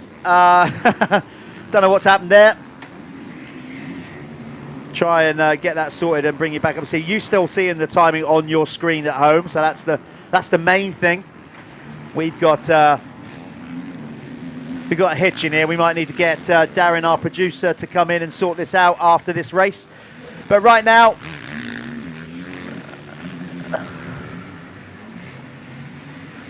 there we go. Some sound advice in our ear. That's why we need a producer. Don't leave us in charge of anything technical. We had the voice of God just jump in our ear then, told us that to sort it out. So Barr has found his way around McCormick. So it is Stuart Edmonds and Martin Barr, both on the Apico Factory Racing Husqvarnas now, who are 4th and 5th. So great race. That's great for that team. They're both in the top 5, both the riders where they need, where they're paid to be. But Kullas leading the way right now still. Gilbert 12 seconds back. Tommy Searle's not going anywhere though. Not too far back from Gilbert, around about 5 seconds. So still pretty close there. It is close. This is going to be an interesting mix-up in MX2 because Jamie Carpenter is not having a good one. He may have won one at the opening round, but it's not going his way in this one at all. He is way down the field on the GRT machine, but Tom Grimshaw is looking good, very good. Bit of Tom this. He'll ride anything, won't he, Tom? Any bike, any time. Any bike, anytime, anywhere. All taught by his dad. Dad's taught him everything. Dave's out there watching. Dave still rides himself occasionally. A few Evo races or whatever. They absolutely love their motocross. He was a good rider, Dave. Yep. So he's having a good one in that class, leading the way. Brad Todd on screen there on the Gabriel Solutions KTM. Brad Todd up in the top 10, 7th at the moment. 7:14. Brad Todd is an exciting rider to watch. and he's coming up the back of Glenn McCormick, but you can see his bike is actually on fire. So, no, it's not really. So what happens there, the bike's got pretty hot. The radiators all clog up in these sort of conditions. They do have fans on a lot of these bikes, but there comes a point where they just can't cool themselves anymore, and they'll start boiling over. So that looks like what's happened to Brad Todd at the moment. Let's give you a rundown of the Apico MX2 category. It's still Tom Grimshaw leading the way on the Chambers Husqvarna. He's in front of Jay Haig on the Crendon Fast Track Hitachi Honda. There's Carlton Husband, Phoenix Tools, Even Strokes Kawasaki, Florin Mio on the Husky there, and then Jamie Law is in 5th. 6th is Rossi Beard. Then it's Jamie Carpenter, then Michael Ellis, and then Lewis Hall. So those guys battling hard. It's over here again, mate. That's it, we got it. So again, just finishing off the results by class. Yeah, Jamie Carpenter in 7th, Michael Ellis 8th, then Elfie Jones, then Lewis Hall. That's the top 10 in the MX2 category. Meanwhile, Kullas has now gapped the field, or Josh Gilbert, by 14 seconds. Josh Gilbert, if he finishes in 2nd and Kullas wins it, is still within a shot of winning the overall. Of course he is. Anything can happen in Moto 2. But what I'm saying is, if Gilbert goes out and wins Moto 2, that will give him the overall no matter what Kullas does. Long way to go before then, though, and loads of racing. So it looks like Brad Todd's bike stopped smoking now. That can mean one of two things. Either it's ran out of water and it's a bomb, or it's cooled down a little bit. But there's still a bit of steam there. We're all good. So when the steam stops, that's when you've got to start worrying, because it's either there's no water left, and that's normally the case, and then you start burning oil, and then that definitely looks like steam. I wouldn't say that's oil. Yeah, it's good. We're good for the minute. We're good for the minute. Looks like it's coming out of the front there round his radiator. I've got to say, though, it is getting worse. We do have 7 minutes to go, so I don't know. Will we see that bike last till the end? We shall see. The KTMs are actually pretty good at going for quite a while with no coolant in. They're probably one of the best for that, to be fair. So, well, we'll see, won't we? Well, we can see him on track. I mean, he's leaving us like a steam train trail behind him. But he's doing everything he can to get around Glenn McCormick, who's putting up a really good fight on that Chambers Racing. I just saw somebody, they went past somebody who was stranded up the top of Landrake League. I'm trying to work out who that is. I'm just seeing now. Is that Lewis Hall with a problem? Or was it Jamie Law? I think it might have been Jay Law. Yeah, it was. Yeah, Jamie Law was stranded at the top of the hill. Looked like maybe his chain had come off. Looks like he's put it back on, though. Todd is having a great battle, though, here in that with Glenn McCormick. Tommy's not that far behind Gilbert now, though. The gap is not that big. So let's have a little look. Gap 2 seconds back. Well, 3 seconds back. So Tommy's looks to be having a bit of a last bit of a charge on the end of this race. Obviously, it's really important for Tommy. If he got 2nd, the chances of overall are just much better, aren't they? Yeah, of course. You know what I mean? So he'll know, right, we've got to dig deep now. We've got 6 minutes. These guys get 2 laps. 2 laps for these guys. 6 minutes plus 2 laps to go. You know, that this is quite, it's going to get quite interesting towards the back end of this one, because Tommy Searle, the 100, is really not giving up on Josh Gilbert. And it looks like he's gearing up for a bit of an attack, doesn't it? I gotta say, watching him come up that hill, it's slicker than a mayonnaise sandwich out there at the minute. It really is. I'll tell you what. Do you know what I could do with a mayonnaise sandwich right now? Yeah. Not with just mayonnaise. Maybe some chicken in there, or if anyone's listening to me, come and feed me. Lunch is impending, but Tommy there was having to really fight some traction up that hill. But he's good at that. He's very, his home track's hard, slick. He's ridden that a lot. He is good in this sort of stuff. So we're watching him now, and he is definitely reeling in Josh Gilbert. But it's all right catching someone when it's like this. But then it's how do you mount that attack? How do you pass someone without stepping out of the realms of are we going to lose a bit of traction? Do we have to do anything a bit silly? Where is that line? Exactly, and I'll tell you the difference with that as well. When track conditions are good, and you've been using good lines, and you're catching the rider up, you're more inclined to want to then go offline once you get there to make a move.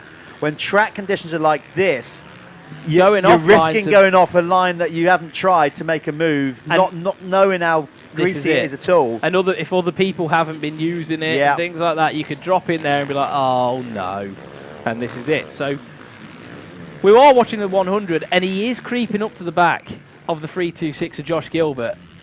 I imagine Tommy will be doing everything he can to just find grip around this circuit at the minute, and he looks good. You see how smooth he is. He's an artist, mate, with that throttle. Very similar to Kullas as well, and they're all good at it. Yeah, they're all good at it. Incredibly gifted riders out front, but Kullas is just like Gilbert at round one, is making this look ridiculously easy. He's gapping the field. He's added another second onto his lead. It's now out to 15.747 for Harry Kullas. Right in front of our comms booth here, which you can't see, we're directly behind the pit signalling area, is mechanic Steve Henderson. Is all in check, just wiping down the lap board, making sure the branding's good. Not even wiping the other side, he's just cleaning the sponsors on the back. Tommy. So it's all calm down here in front of us for the cab screens Crescent Yamaha team. It's getting close now though for second spot. Not so calm, I should imagine, in the SC Sports Homes. Stebbins Superstar, that one. Stebbings car Superstore. I keep missing out the car bit. Just go Stebbings. I'm sure Superstore. they do supercars as well.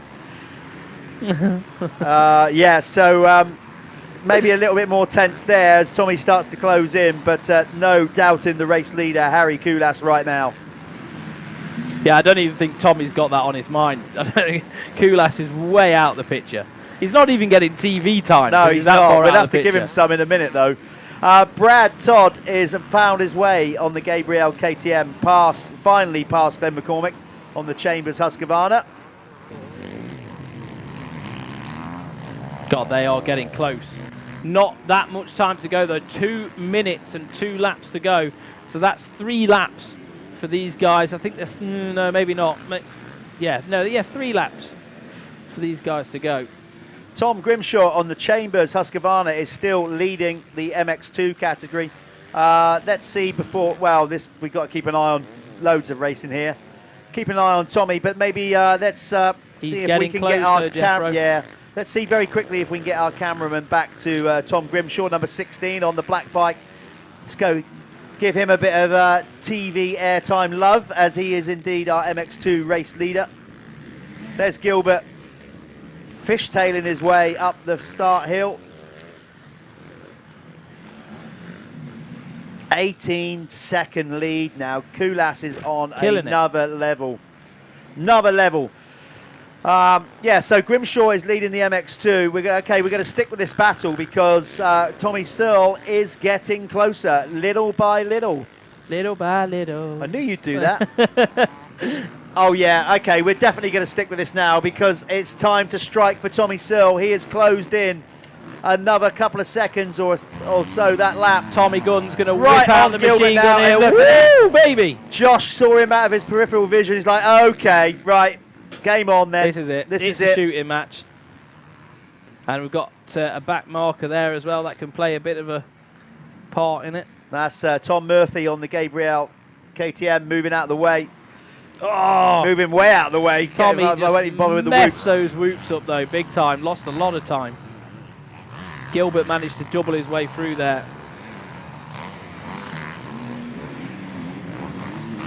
Yeah, so let's. How long we got? Let's try and find the number 16 of Tom Grimshaw, because I think Gilbert's managed to pull out a bit of a gap now. If not Grimshaw, let's see if we can go back to the leader, because next time the leader comes round, he's going to get the 2 lap to go board.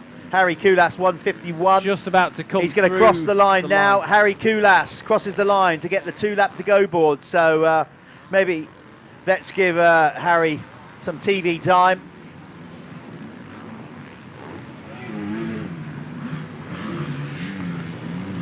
Yeah, it's just about following Tommy Searle. Harry's just about to head down back onto the start. There he is, the 151 on the Crescent cab screens Yamaha. Still clean. Look at that extended peak. They know what they're doing down there, don't they? Don't they? Look, ducks his head as he comes out of that corner. I bet he's got plenty of roll-off film left. Obviously, he is a fully supported Oakley factory pilot, if we're going to use the terminology the guys brought out in the 80s. Bob Buchanan of the Oakley Riders UK will be happy with this one, as this man is leading the way with clean vision, because I've never met anybody more anal about goggles. He is pretty... And making sure that they function and you get... But he takes it so... if they don't work, if it breaks, it's almost broken his heart. There is Harry. View from the top. That's from our camera angle right at the top of Landrake. So you get an overview of how slick the track is and the layout here, as he's just seamlessly picking off lap riders. No problem at all. But when you've opened up an 18-second lead... It does look like, just an observation off screen, looks like Tommy has caught back up to the back end of Gilbert as well. So maybe we want to switch back there if it's kicking off. Yeah, we're keeping an eye on that. In the meantime, it would be great just to follow this guy around as he brings it home, because he has been so far ahead in this Lifeline's Fastest 40 Moto that we've hardly seen him. No. You know, because he's just been out on his own. So we've focused on riders further back in the pack to make more of a spectacle for you guys watching around the world. Remember, like and subscribe to the MXN-TV channel. Don't forget to do that. Follow us, because we are coming up. All 6 rounds of the championship will be streamed live on MXN-TV, and we're working on some other projects too. Yeah. Live projects that you might see this year, other racing, not just the Michelin MX Nationals powered by Milwaukee. Jake Millward's worked his way up into the top 10 as well. That's been quite a challenge for him. A terrible start. So Jake Millward. Look how immaculate on the throttle he was out of that corner. Unreal. The other people have been slipping and sliding. He was like just straight as an arrow. Sheer perfection. So Kullas is making it look very easy here. There's still a 3-second gap between Josh Gilbert and Tommy Searle. Tom Grimshaw on the Chambers Husqvarna 250 is still leading the Apico MX2 category. Not now. Okay, Tommy's making a surge here. Last lap charge on the back of Gilbert. We're keeping an eye on it out of our window. If it changes, we're trying to get the cameras onto that. But right now we're sticking with Kullas, quite rightly so.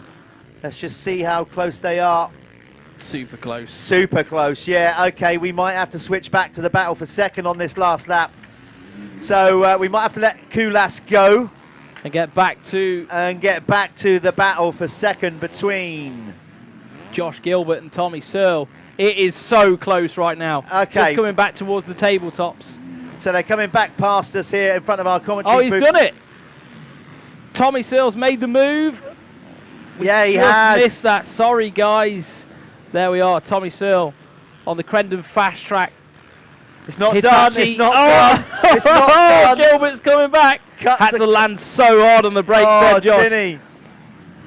Struggling for traction up that hill. But look, he gets the jump, the launch. Okay, look, we won't see Kullas take it over the line, I would have thought. But we'll tell you when he does, because we're going to stick with this battle between Searle and Gilbert. Gilbert's coming back. Both of them nice and clean through the rollers that time as well. Nearly a fallen rider in front of Gilbert Josh. got the inside. Oh, here we go. It's not done.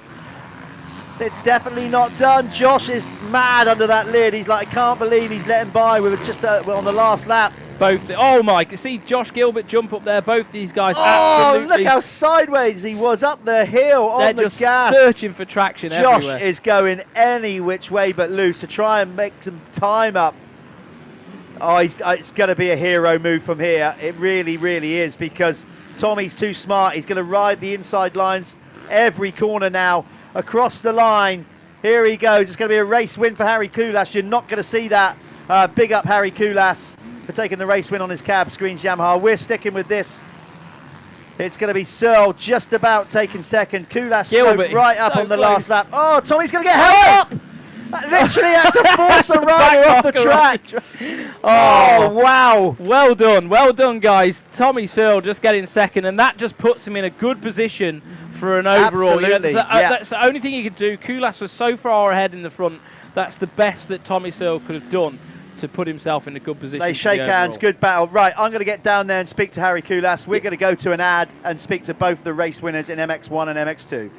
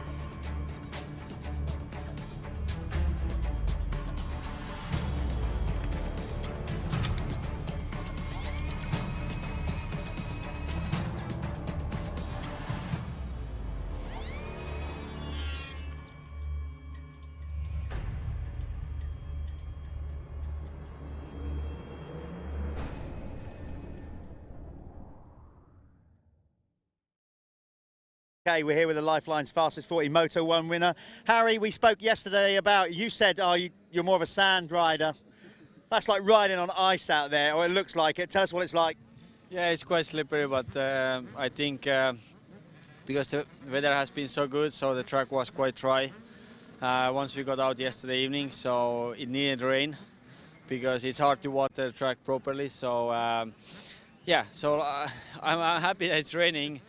Just need to have good start. That's the key. And I had whole shot, so it was nice to just really calmly pick the lines and work the track out. And I gained the gap behind, so it was quite easy race. But I really enjoyed riding it. I had big moment in the waves, like 5 laps to go.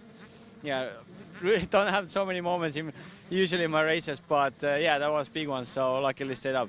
Well, we wish you the best of luck for the second one. Another good start. Obviously, you're looking strong for the overall. Harry Kullas, cab screens, Crescent Yamaha. We're going back to the racing now with the Sintel 85 lining up. Nice one, Harry. Yeah, that looks strong.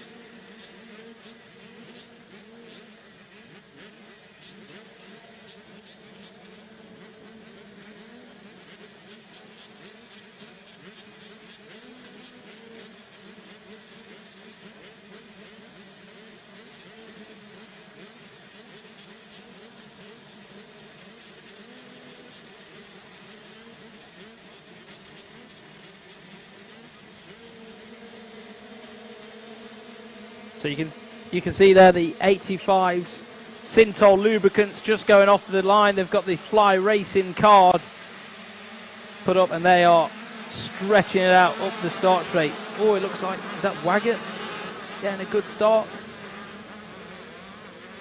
So these guys coming out on a pretty tricky track now.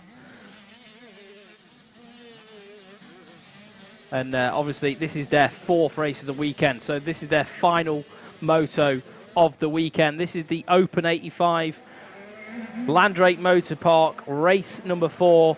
Sintel lubricant supporting this class, a new oil brand that you all need to check out. Anybody who's supporting the racing, supporting the sport, needs your support.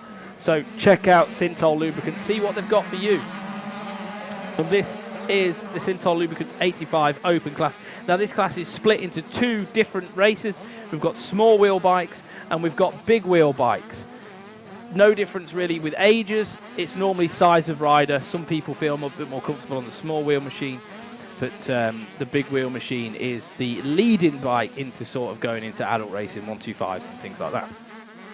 So these guys are just going to fight this way around. You're going to see quite a few yellow flags out. People slipping off in corners. You can see how difficult that the track is for these guys right now. We've got Matt Gardner, KTM's up the front.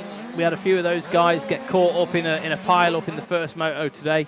So good to see all those guys getting through. And they don't do the leap. You see they go up there. They're not doing Landrake leap. That's just for safety reasons. We don't want to put these guys in too much risk. So that's the 14 of the minute. I think that might be Freddie Gardner. Another good start. And they will be coming through the finish line now to take the first lap. And it looks like, again, the 99 flying away, Jake Walker. Another phenomenal start for him. Absolutely gone. So these guys, they've got 12 minutes to go, plus a lap 15-minute moto, the 85 class. Just behind Jake was Freddie Gardner. We've got Josh Vale up there, Ryan Waggart, Charlie Richmond, Ollie Bubb, Archie J. Gardam's up there in the small wheels as well.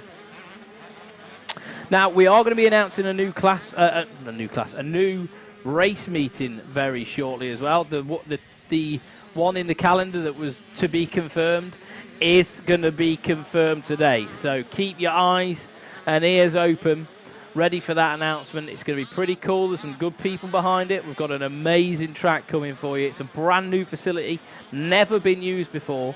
So keep your ears open because this one is going to be pretty exciting. So small wheels, Archie J. Gardam led the way through. I'm just letting my laps load up. A little bit of an internet problem here. That will load shortly. I'm having a timing issue, Jeffro. We can't get that to refresh. I want to run through the small wheels list, but, well, Jake Walker is your man of the hour at the minute. That's Freddie Gardner on screen on the 14. Another good start for him on that Matt Gardner KTM. We've got it back. I got the Midas touch. Bish. So small wheels, Archie J. Gardner. Danny Flood was in second on the 180. He's supported. I know he's in the Josh Spinks Academy as well, so Josh is probably... Oh, sorry, just wait. Sorry, mate, I had to talk over no, you. That's fine. Freddie Gardner got a big swap. Very technical in those rollers now. Oh, mate, it's so... Just speaking to Harry there, like he said, that's from a top-level pro. Yeah. He's like... And Harry said, we didn't see it obviously off screen, but he said he had a big moment in the whoops, just as Freddie Gardner did. But he managed to stay on. This track is super challenging now, regards to the technically. You can see the shiny surface. So Danny Flood, second. Blake Ward Clark is third in the small wheels. Fourth was Alfie Jeddas Green in the top five. Joel Winstanley running on a wild card at the minute. Fair play to these kids because they are still launching over these jumps. You know, it's still absolutely flying on the takeoff, and it's treacherous on these little bikes to have the power to get up over them. So just so much courage and commitment from the kids here. But Josh Vale looking behind him, just checking where he is in the race. He's currently in second. Jake Walker is absolutely checked out. He took his first race win of the championship in the Moto 1 today. And suddenly he finds himself miles ahead in this one. So you know how it is, like buses. You wait for your first win. Your confidence goes through the roof.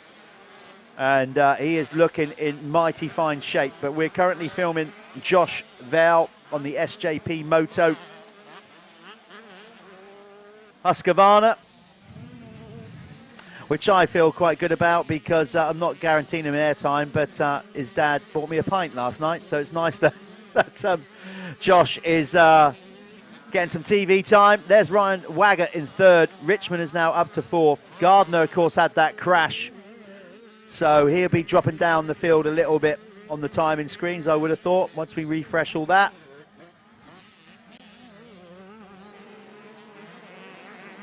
So he's already, the timing screens are set. That's where he's at. He's picked himself up in fifth. Let's do this by class then. You're leading you're leading a small wheel rider in this Sintal Lubricants 85 class. Is again number 101, Archie J. Gurdon, but a solid ride from Danny Flood in this one. Danny is in second, number 180. Then it's number 1, Blake Ward Clark, who is a member of the Jude Morris Racing Foundation. So Blake is out there, number 1. He's only 12 years of age from Flitwick in Bedfordshire.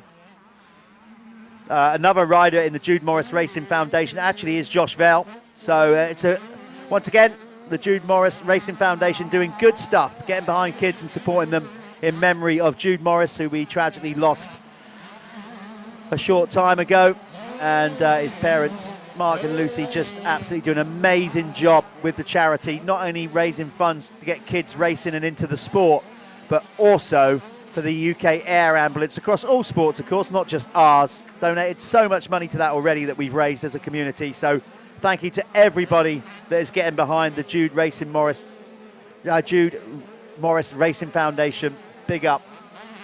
Whether it's £1, whether it's £10, whatever it is, you're contributing. Any contribution is good. It goes to the UK Air Ambulance and getting young kids into the sport. We're watching Ryan Waggett. Ryan's always easy to spot as long as I can remember. He's always ran that flow yellow fluorescent colour in some way, shape or form. So he's easy to spot on the track for a commentator at least, and for sponsors, so that's kind of cool.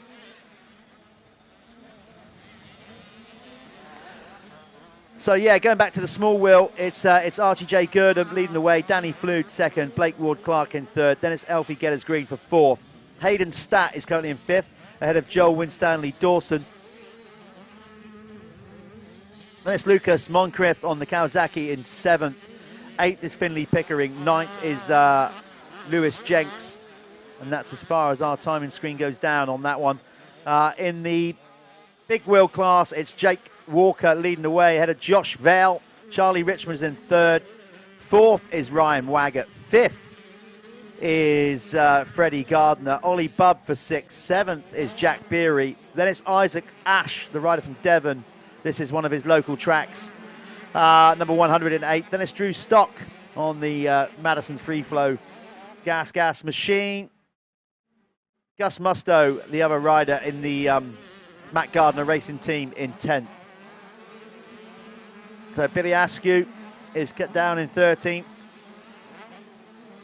He obviously didn't have a great first moto today. Took both moto wins yesterday. And hasn't quite gone right for him in this one as well. So this is really going to shake up the Sintel Lubricants 85cc Championship, this is. Again, Freddie Gardner just footing his way through those rollers, through those whoops. Not easy by any stretch in these conditions. If Kullas is struggling in there, you know some of these kids are going to be feeling the heat.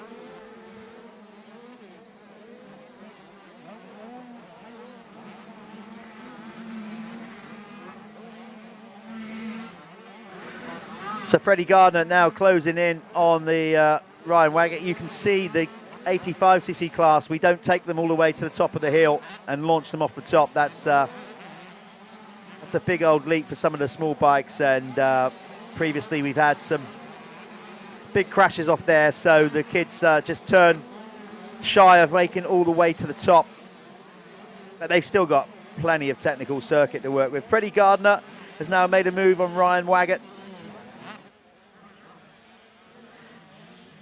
So he goes up a spot.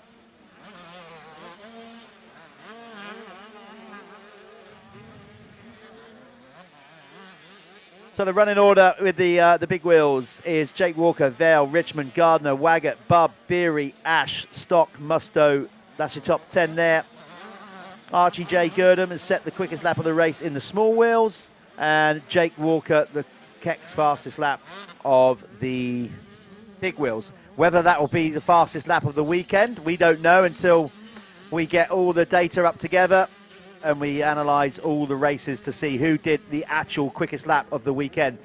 They will get the Keck's fastest lap award. Go and check them out, Keck's underwear. That's not just underwear though, now they do hoodies, tees, socks. Ed Warren obviously doing a good job, not only with his Keck's brand, but doing his 2 Pro, 1 Slow podcast with Tommy Searle and Billy Bolt. If you haven't seen it, go and check them out on YouTube, like and subscribe as well. So we have got 3 minutes to go. It seems like it's all settled down. I can't see any real close racing in this 85 race at the minute. A few of them battling, but they're not side by side. Just dealing with the conditions is bad enough. Let's see if we can pick up our race leader, Jake Walker, because I've been particularly impressed with Jake. We don't know too much about him. It's first year he's been doing the series, and he's come in, hit the ground running, particularly today, taking a race win in the opening moto, and he has now stretched out a 14-second lead. So we'll try and pick number 99 up on the camera when we can. He's coming round to the finish line, it looks like. So our cameraman might be able to pick him up. I think that's him. He's going to cross the finish line. Yeah, he's crossing the finish line now. So Jake Walker, there he is. There's that's the right rider. Our guys, it's going to be difficult for our cameraman now. These riders are getting muddy. The plates are getting covered in mud. It's not always easy to pick up the rider. But that is our current race leader. Jake Walker riding an absolute blinder. You can see he's not wearing his race shirt. He's put a coat on for this one. Guess with the rain, just to keep himself dry. So we can't see his race number on the back, which obviously makes it even harder to pick him up. But our camera crew did a great job with that. Let's follow Jake around for a lap. See how quickly he can get away from you there. See the front end tuck.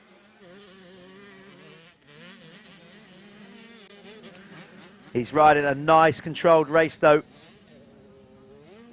And this is what we like about the Michelin MX Nationals. These guys, they can watch the amateur classes, the expert classes, the pros every round. We have the 85s at every round of our championship here. So they can get to watch, learn, ride the same tracks as the pros.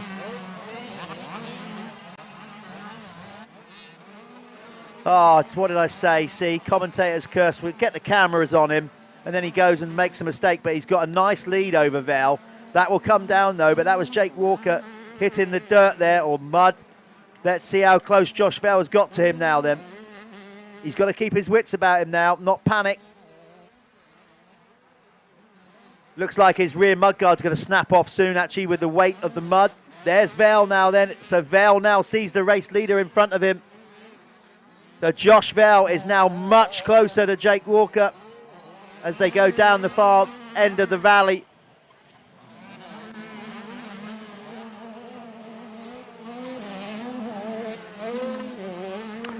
There they are, going up the hill, the Landrake hill, the race leader going up the hill, but Val is right there.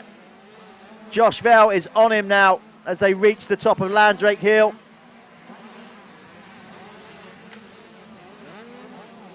It looks like to me that Walker's had enough time. Oh, look again, footing it, starting to feel the pressure. Definitely starting to feel the pressure now of making that mistake. Oh, and he nearly goes down again. So it's suddenly started to derail a little bit for Jake Walker here. He's feeling the pressure. Josh Val is right on him now. It's not going to be 14 seconds when they cross the line this time. It's going to be probably 2. 1 lap to go.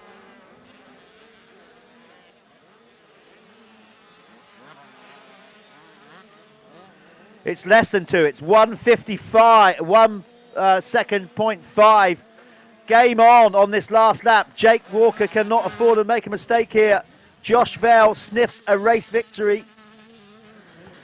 Well, to be fair, if there's one rider you don't want to give that opportunity to, it's Josh Val. He will run it in deep where he needs to. Yeah, and like I said, he's worked so hard on his fitness, really hard, shed a load of weight, put himself in good shape. He really wants to be a contender in this championship, and he is. And he's right there. Walker can't afford any kind of slip up here. We're going to follow these guys home, obviously, because this is for the race win. You've still got an impeccable ride from Archie J. Girdham. Yeah. On the, oh, wow. Yeah, Top 5. Yeah. Small wheel bike out there. SJP Moto still leading the small wheels, but we are going to focus on Jake Walker and Josh Val here. Take very different lines, these two riders. Obviously, Walker, like you said, has made some mistakes. I think he's pushing the boat out real hard right now. Big time. They've got. That's the thing, though. They're kids. They're exuberant. They're gonna make mistakes. Well, the patience isn't there yet. They haven't learned. Like it's something that you learn over a long time, isn't it? Still trying to double in. They're both of them doubling in. I tell you, that's a risk. Walker's willing to roll the dice here. So for the second moto win of the Synthol Lubricants Open 85 big wheels, it's Walker v Vale, but looks like Walker on the last bit of that lap has managed to pull out that gap a little bit more again. We need to be mistake free, because this is the final lap. I've got to say he's regrouped pretty well, because he had a dodgy couple of laps there when he threw it away, and then he was looking flustered, but he's got it back on track. Look how deep those ruts are, Callum. Wow, look at, it's literally almost full pitch there, full lock going round a flat turn. Everywhere. But he's just got to get it round this corner, get it over the line as Zane Stevens slides in front of him. It's another race win for Jake Walker. Good on that man. Whose turn is it down there? Is it yours or mine? Yeah. Not that it matters. It doesn't matter. We don't really care. Callum's going to go down there and speak to Jake Walker. Another race win for him. And we're also going to try and grab Archie J. Gooden, but we might not be able to show both of those interviews live. But we will show them on our MXN YouTube channel and Michelin MX Nationals YouTube channels in the week after. Right, we're going to go to an ad. Hopefully by the time we finish the ad, Jake will be down there with Callum.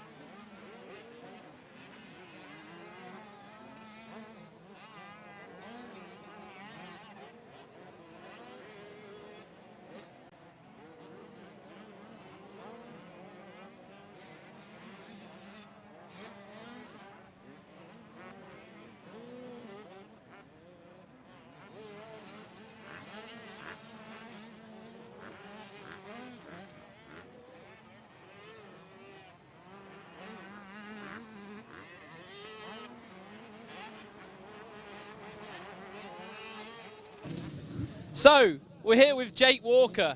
Mate, you woke up on the right side of the bed this morning, didn't you? Because you have absolutely smashed it. How is it out there at the minute? It's really sketchy. Had a lot of sketchy moments, and yeah, but it's really hard and slippy. And, yeah. You're enjoying the track?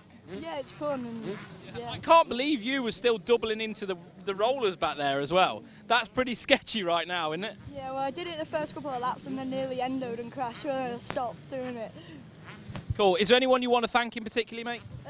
Paul from Mr. T's, LS2, and just everyone else, Mike Ho's Motorcycles and everyone else who helps. So the number 99, you need to watch out for this guy because he's a newcomer to the Michelin MX Nationals, but you're absolutely killing it, mate. Well done.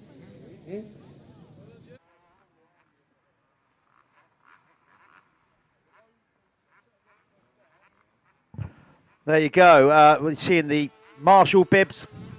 The Jude Morris Racing Foundation. Safety is a massive thing for us. We're trying to drive that forward, working with the cross-country medical team, cross-country medical team, and improving it all along with Ryan at dirty.co.uk. So we're working on trying to improve the safety of the sport with the marshals, etc. So thanks to Jude Morris Racing Foundation and dirty.co.uk for getting behind it, helping us out with the marshals. Really appreciate that. Before we go off the line here with these 7 youth class 125 and 250, got an announcement to make, not only on the live stream but here at the venue. Pleased to announce that we can finally tell you where we are going to be going for round 5 of the Michelin MX Nationals. The MX Nationals team have got together and we have found a new venue. We are making a brand new venue for British motocross. It's basically Oxford Motor Park. It's just outside Abingdon, off the A34. It's going to be a purpose-built, brand new circuit exclusively for the Michelin MX Nationals, powered by Milwaukee. It's a loamy dirt soil surface. That what I can tell you. We're going to be announcing track maps and the postcode and showing you where it is soon. But we are going to a brand new venue, brand new, purposely built for the Michelin MX Nationals, just outside Abingdon in Oxford, for round 5 of the championship. Get onto the website, mxnationals.co.uk. Follow us on social media for updates on that and the entire championship calendar, all the points, where we're at. All the information will be on our social media and our website over the next coming weeks or so and for the rest of the year. But I can announce that we are going to a brand new venue, brand new, exclusively to the MX Nationals for round 5. Right, here we go. 7 youth 125 and 250 championship racing.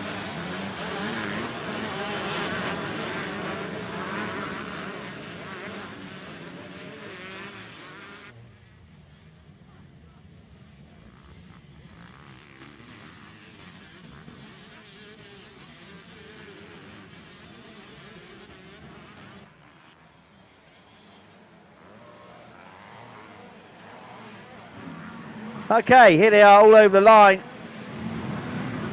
Oh. Let's get them. It was a good start. Safely, I can't see anybody on their backside yet.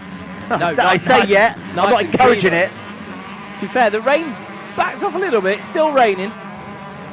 It slowed down a smidge. Yeah, and also on that announcement, which I'm absolutely pumped about, to have a brand new venue for British Motocross. You know, big up the MX Nationals team on that. Massive. The track is going to be built by Alfie Smith. Yes, and we all know what his tracks are like. Yeah, so Alfie is going to be building. Alfie still rides in the expert class at some races. He does. You better get your super talented rider. You better get you practicing on your jumps. Yeah, because Alfie builds some sketchy tracks. But always sketchy. They're not sketchy. They're amazing. For me, I look at them. I'm like, nope. No, they're amazing, and they're safe, man. That's the thing. No, they are. When you look at them, you're like, whoa, these jumps are massive and everything like that. But everything Alfie does, it's all calculated. Everything's built to scales and everything else. So you'll look at it, and what I mean by that is it will just look impressive. It will look like, whoa, what have they done here? And so hopefully, new venue where we've never been before. It's just going to open up a whole new place for British motocross, and it's just first lap leader is Charlie Heyman.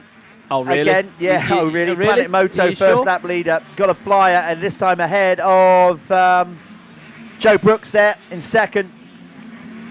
Then it looks like Mundell with a good start. But anyway, going back very quickly while we're on that subject of the track, we're not only going to have round 5 there, we're also going to have a second straight rhythm event. Hey. Second, we're doing 2 straight rhythm events this year. One at Cusses at round 4.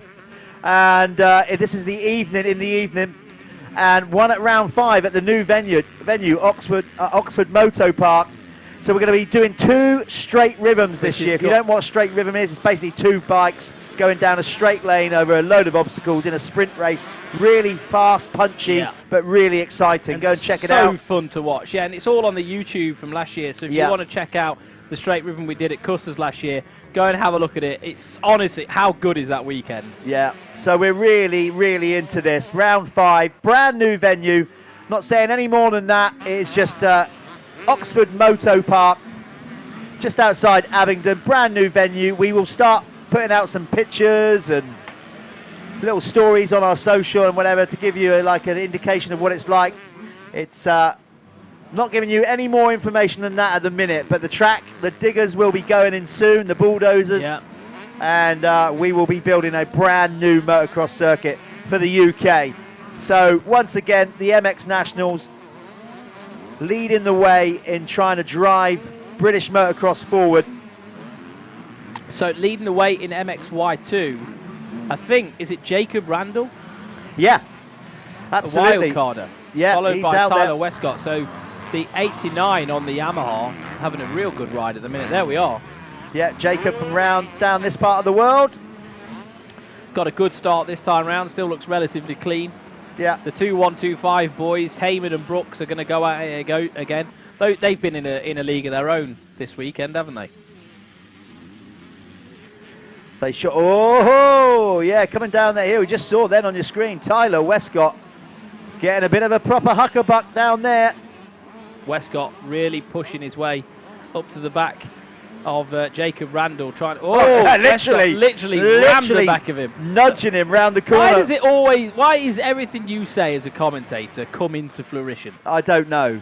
It's just like we're like flying. Time travellers. Yeah. I wish we were. So Westcott there pulled his roll off, and that's what we were saying earlier. They have a film that goes across the goggle, quick pull, clear vision again.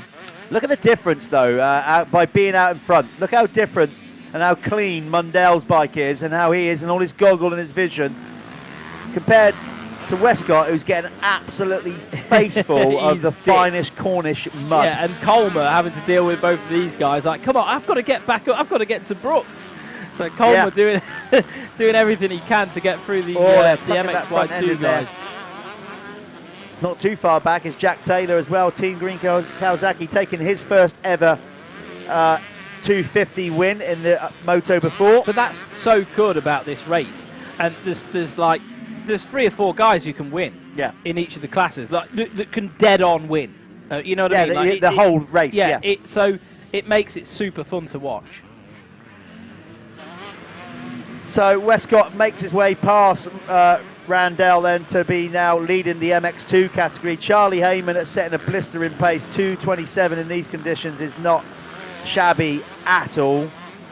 Because I tell you what, getting traction down on a 125 down here, around here, you've got to be using see how the whole back end was just going and everywhere. He was almost using the bank, you know, like the actual banking of the track. He was having to he was pushing the bike into there.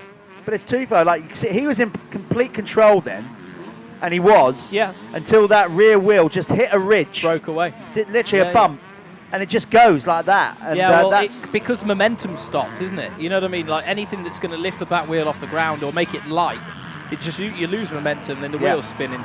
Goodbye, Vienna. Colmer, the 456.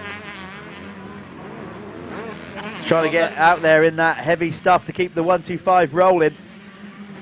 And smart lines, really, you've got to say that from Ollie Colmer there, because... But he's always like that. Colmer is very good at doing that. Got to keep that 125 rolling and trying to feed it up the inside on that slick stuff. It's much harder on a 125 than it would be a 254 stroke. So, yep, he's doing that well. There's Mundell, we're back with him.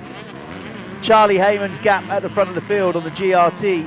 No, sorry, SJP. So many KTM teams in there. On the SJP Moto. And they're all the same. They all sound the same. Yeah. SJP Moto. It's Colmer who's on the GRT Impact KTM there, who's trying to find his way around Jacob Randall at the minute. Obviously, the 2 front runners on the 125, Joe Brooks and Heyman, they're way out of the picture. So Colmer, he really, I mean, well, to be fair, he's got Tyler Hooley not too far behind him, so he has to be careful of that one. So it would do him a favour if he could build a cushion up between Hooley and himself. Yeah, looks like Jack Taylor's made a little mistake that last lap. He's dropped just a couple of positions, not much in the 250 class. So the 250s are currently Westcott, Randall, then it will be Taylor actually. Yeah, Taylor for 3rd, then Ongley, and then Marshall. That's the current running order in the 250s. 125s is Heyman, Brooks, Colmer, Hooley, Musto, Ongley. Sorry, he is on a 125, of course. Rafe Broadley, then it's Charlie Griffiths, George Hopkins, and Louis Vincent. That is your top 10 in the 125 category. Randall doing a bit of off-track excursion. He won't get. Who's that down at the bottom? It looks to be pretty tricky down there. I'd say. I've seen yellow flags there the last few laps. Hooley doing a good job, as is Musto. Putting pressure on now. Look at that. You know, Mundell knows it's a couple of 125 riders, but I bet he lets them by. No, maybe he doesn't, but he had a look over his shoulder as if to say, see, that's where a 250... Oh! Musto goes down in the background. Ben Musto washes out in the whoops. But he's up quick, straight back on it. He's a tough little cookie, Ben Musto. And there's Ongley just capitalising from that mistake. So there we are. Tyler Hooley round the outside of the 89.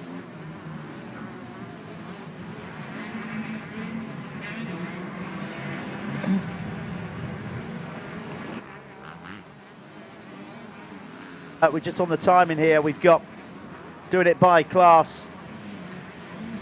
So it's Randall you were looking for. Yeah, that's it.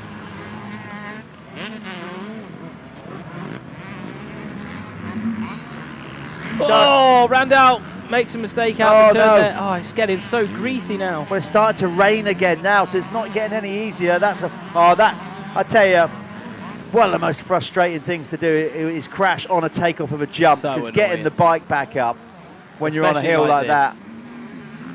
And the rain. Jacob Randall, unlucky dude. He just spun out there, and that's not an easy place to get back on your bike and pull away. The rain is coming down now. Look at the wet grass. Look how slippery it is. Look at that's on a 4-stroke. Look, he's just. Yeah. It is pouring now. The rain is coming down pretty heavy. Charlie Heyman out front has a lead of 6 seconds 48.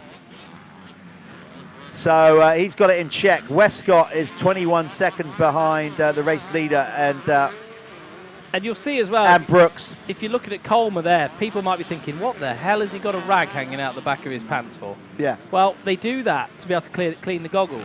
And the grips as well. Yeah. All that. So if you come off in these conditions and your grips are covered with mud, or if you've got no roll-offs left and you want to give your goggles a quick wipe, that's what that rag's there, tucked in the back for, just in case you need it for anything. Because the grips, when you've got mud all over the grip, oh my God, it's not nice, is it?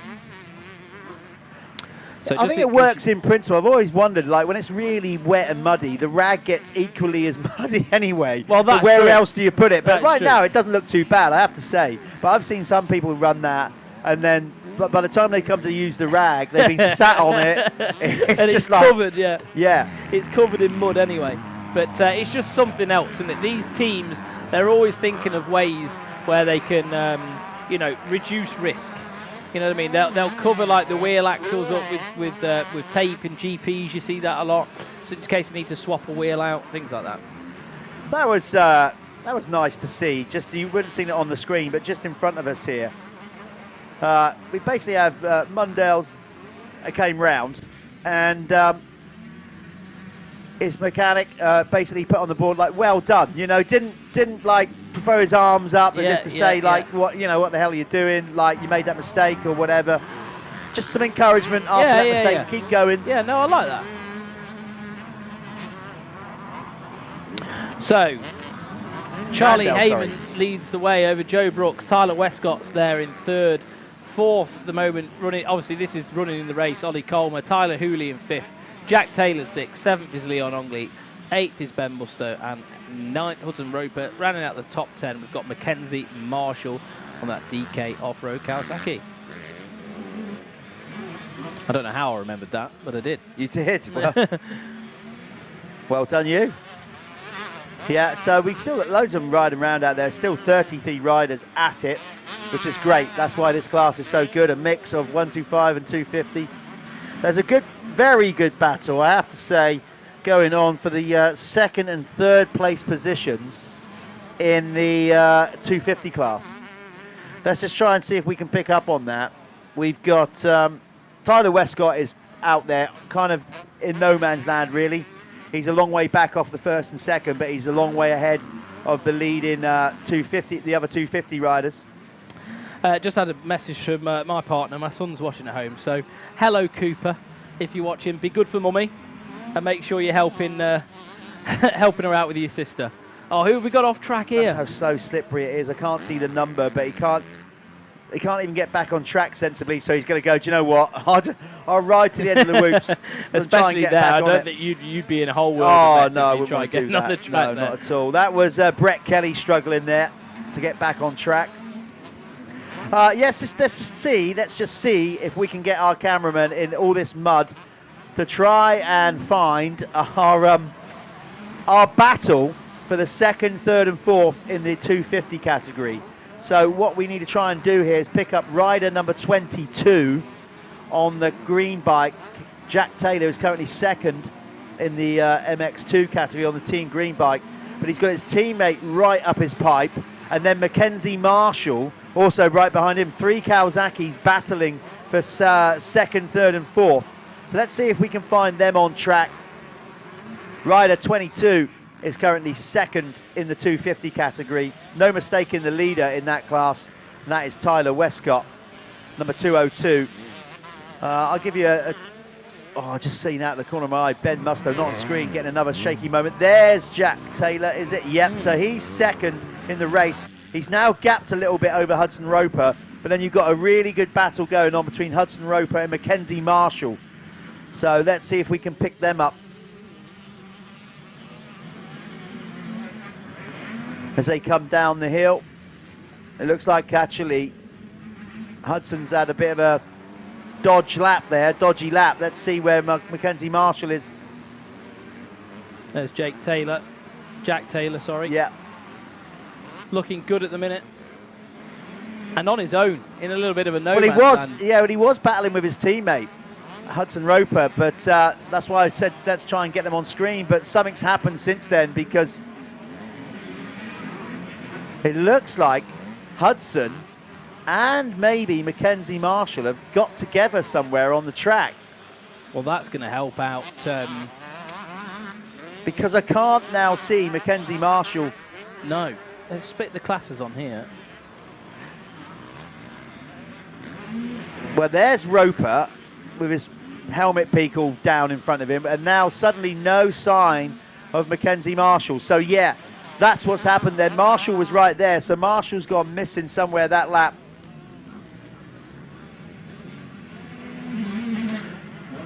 So yeah, I definitely can't see him coming round. So you've currently got in your running order in the 250s, it's Westcott, Taylor, Hudson Roper for 3rd, Harvey Cashmore on the Chambers Husky is up to 4th. 5th is Jacob Randall. Good recovery. Very good recovery. Ben Zeal is 6th. Mackenzie Marshall is now down to 7th, ahead of Seth Manners and Arai Elcock. Rounding out the top 10 is Bayliss Utting. That is it. That's the top 10 there. In the 125, it's Charlie Heyman now with a 9.6 gap over Joe Brooks. Then it's Ollie Colmer for 3rd. Tyler Hooley on the ASA United Gas for 4th, ahead of Leon Ongley. Then it's Ben Musto after that little get-off in 6th. Then it's Charlie Griffiths. Rafe Broadley is currently rounding out your top 10. Do you know what? It's really good to see Joe Brooks, or anybody, starting to match the speed of Heyman. And I'm not saying that, like, I don't like seeing Heyman win. I love seeing Heyman win. But what I'd like to see more than anything is an elevation of riders matching that. But you know what I mean? Like, Heyman is the stand. That's where we need to be with our UK riders. So yeah, it's good to see that. Looks like we've got a problem for... I think I can see the problem now. You can't see it on your screen, folks. Looks like Mackenzie Marshall has got a front brake issue, or so much mud around his front wheel. He can't even get the wheels turning. And then, so the rear wheel is just spinning even more. He's trying to bring it home off screen, but good luck in getting around the entire circuit with that. Mackenzie, there's a great overview of the Landrake circuit. You can see how slippery and slimy it's now become. There's Heyman, Charlie Heyman, in the 7 gear, in the 7 class. Classy that, wasn't it? Yeah. Yeah, very.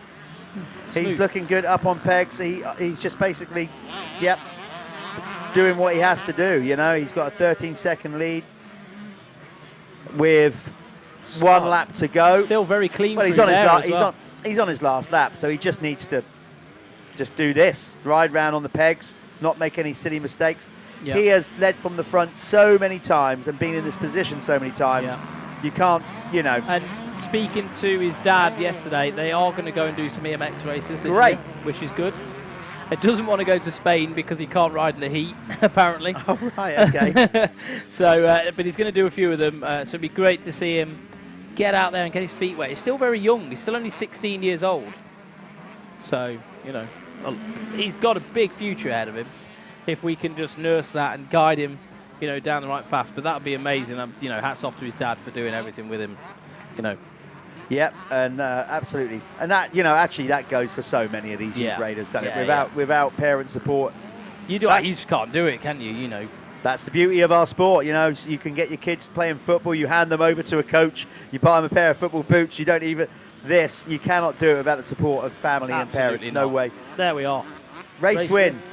Charlie Heyman, yet again. It's my turn to go and chat to him, isn't it? There's Mark Heyman just walking past in front of us. So Charlie Heyman taking the race win. It's let's just see. Let's get Westcott over the line. Is he over the line? No, not yet. So Tyler will a couple of corners to go, and Tyler will take the 250 race win. We'll chuck this to an advert now. So. And we'll be back with Jeff in the winner's circle in just a moment.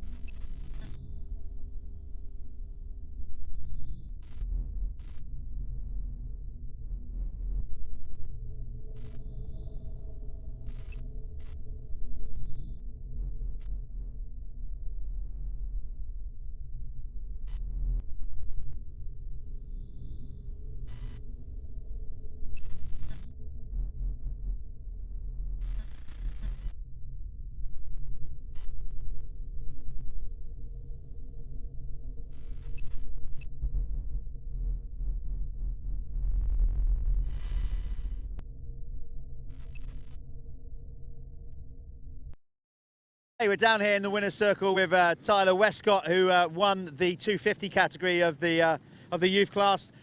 Tyler, wow, bit different to round one. That looks, from our point, really hard going. Concentration levels must be so high. Yeah, definitely. It was real tough. It was proper slick everywhere, and wherever you went, it was just slick as anything. And yeah, proper concentration out there. I mean, you've been riding a lot down in Spain with the Planet Moto team. Obviously, great weather. You know, sunny is very rare. So, but the hard pack training must have helped with conditions like that with throttle control. Yeah, definitely. Because it's so slick out there with like throttle control, you had to be proper careful and just choose your lines good. And yeah. Another good weekend though, consolidating the red plate. You know, okay, you didn't win every moto, but still a nice point haul going into round 3. Yeah, definitely. It's good to extend my points lead and hopefully carry it on the next one. Quick shout out to all your sponsors. There's a load of them watching. Yeah, big thank you to HA and Planet Moto Holidays, and yeah, them helping me out in Spain all winter, and HGA for giving me a bike and helping me out every week, taking me training and riding. Got to say, under the conditions, he's got incredibly white teeth. So he must have been riding with his mouth shut. We're going to go back to the racing now with the Clubman MX2.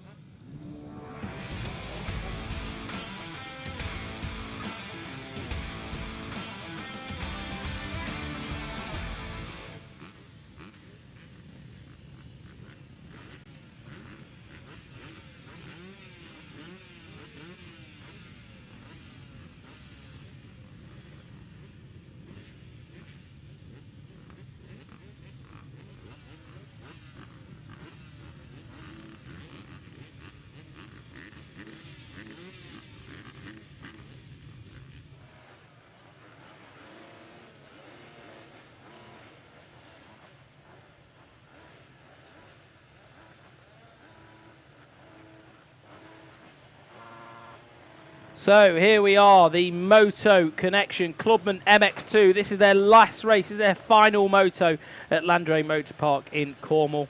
And then they can all head home to different parts of the country.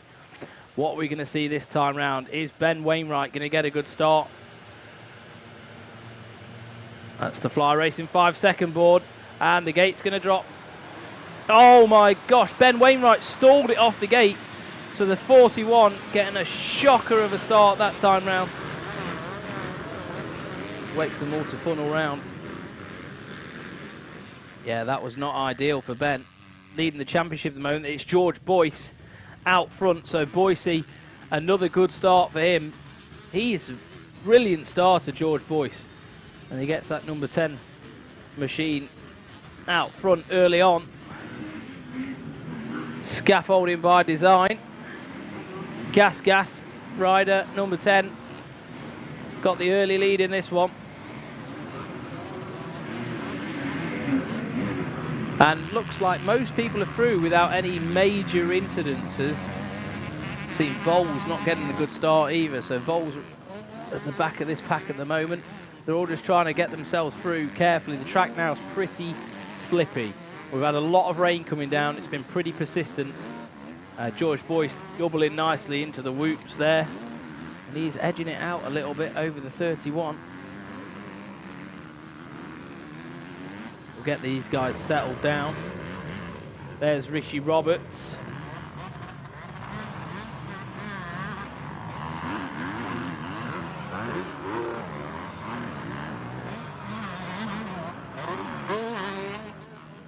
So Richie Roberts, 1:11. Another good start for him. The Welshman loves this sort of slippy, wet ground. It's his forte. Done a lot of riding in these sort of conditions. So Richie's well up for the job here. 1:11 coming down the hill. He was the moto winner in the first one today. So he's going to want to fight his way up the front. Look how shiny some of the spots on this track are. When it gets like that, the nobbies can no longer dig in and rip into the dirt. It's almost impossible. So momentum is key, and I think the 125 is going to be a tricky bike to ride now with a track like this. Ricky's in 4th at the minute. So they're just going to come through the line now. We'll get time and the scoring refreshed. So Charlie West is there in 2nd. My apologies, Charlie. No, I didn't call that earlier.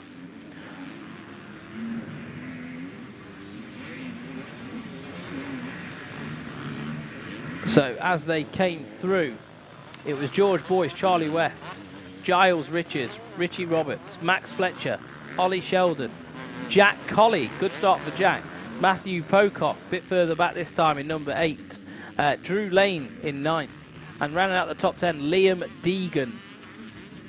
And still tons and tons more riders coming through. I just saw the 41 of Wainwright head through. Where's he? So Wainwright, we are... Ben Wainwright all the way back in 21st. So are we going to get a hard charger? You never know. George Boyce still out front, controlling this one at the minute. Boycey, the money man, the number 10. Nice gap, over a 2nd gap now to West. So Charlie West being pushed back. Boyce is doing a really good job at controlling this one, especially at the start of this race.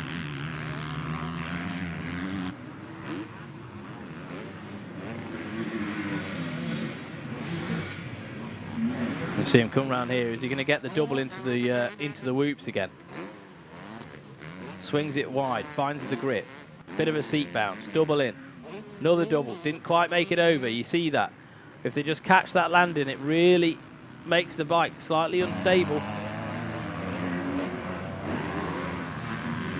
Just both of these guys trying to be in control, both on gas machines. Charlie West has nibbled some of that time away from George Boyce now. West in that real bright fly racing, FXR racing gear.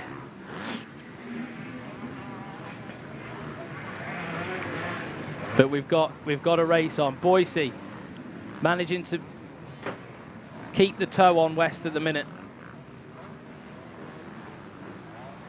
It's good to see George manage to pull a few laps out of the bag. He's been a good starter. We've seen some good starts all year. Hasn't managed to carry that through to the end of the moto. So let's see if George Boyce, the number 10, can control this race for a little bit longer. Good to see him doing this well in these conditions as well. When he comes through, they're going to have 8 minutes on the clock plus a lap. But Charlie West is trying to find his way around, dives up the inside and actually loses time. George Boyce just using the momentum a little bit, trying to keep that roll speed going. Really important when the track gets like this. All about momentum. That's why you see some of the 125s doing quite well. Even though the 125 gets less grip, they do quite well because they can keep that roll speed, bike's lighter and everything else. So pros and cons of both machines. We have got 125s out here as well. We've got Richie Roberts out there on a 125, teammates with Danny Brough in the other class that we saw get a race win in the first block of racing. On the Ruts Racing. Go and check them out as well. Ruts Racing. Hold on, it's R-U-T. They spell it differently, don't they? Yeah. R-U-T-Z-Z. Something like that. You'll find them. Go on their social media. Yeah, you'll find them. Go on Dan Brough's social media. Go on Ricky Roberts' social media, and you'll be able to find the links to that. Yeah, we love the Clubman. We say it time and time again, and we'll continue to say it. Because, quite frankly, it's them. These guys make the whole thing tick along. Yep. They're the lifeline of British motocross industry. They race, they buy the products, therefore brands like Apico, like RFX, Seven, Sintol, all these people, without these guys buying products, then can't invest back into British motocross with a series, and there you go. Exactly. It's one big circle of money. Talking about money, George Boyce at the front. Nicest camper in the paddock. I'm very jealous of it, very envious. It doesn't show. It's very envious. But he is controlling this race at the minute. The number 10 looking absolutely picture perfect, actually. I was just saying before, Jeff, we've had some good starts out of George Boyce. Yeah. But he's always sort of, dropped off it a little bit. So it's good to see him actually. I mean, we're on the second lap now. He's controlling this race. At this point, classic, the whole commentator's curse, but we can't avoid that. We've got to start overcoming this, but it happens all the time. I'd like to see Boise take a race win, because I'm just quite interested in your chat with him at the end. And if you're going to bring up the camper envy. I'm very jealous of it. I'm very jealous of it. No, fair play to him. Scaffolding by design. Ryder is definitely well and truly in control of this one now. So he's just gapped it out a little bit over West again. Every time West catches up, seems to make a bit of a mistake. I think coming off that race line, trying insides and things like that, you can't make those decisions too early, because those inside lines now, they're not being used. So you just got no grip there. Yeah. 5 minutes to go, plus a lap. Just, he's on him, but I've got to say, Boise's riding really good. Let's give a shout out to, well, loads of our partners, really. We're keeping an eye on this. Callum will dive in if something happens, while I'm just giving a shout out to our sponsors. Massive kudos to Michelin. Because they joined the vision back in whatever it was, 2013, at the end of 2012, and said, let's do this. And you have to try that new Michelin Star Cross 6. Yeah. I'm going to order one this week and get one on my bike, because I really want to try it. It looks like an amazing new design, good tyre. By all accounts, it's meant to be, exactly that. The guys at Milwaukee coming in for a second year, supporting us with the power tools. Of course, as you heard earlier on in the broadcast, me and Callum joking about the battle of the trades. We got a scaffolder out front, you know, more than likely to use Milwaukee stuff. So plumbers, electricians, or whatever. So it's great that Milwaukee are on board. Yeah, I know. Richie Roberts has his own transport company as well. So you know, these are all tradesmen. Mel Pocott, MGP Steel. Yeah, exactly. Big shout out to Liat, obviously the innovators of the neck brace and now making quality kit, helmet, protection, boots, gloves, you name it. So a big shout out to them. Also Apico as well, distributing it in the UK along with a lot of other brands. Oakley, Bell, the guys at RFX, who of course are right behind what we're doing here with their brands, with Seven and Fly. We've got Planet Moto First Lap Leader, Carbon Comps, go and check them out online. Get yourself in a live raffle, buy a ticket, win a brand new bike, either a Enduro model or motocross, go and do that. Moto Verde, the UK's premier salt-free bike cleaner. We've got Lifelines, a brand new sports nutrition brand, which a lot of these guys are now starting to try.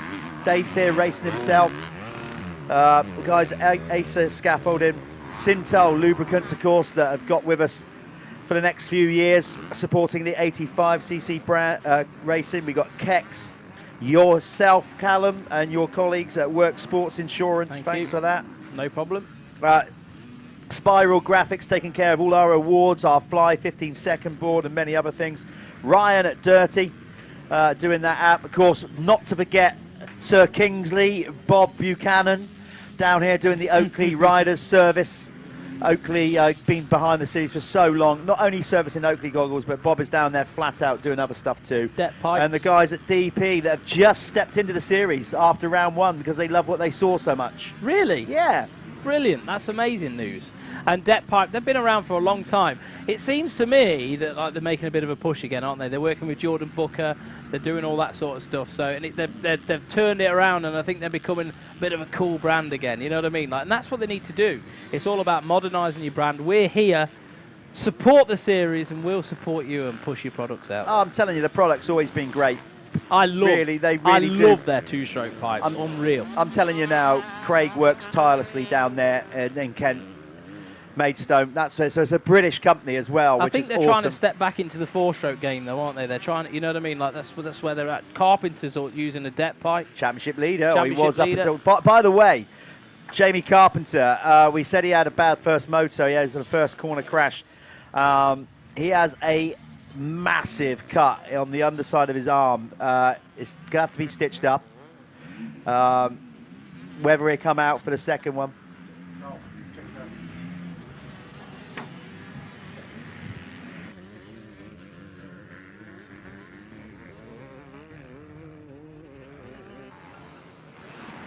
Okay, we went quiet there because just as we were saying that, our colleague Elliot Spencer was telling us he's got the lowdown on it. So unfortunately, championship leader will not be rolling out in the second one. Oh. Such is the magnitude of the gash under his arm. He's had to go to hospital to get it cleaned and stitched. So, yeah, unfortunately, Jamie Carpenter, hero of round one. Yeah, I don't think that. I think NHS waiting rooms. He'll be there a while. I don't think we'll get him here for the second race. But we can't moan. It's free. Well, no, nobody's moaning at the NHS. I certainly never would. Absolutely free. I'm privileged that we have it in Yeah, our definitely. country. They do an amazing job. So, but unfortunately, Jamie Carpenter will not be rolling out in the second pro moto. George Boyce, 3-second lead now over West. Who you've got on screen there, that is the 12 of Richards. So that's Giles Richards.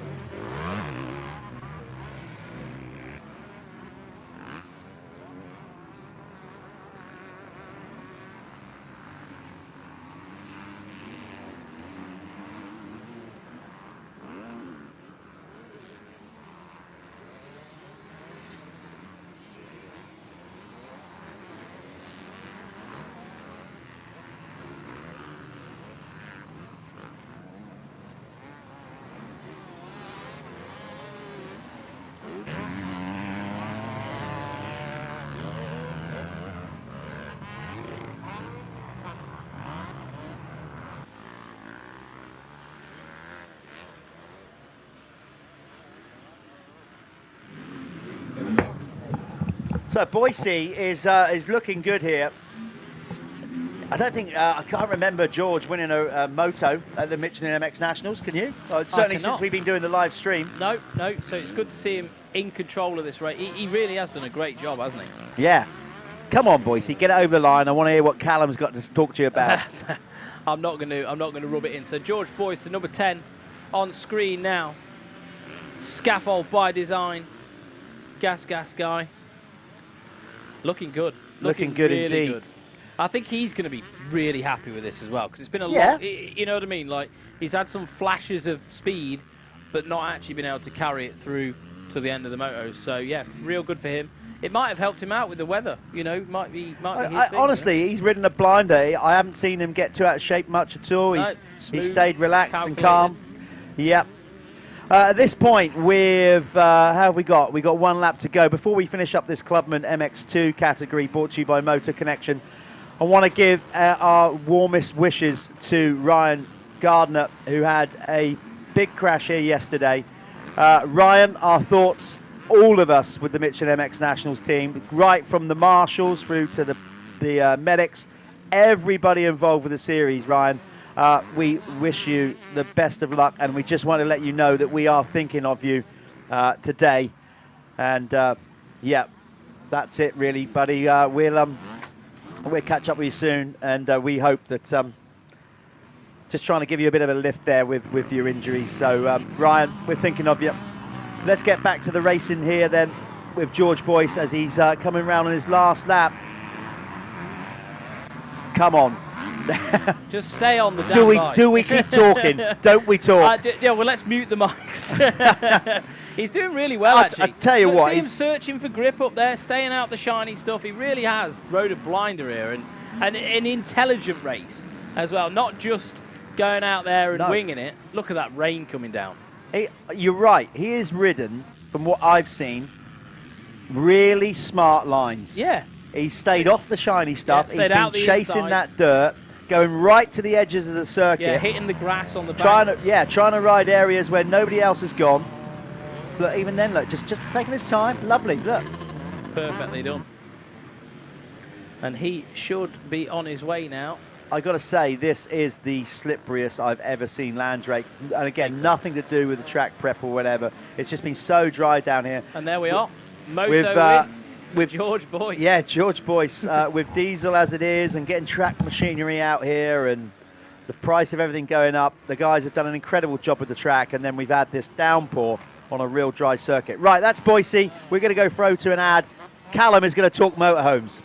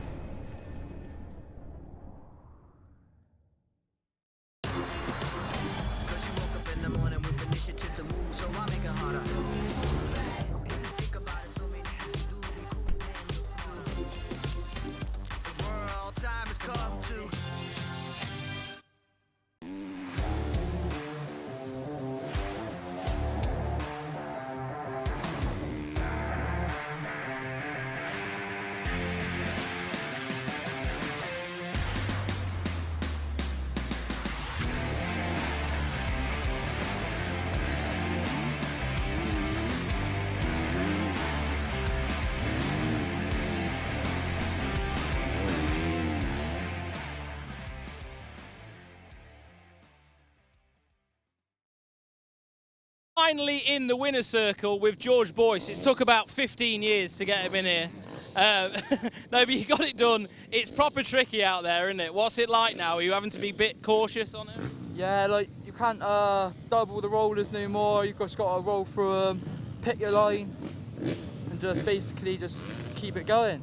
Me and Jeff were saying, like, from watching, you just took really smart lines and you were really careful with your decision making, weren't like taking any inside lines, no unnecessary risks. You got the job done, mate, so well done. Anyone you want to thank in particular? Design scaffolding. That's it. Is that it? And what's it, mate? Look, he's got money in his goggles as well. What's this guy doing? No, well done, George. And we'll see you up here again soon.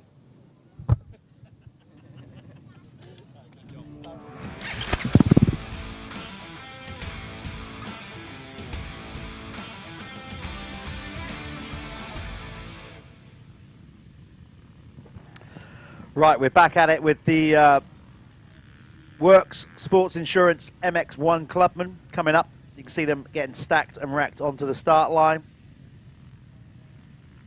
Having to go across the track there. Obviously, bikes all being power washed off. On a weekend like this, praise the mechanic. I wouldn't want to be a mechanic in these conditions at all. While Callum's out, I couldn't hear what you were saying in the interview. Have you just been given a fiver? With George, boys. While Callum's been out there, his seat has been taken by Marty Barr from the Apico Husqvarna team riding in the pro class. So Marty, let's bring you in. Good to have you in the booth again. I think we're going to make this a regular thing with you as you're into it. We've spoke to some of the winners, found out how treacherous out there from a pro rider with so much experience. Just outline to the people viewing and here on the site what the track's like at this moment. Yeah, it's, as you can see, it's just so slippy out there. But it's the same for everybody. It's really good to, have it like this rather than the normal, typical Landrake where it's all the big deep ruts and stuff. So it's definitely a challenge out there. The key is the key of the race is to start, trying to go out there and staying clean the first couple of laps. And I did get a good start, but I think myself, I rode a little bit too cautious first couple of laps, and a few riders got past me. But yeah, no, I enjoyed it. We're used to this kind of weather back home. Yeah, I know you are. We said that earlier on in commentary, how Ireland is very similar. Obviously, it's the emerald, a lot of green over there, but it's actually the ground over there. Yes, you've got some amazing sand tracks, but you've also got a lot of tracks that are very similar to this. So you're kind of used to that throttle control.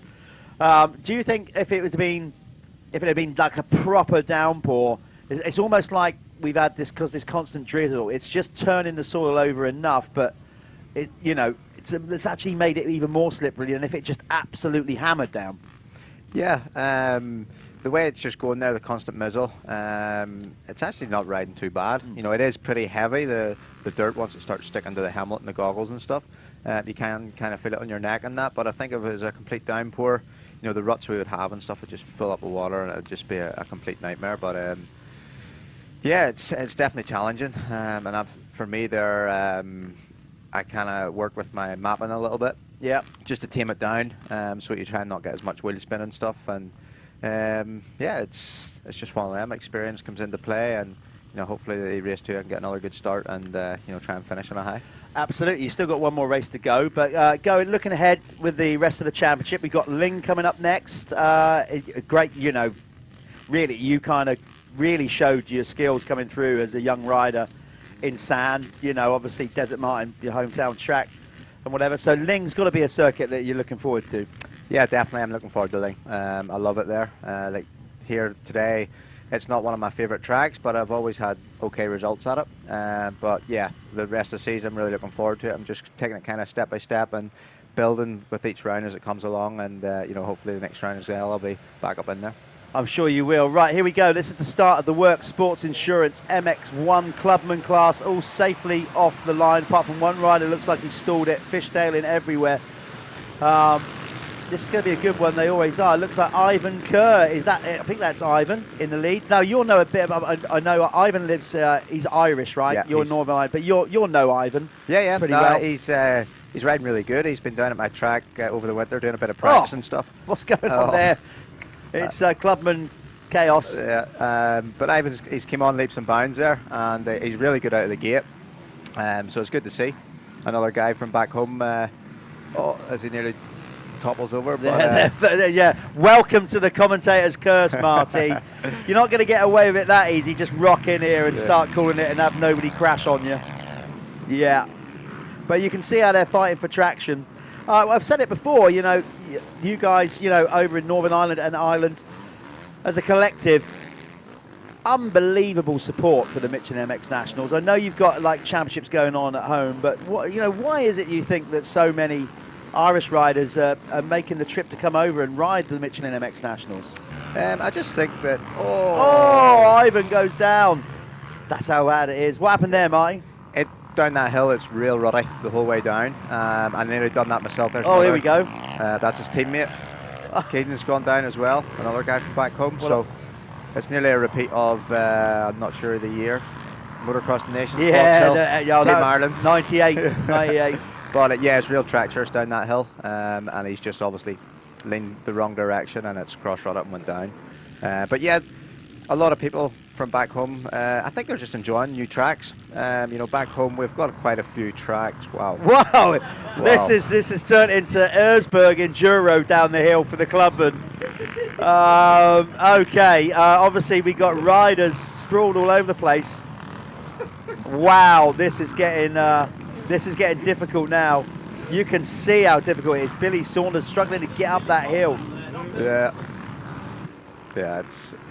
Listen, I'll tell you right now, we are not laughing at their talent, not by any stretch, so I'm not getting at that, but very rarely do you see that in a motocross race. You see that kind of stuff in an enduro or Western. Yeah, definitely. But when it's that bad, when you got all the guys, you alluded to like the infamous Fox Hills one where like even top-level world-class riders were struggling to get up the hill. Yeah. Stefan Everts lapped the entire field that day.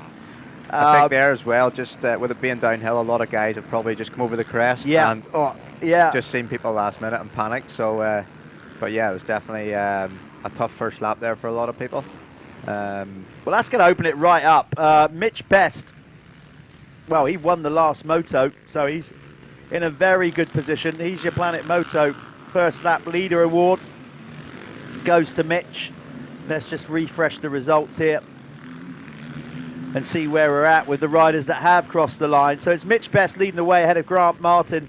Then it's Connor Baldry for third. Fourth is Billy Saunders, who we saw trying to foot his way up that tabletop. Then James Thompson. Ryan Bowring is in sixth ahead of Brad Taylor, who's wild carding. Then it's Ryan Davis, number 284. Adam Reeves is in ninth, and then Jordan Andrews in 10th.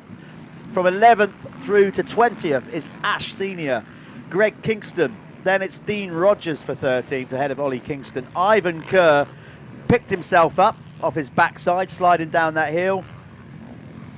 And he's got himself up to 15th. 16th is Jack Waterman. Joshua Ray is in 17th. 18th is Colby Walker. 19th, Keaton Stewart. And 20th, Charlie Roper. I got distracted because Callum, when he's got nothing to do, it's like having a small child in the commentary box. He's just picked up a Milwaukee drill and tried to drill Elliot's ear hole. So we better get him. We better get him back on here in a minute. Because no, I'm not saying go, Marty. It's just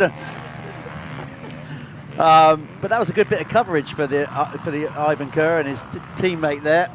Oh, we got riders going down in front of us as well. Now that could have been Alex Christopher off screen. I'm not sure. Maybe not. No. But yeah, this is going to get tough then for these guys. It really is. Yeah. Well, we've seen that already. Marty, from here on in, with your pro race coming up last, we've still got an amateur race and an expert race to come. What, if in an ideal scenario now, if it stopped raining, would that be a good thing, or would it get to a point, do you reckon it would be really heavy? Yeah, for your race. I think if the rain stopped now, because it is kind of still warm out there, it's kind of muggy. Yeah. It would start drying out, and then it would get really heavy. You know, the bike would feel a ton weight. So I think if it just keeps the constant mizzle, I think it would be better. Right, there you go. So in some senses, we don't want it drying out, and that's from the voice of a pro, because that's the thing. It will go tacky. It will start to stick the bike. The classic, your helmet weighs a ton. It starts to pull down over your eyes. You then got to start, if you haven't got tear-offs on your helmet and stuff, you've got to start using your hand. Yeah. And then you've got a muddy grip on the, and so it Just goes endless. on. Yeah, just Yeah. endless indeed. So, But yeah, going back to, I think Ivan and Keaton, they'll be back on the boat tonight. They've with an Ulster Championship back home tomorrow, so they've of got course, it's a bank holiday, they've got another race. You too, I suppose. You've got. I'm not doing you're it, not doing unfortunately, it. but you know, there's a lot of guys in the other classes that'll be speeding up to try and get the boat and going straight to the track tomorrow. So these guys will have 3 days on the bounce. That's nuts. So where do they get the boat from? Because we're so far down south. What, would they go There's to some- Wales? Yeah, there's some of them going Yeah. to Wales, Holyhead to Dublin, some on the Liverpool, Belfast boat, the overnight one. But unfortunately, I'm not going to make that one, so I have a 10-hour trip up to Stranraer in Scotland to get the 4 o'clock boat in the morning. God, I tell you what, So- see, there you go. That's the life of a pro motocrosser. It's not as straightforward as people think, particularly on a bank holiday weekend. Well, listen, Marty, great having you in the booth. We wish you the best of luck in this second moto. We'll be rooting for you, won't we, Callum? Put the drill down, for God's sake. Thank you very much. Yeah, have a safe one out there. That's Marty Barr from the Apico Husqvarna team. Always good to get Marty's insight into it. He's been around the block, 34 years of age, won a load of titles, knows what it's all about. No, sorry, I was just... Oh, you've kept my headset nice and warm. Cheers, mate. My neighbour was just asking me where a strimmer was. Oh, sorry, just as you come on, Billy Saunders just got really jiggy with it in the whoops and then head-butted the side of Connor Baldry. So Connor was like just trying to navigate the whoops. All of a sudden, he gets a headbutt to his foot, to his foot from Billy Saunders, who got a bit wild through the whoops there. But listen, that's how it is at the minute. This track is tough. Yeah, my neighbour was asking me where a strimmer is, and I stole it the other week when they was on holiday, so I had to just tell her that it's in my shed, because I'm an idiot and I didn't bring it back. If you steal something, you should always remember to put it back. So, there we are. Sorry. Sorry, Julie, if you're watching. On screen now is Connor Baldry. Good ride as well. 10 seconds back from Mitch Best, though. Best is really putting on his best show today. I couldn't help it. I just couldn't. I couldn't help it. He's here all week. Does he have to be? Yeah. But Baldry, 13 seconds back. So Mitch Best is really doing a good job at the minute in this race. Baldry is he's got a big gap as well over Grant Martin, who's behind him. It seems like these guys have sort of figured the track out now a little bit. It was a bit of a shock to the system, I think, when they went out on those first laps. I think they were like, whoa, okay, well, how do we do this? But it looks like they've figured it out. As you heard Martin Barr then, like the pro guys, they have to approach these sort of races with a bit of, a bit of foresight, playing with their mapping, things like that. But they've got engineers and mechanics that are able to do that sort of thing. These guys just... yeah, they just go out there and sort of hope for the best. I mean, I know the bikes now do have sort of soft maps on. You can play with that, but not to the same degree as what the pro riders can do. So Connor Baldry doing a really good job at the minute of maintaining that second place position. And the whole top three are almost quite separated. Looks like the zero of James Thompson could possibly get close to Grant Martin looking at times, but last time round, to be fair, Grant Martin was a little bit quicker. Well, we've got 3:33 left to go on the clock. There's a madman in front of us taking pictures, Callum. We have got 3:24 left on the clock in this one, plus a lap. So you've got Mitch Best still leading the way. He's got a nice gap now, 12-second lead. Sorry, over Connor Baldry in second. Grant Martin is now into third, upper spot, but he's 5 seconds back.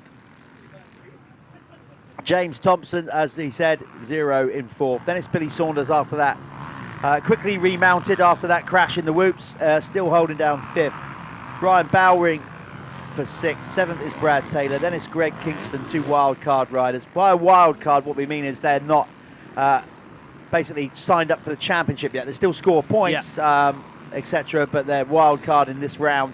Then you've got Ryan Davis in 9th, and 10th is Dean Rogers. Now, I'm going to say it again, because this is the Do Works it. Sports Insurance Clubman MX1. Hold on, let me tee this up. This is big. What you're doing here, I'm going to shake your hand on that. Thank you very much. I am, mate, because honestly, fair play, because you're putting back what you're about to announce, I think, is a big deal. So go thank for you it. very much. So, any of you Clubman guys, and I'm extending this out to Clubman MX2 as well, if you want to sort out your insurance. Now, I do life insurance, I do critical illness insurance that will pay off your mortgage. If anything tragic was to happen, I do income protection. So if you're off work and you'd need a wage to cover your lifestyle, you know, to cover your bills if you couldn't go to work, especially if you're self-employed, you're a plumber, carpenter, whatever. If you're in the Clubman MX1 or Clubman MX2 and you want to take out a policy with us next week, I will pay for your next round bill. I will pay the entry fee for the next round. So I will pay for Lyng for you as long as you take a policy out with us. And as long as it's not just for that, I'll have to do a little bit of vetting. You do some research. I'll do some research. But yeah, honestly, guys, I want to extend this to you because I want to encourage you guys to just maybe make that step. I know it can be a big financial commitment. It could be, you know, policies can range from 20 to 50 to 100 pounds a month, depending on what you need. So sometimes people just need that little push over the edge. And yeah, I can educate you. And hopefully, if I get in front of you and explain to you what I can do, then you'd be like, oh, this is a no-brainer. So get in touch with us at Work Sports Insurance on Facebook, and then me or one of the team will get back to you, and we can get that sorted out for you. Well done, that man. Well done indeed. Thank you. Going back, so obviously we've still got Mitch Best leading the way with this one with a comfortable 15-second. He's about to get the 1 lap to go board wherever he is on circuit. Let's try and find him. He's going to get the 1 lap to go. You're watching Grant Martin in 3rd, going up that hill and up that very difficult jump, trying to get traction up there. Another reminder that we have just recently announced round 5 of the Michelin MX Nationals. We are going to Oxford Motor Park is what we're naming it. Okay. Yeah, it's just outside Abingdon. I bet if there's people at home watching this now, probably getting on Google Earth, aren't they? Thinking, oh, well, okay, where is it? Where is it? Well, we're not going to give you the postcode. You would never even think about it. You wouldn't even know. It's a brand new venue that the Michelin MX Nationals has exclusively basically going to build for the Michelin MX Nationals. So, brand new venue for British motocross. Again, driving the sport forward, or trying to, and improving the situation in the UK, because let's be honest, tracks are getting harder to find. That's why it always shocks me when someone goes, oh, we're building a new track. My first thought is, how the hell did you get planning for that? Yeah. Yeah. So, amazing. Great news. So we've got a brand new venue coming out. That'll be round 5. Get on the website and check it out. Basically, we're going to be doing that, and we are going to be incorporating, such as the venue, we are going to be able to then build a straight rhythm track. So we're going to have 2 rounds of straight rhythm this year. Nice. Which is really cool. So that will happen on the evening. There's Mitch Best on his last lap now, number 53 on that black Honda. He's controlled this one the whole way through. 18 seconds in the lead now, 19 seconds in the lead. Going back just to the schedule while we bring Mitch home for the rest of the year. Yeah, we are round 3 up next at Lyng in just outside Norwich in Norfolk. One of the most long-standing tracks in the UK for motocross. It's been around a long time, and it hasn't changed much down the years, which you'd argue, well, that's a bit rubbish. But no, such as its just challenge and the way it's laid out, it doesn't need much changing. It's still one of the best tracks in the UK. So we're going there on the 28th and 29th of May, so the end of the month.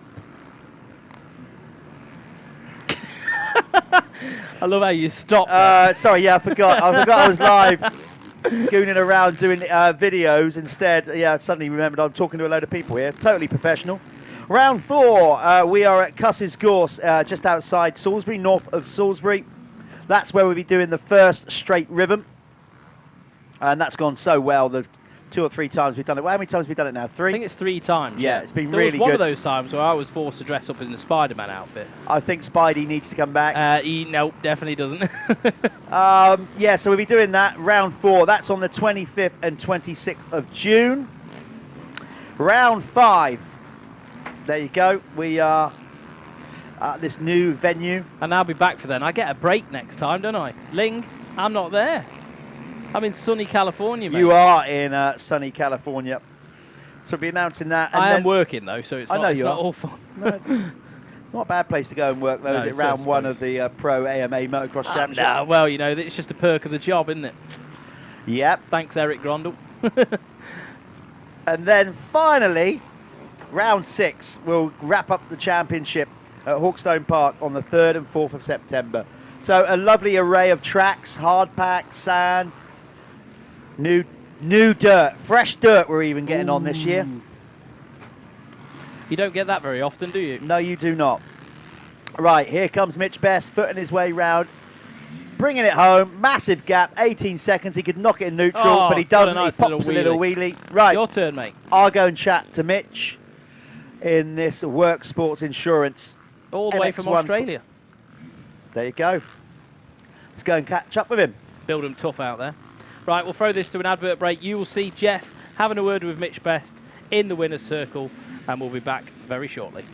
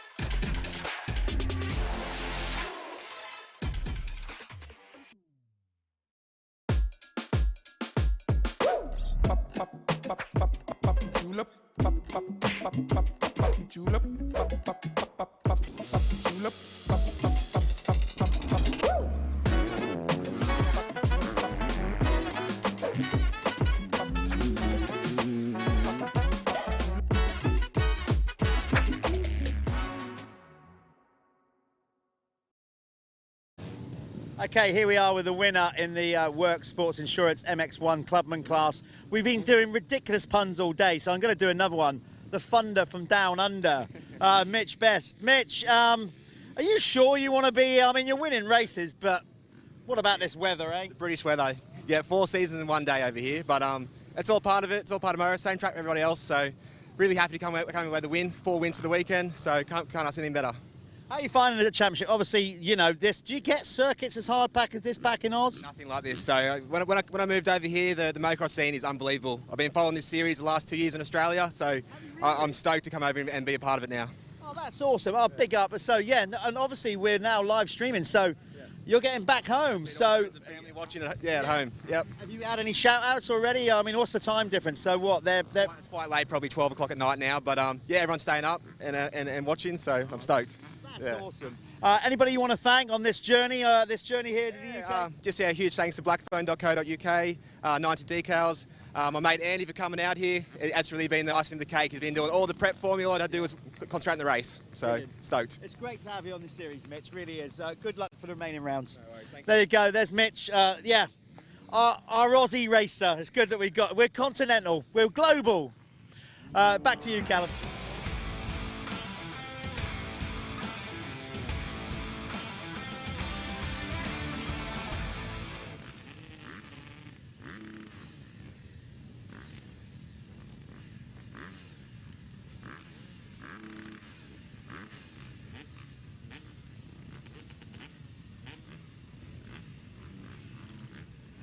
This is the Moto Verde Amateur MX1 and MX2 class.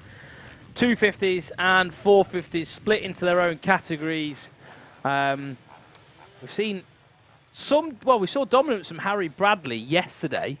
Bit of a shocker in his first race today. Didn't quite go to plan. So he's going to want to make a rebound. He's definitely going to need a start in these conditions because you do not want to be getting filled in by anybody, do you?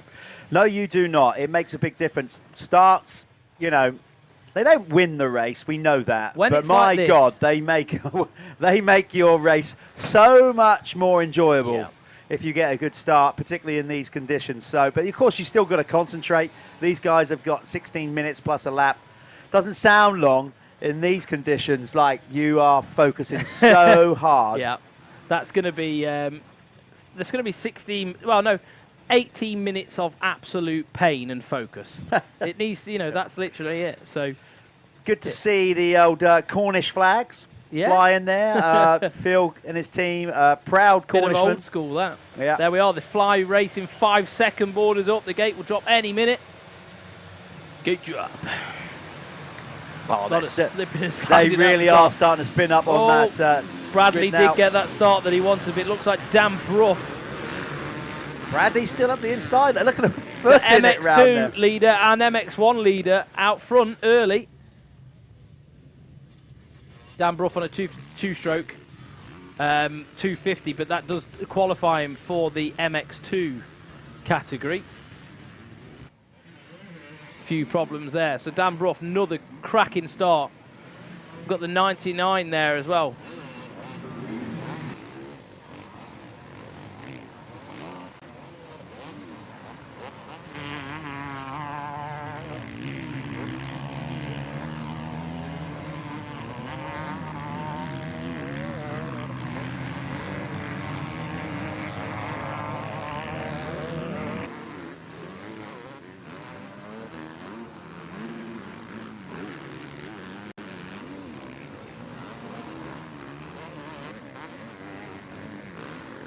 So there they are coming through the rollers, really slippy now, and then they're going to head down that hill, which a lot of the Clubman riders struggled with.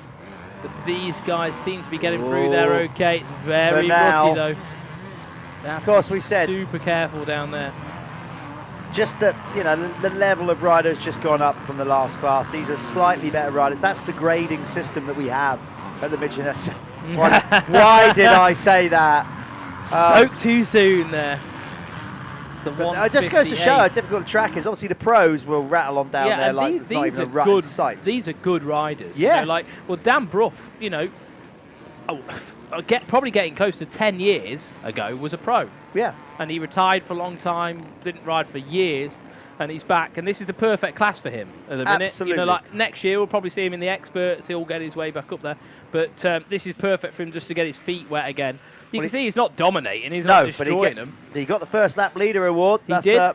So point on the board. On the Planet Moto first lap leader and with a broken leg as well. So riding with a crack in his leg, not ideal. Especially when it's like this, because you'd be very inclined to like put your leg down, try and stabilise yourself. So I love the way we play that down. No, it's not ideal. Oh, it's only a broken leg. It's not ideal, you know. Small little crack in your leg, you know. But, you know, most people wouldn't even be walking. They'd be in a Beckham boot on crutches. You know, we're animals, mate. This is motocross. So Billy Wynn there, 99. Sorry, Billy. I had a bit of a mental block and forgot your name. It happens. But yeah, Billy Wynn, then Harry Bradley in third at the moment. So all these top three all spaced out pretty safely at the minute. But they'll do that with a little bit of calculation when it's like this as well, because you just don't want to be sat there getting blasted and filled in, do you? Not at all. So there is some sort of thought process behind it. And also, you don't want to be following too much as well. Look how deep those ruts are getting now on the inside. But Dan handling that really well. He crossed the line with a 3-second lead, that's pretty good going on an opening lap. But the conditions like they are. Now, Billy Wynn was solid in that first moto this morning, taking the race win. Harry Foster's up there as well. Luca Pegg looks like he's back down in the pack again, so not an ideal start for Luca Pegg in MX2. These guys doubling in, yeah. Billy Wynn got that nice and clean. Oh, it just takes a little tap, doesn't it, to get you a bit out of shape. Bounce the rear wheel. Slightly skew whip in there, and that back end's going to break away, particularly as the suspension comes in and compresses, Callum. Yeah. Then as it comes back up, it all goes light. Everything the wheel goes light. If you're on the gas when the wheel's gone light, you could spin out. Yeah. Getting there, getting through those whoops or rollers, whatever you want to call them. Let's call them rollers or clean every lap is a absolute mission. So. People are walking past our commentary booth enjoying themselves. Somebody there with a can of Jack and Coke. I think that would probably signify he's having a good day. He'll be staying tonight then, no drink driving. So, focusing on Harry Bradley there at the minute. Oh, Billy he's Wynn. gone down. Billy Wynn's gone down, so that's going to put Harry into the lead in MX1. Yeah, and there you see the issue. Look at all the mud on the top of his glove. That would have got all over the grip, and this is why the riders carry the little flannels, because he could have cleaned his grips down then, and he could have, you know, been in a bit of a better position to get back going and been able to ride with full control of the bike. So that's it. Harry Bradley's moved up a spot, so he's leading MX1. Bit old school with the gold hubs and black rims. I know Harry works for SM Pro. He's the guy. If you phone SM Pro to order a set of wheels, I think it might be the corporate side of things. But Harry's there, and Harry's the man on the phone that will place your order, ordering things from Japan and all sorts of stuff. So you've got quite a busy job there at SM Pro. Industry man, you know, this is what it's all about, isn't it? Yeah. As I said, we've got so many riders from, if you basically count the two Clubman classes, the amateur and the experts, you know, all of those guys, realistically, you know, they're 9 to 5 jobs. Yeah. You know, some of them have got families, you know, young kids, all that. And then trying to fit in the riding, the cost of it. It's hard. Obviously, the way we are in the world, without getting too down on it, and this is dedication. This is how much these guys are into it. Yeah. But then the way I've always looked at it, Callum, is, you know, like you need a reason for being. And once you get in this sport, I'm telling you right now, if you're new to it, I know right now it looks like it's carnage and very difficult because it's a mudder. But trust me, once you start riding a bike, you have to ride a motocross bike to experience the feeling you get from it. Yeah. It's like a zen-like moment. You kind of forget your worries because your brain has to process so much stuff. There's almost no room to think of anything else. When you're actually riding, that 10, 20 minutes that you're actually riding the bike, there is no other thought than the actual present moment. Yeah. And it's crazy. It's bizarre. Really is bizarre. And there's not a lot of sports where you get that. Well, you don't. Like, if you're playing football, it's a team game. You've got to concentrate and all that. I get that on your position and whatever. But the ball goes out of play. Yeah. You have a little. You can mentally switch off for a minute. Yeah. Do that. You can't do that in motocross at all. And also, just look at the side of Harry's helmet. You will see a Works logo on that helmet there. One of our protection consultants, Jan, he helps Harry out, and I think he's also got a Moto Verde helmet as well. He switches between the both of them. I think he ruined that in the first race today. Yeah, he's riding around like a bullet, man. Bullet head, that's what we call it when the bullet peak's head, gone. indeed. Let's. I'm going to try and see on the old time in here if we've got any real close battles going on. I think Alec Buchanan and Harry Foster might be pretty close. No, Harry's gapped away from him. We've got a very good battle going on for 8th, 9th and 10th between Ross Millard, number 56, Luca Pegg, number 807, and Jack Seaborn. I don't know if Darren, our producer, can try and get the cameramen to pick up number 56 and 807 somewhere on track, because they are not too far apart at all. A couple of tenths in it at best. So there's Luca Pegg. There's Luca. So just maybe he's had a better lap this time.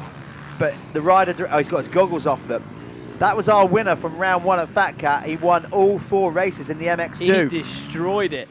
I don't know whether he's going to be leaving here with the championship lead. It's going to be close between him and Brough. Did Dan Brough ride Fat Cats? No, he was broken legged. Yeah, I think so. No, he did ride it. Or did he ride it? Yeah, I can't remember. It seems so long ago. Should know the results on that. But anyway, Luca Pegg, who was absolutely dominant at round 1, in the Moto Verde Amateur MX2 class. Not so good this time out. Will he keep hold of that championship lead? We'll find out at the end of the day. But he's got his goggles off, and you can see Jack Seaborn behind him. So I think Ross Millard has got away a little bit in front of him there. Not much in it. These guys battling from Billy Wynn in 6th down to Josh Greedy in 10th. All very, very close on the circuit. And you can see how ditched they are now. The mud is getting heavier, isn't it, almost? It's got through that topsoil and it's ripped it up so much that all that's sticking to the bikes, sticking to the helmet, sticking to the kit. And, man, this is miserable. I'm glad I'm sat in here in the warm, to be fair.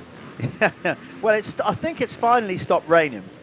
Yeah, I think it has. But that's why the track is getting tacky. That's exactly what Martin was saying he didn't want. Yeah. But he cursed himself. He's in the booth. Whatever you say down the mic, the opposite's going to happen. Oh, dear. I like it when we get the camera on the front of these jumps, these rollers here, because, well, that's what, you know what I mean? There you go. That's why this camera angle gives you how difficult it is at these conditions to get through there without any kind of incident. So I think, was that potentially Ross Millard? Yeah, that might have been another spot then for Luca. Oh, no, it could have been Keelan Southwood, actually. I think it was Keelan, number 44, that went down there.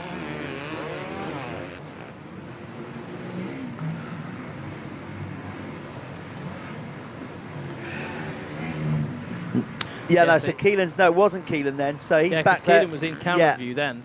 So, but anyway, that was a Harry Foster. That was not a bad lap for Luca Pegg. He's picked up a couple of positions there, I reckon. Just from riding sensibly and mistake-free. Yeah, keeping his goggles on. They're not cheap anymore, so he's not chucking them away.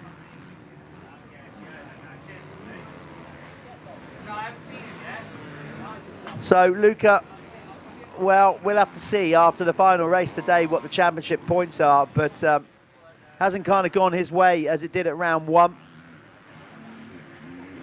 But a good battle behind them, as you can see. So let's just drop back a little bit. If we can drop back one place or two, Darren, our producer, we have got 4 riders behind Luca Pegg that are all, just stay on this cap. Yeah, you'll see them come into view now. Here we go. So the next 4 are all racing hard. In fact, well, 5 even. So again, some great racing in this amateur class.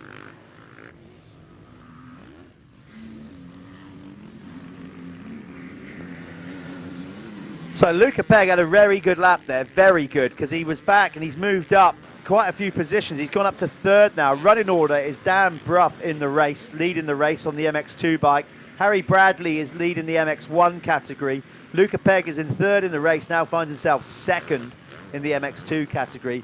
Then in race order, we've got Keelan Southwood in 4th, Harry Foster for 5th, Billy Wynn is now in 6th, ahead of Ross Millard. Oh, Luca Pegg making a panic rev in front of us. Just about clearing this tabletop. Where was we up to? Ross Millard for 7th. 8th is Josh Greedy. Joshua McCorkle is currently in 9th, and Lewis Taylor rounding out the top 10. Then it's Logan Wilcox, the rider from Derby, I think. Lewis Hall's been helping him out this weekend on the old pit board. Yeah, I saw that. 12th is Callum Watson, then Aaron Gardner for 13th. Lewis King London, who had a great scrap in the opening moto, in 14th. Archie Hicks currently in 15th. Then it's Sam Ongley in 16th, ahead of David Rushton and Ryan Tanner. Ryan Osborne in 19th, and 20th is Callum Gordon. That is the running order in the race. Let's give you the MX2 Moto Verde amateur class current running order. Well, Dan Bruff's leading the way. He is leading the way. Do you want to know how far he's ahead of Luca Pegg? Go on then. Of course you do. 48 seconds. Jesus. So someone's down there in the woods. Quite see who that was, but Dan Bruff with a massive lead, 48 seconds ahead of Luca Pegg. Then it's Keelan Southwood, Harry Foster, Logan Wilcox for 5th, Callum Watson in 6th. Then it's Lewis King London. Joshua McCorkle on screen right now on the 161. Then Archie Hicks for 8th, 9th Sam Ongley, Ryan Tanner in 10th. That is the amateur MX2 class. In the MX1 class, it's Harry Bradley leading the way. Billy Wynn, number 99, is second, ahead of number 56, Ross Millard. Josh Greedy is in fourth, number 33, ahead of Joshua McCorkle. Then it's Lewis Taylor, number 41, for sixth. Seventh is Aaron Gardner. I think we saw Aaron have a little slip off earlier on. David Rushton is currently in eighth, number 66, ahead of Ryan Osborne. Yeah. Then it's Callum Gordon for 10th. McCorkle and Millard are having a right little battle then. Back on screen, though, is Billy Wynn, 99. He's had some problems throughout the race. He has. Just you can see our cameraman frantically trying to find another rider, probably obviously under the direction of our producer and director. It's getting harder for our crew to find these riders on track, such as their obviously filled in number plates, and that's why the importance, people, riders, of having your name and number on your back. Daniel McCorkle and Richard Millard, bar to bar, look, going up the straight. McCorkle on the inside, just pushing Millard out wide. But you've got to maintain that composure, haven't you? Because Millard's going to be like, I need to get through, I need to get through. Mate, just chill, back it down. Let's think of the track, let's read the track, let's not do anything silly. And it looks like he's gone down. So McCorkle coming out on top in that little one. Looks like we've lost Millard. He was trying to push it though, he really was trying to force the issue. So McCorkle, I think, up to sixth now in the race overall.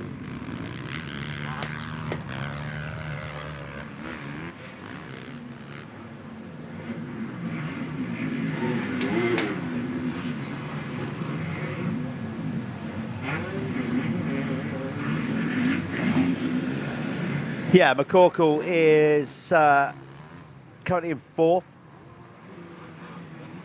playing the percentage game through the whoops there. I'll roll them. Yeah, pretty calculated decision. I don't blame you, Josh, not one bit. You can see actually now the track is starting to dry a little bit and the rain has just relinquished a tad. We're starting to get a little bit more of a favourable race line. I think after the experts go out, we're going to start getting a bit of a race line, but it might get a bit one-liney, and then it gets difficult to pass, doesn't it? You know, because you've got that one like optimum line. You've got to be a bit brave to sort of move out of it, but you know, that's how it's going to develop. But this track is one where, I mean, there's plenty of passing opportunities. You've got 3 to 5 ruts in all of the turns. It's not like you've just got one line to drop into. We've seen that today. Even though these conditions are really tough, I hope you've enjoyed what you've seen at home, wherever you are in the world, because you've still seen some really good racing. You know, regardless of the conditions, there's been a lot of incident, a lot of overtaking. We've seen some like that race earlier on between Kessel and Coleman. I mean, I couldn't take my eyes off that. That was, you know, just the tactical side of it. Yeah, I mean, they might not have been going back and forth, but they were just sitting there reading each other, studying. You know, like it's almost like there's more to it than absolutely just going guns blazing. There is. You got to keep calm in this game. You know, the red mist can descend sometimes, and of course, sometimes when you crash on the first corner, you have this most amazing ride, but the red mist comes down. And all thought process goes out the window, and you can charge through a pack. But you can't ever replicate that. And people go, well, why don't you ride that all the time? And you just can't explain it. No. You need that, like, sometimes you need that added little bit of seasoning. Yeah, because when you try to get aggressive without having the adrenaline behind almost, it. exactly. And then you ride terrible. Because I think when you get that charge of adrenaline and anger and genuine frustration, you actually get more focus as well. So with that shot of adrenaline, it's natural. It's actually a thing. You get more focus with it instead of just artificially trying to just ride aggressively. Bit different. Yeah, absolutely. Well, so far, I mean, it's been tough for these guys today, obviously, but regards of an event, we've had a lot of people stay around. It's been like a light drizzle rain. It hasn't been downpouring. So thank you to everybody that's come out to watch. And is here at the event, sticking with us right to the end. Of course, the last race of each round will be the Lifeline's fastest 40, incorporating the Leah MX1 and Apico MX2. Dan Brough, who's leading the race and leading MX2, just took the last lap board, so maybe we want to get focus on the number 33 for the last lap, because he's absolutely put on a show, hasn't he, today? Absolutely perfect performance from Dan Brough. What's the team name? Ruts Racing. There we are. Oh, I know it's Ruts, I'm just not sure of the spelling. I was just wondering you would. So there's the Ruts Racing rider, Dan Brough, out front, doing his thing. Yeah. With a broken leg.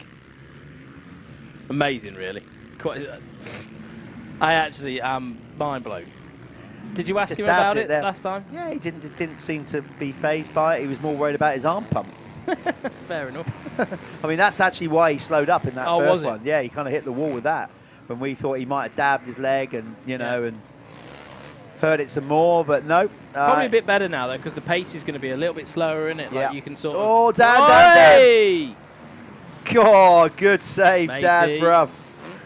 Front wheel was going the complete opposite direction of where it's meant to be going. In nice fact, and steady, mate. Nice and steady. Oh, man. Yeah. He had his rear wheel go where his front wheel should have been. So we're going to bring Dan home here. He's Just got a lapping Armours Pabbers at the moment. Got a colossal lead, 32 seconds ahead of Harry Bradley. And Harry's not even in the same class. I don't mean that as in their ability. I meant Dan's on a 250. He's a minute over the second place MX2 guy. Over a minute in lead. What a ride. Yeah, what a ride indeed. Again, look, out there, trying to find those darker bits of soil Little now. bits of grit. But that's what we've seen. Everybody who's actually ridden intelligently, looking for those little dark patches, looking for grip, they're the guys that have won. And it's literally through just tack hunting. Yeah. You got to look for it. You got to look for it. Ride with a bit of mind, bit of thought over it. I mean, it's easy, a lot easier said than done, but you can see why, and it's good to see on the screen the difference with what they're doing. That's one thing, obviously, for us. The live stream's brought to the whole thing. As you know, you can come out to the event and watch, but now with this live stream service free to view, we can study the riders even better. So it's going to be another race win for Dan. Brough takes the win, slows it down. Go and have a chat with him, Callum. Callum's making his way out. While he does that, we're going to go to an ad break. Hopefully by the time we finish the ad, Dan will be down there with Callum. Up next will be the RFX expert class. Let's go to an ad.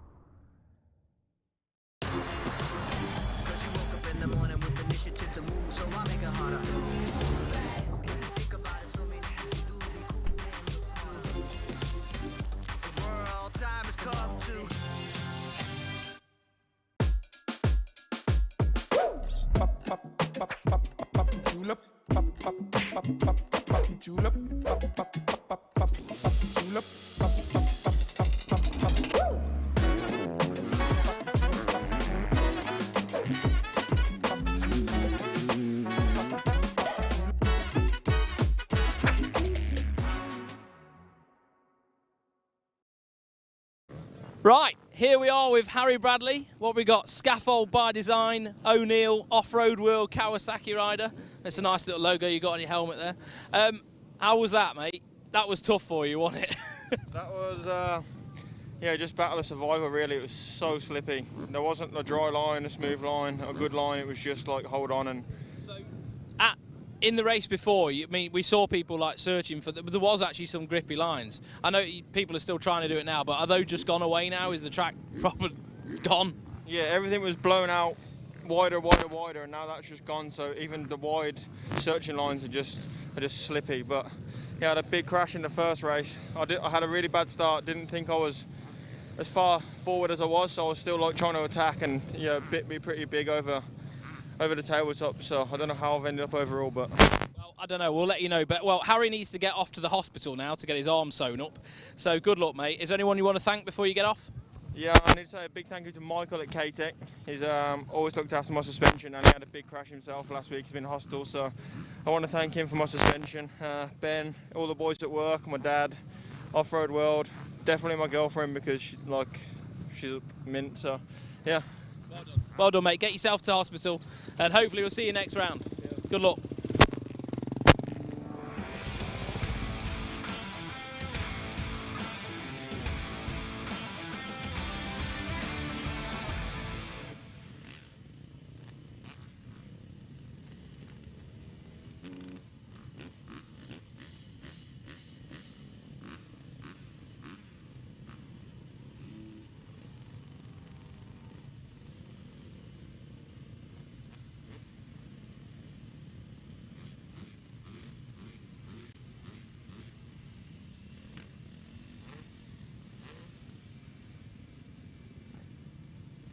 Okay, we are now getting to the RFX expert class. They are coming to the start line.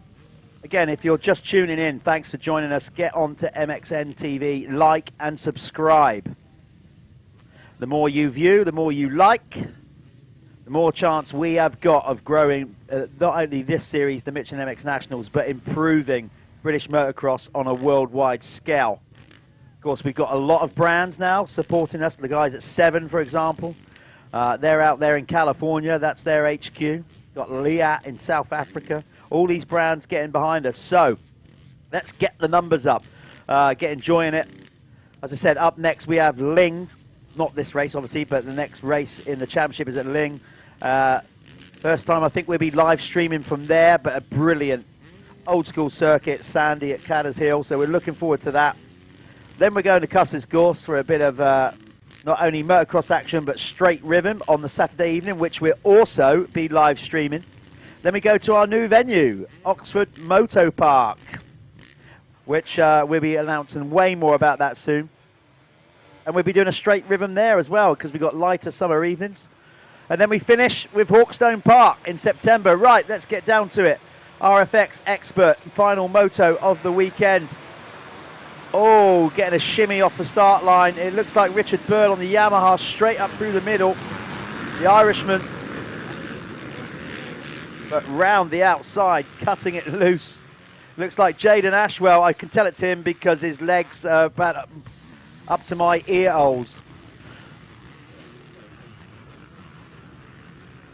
So it's Jaden Ashwell leading the way on the AJP. No, he's not. He's been Aaron Ongley on the 723 bike has got in front of him, but Ashwell will fight back.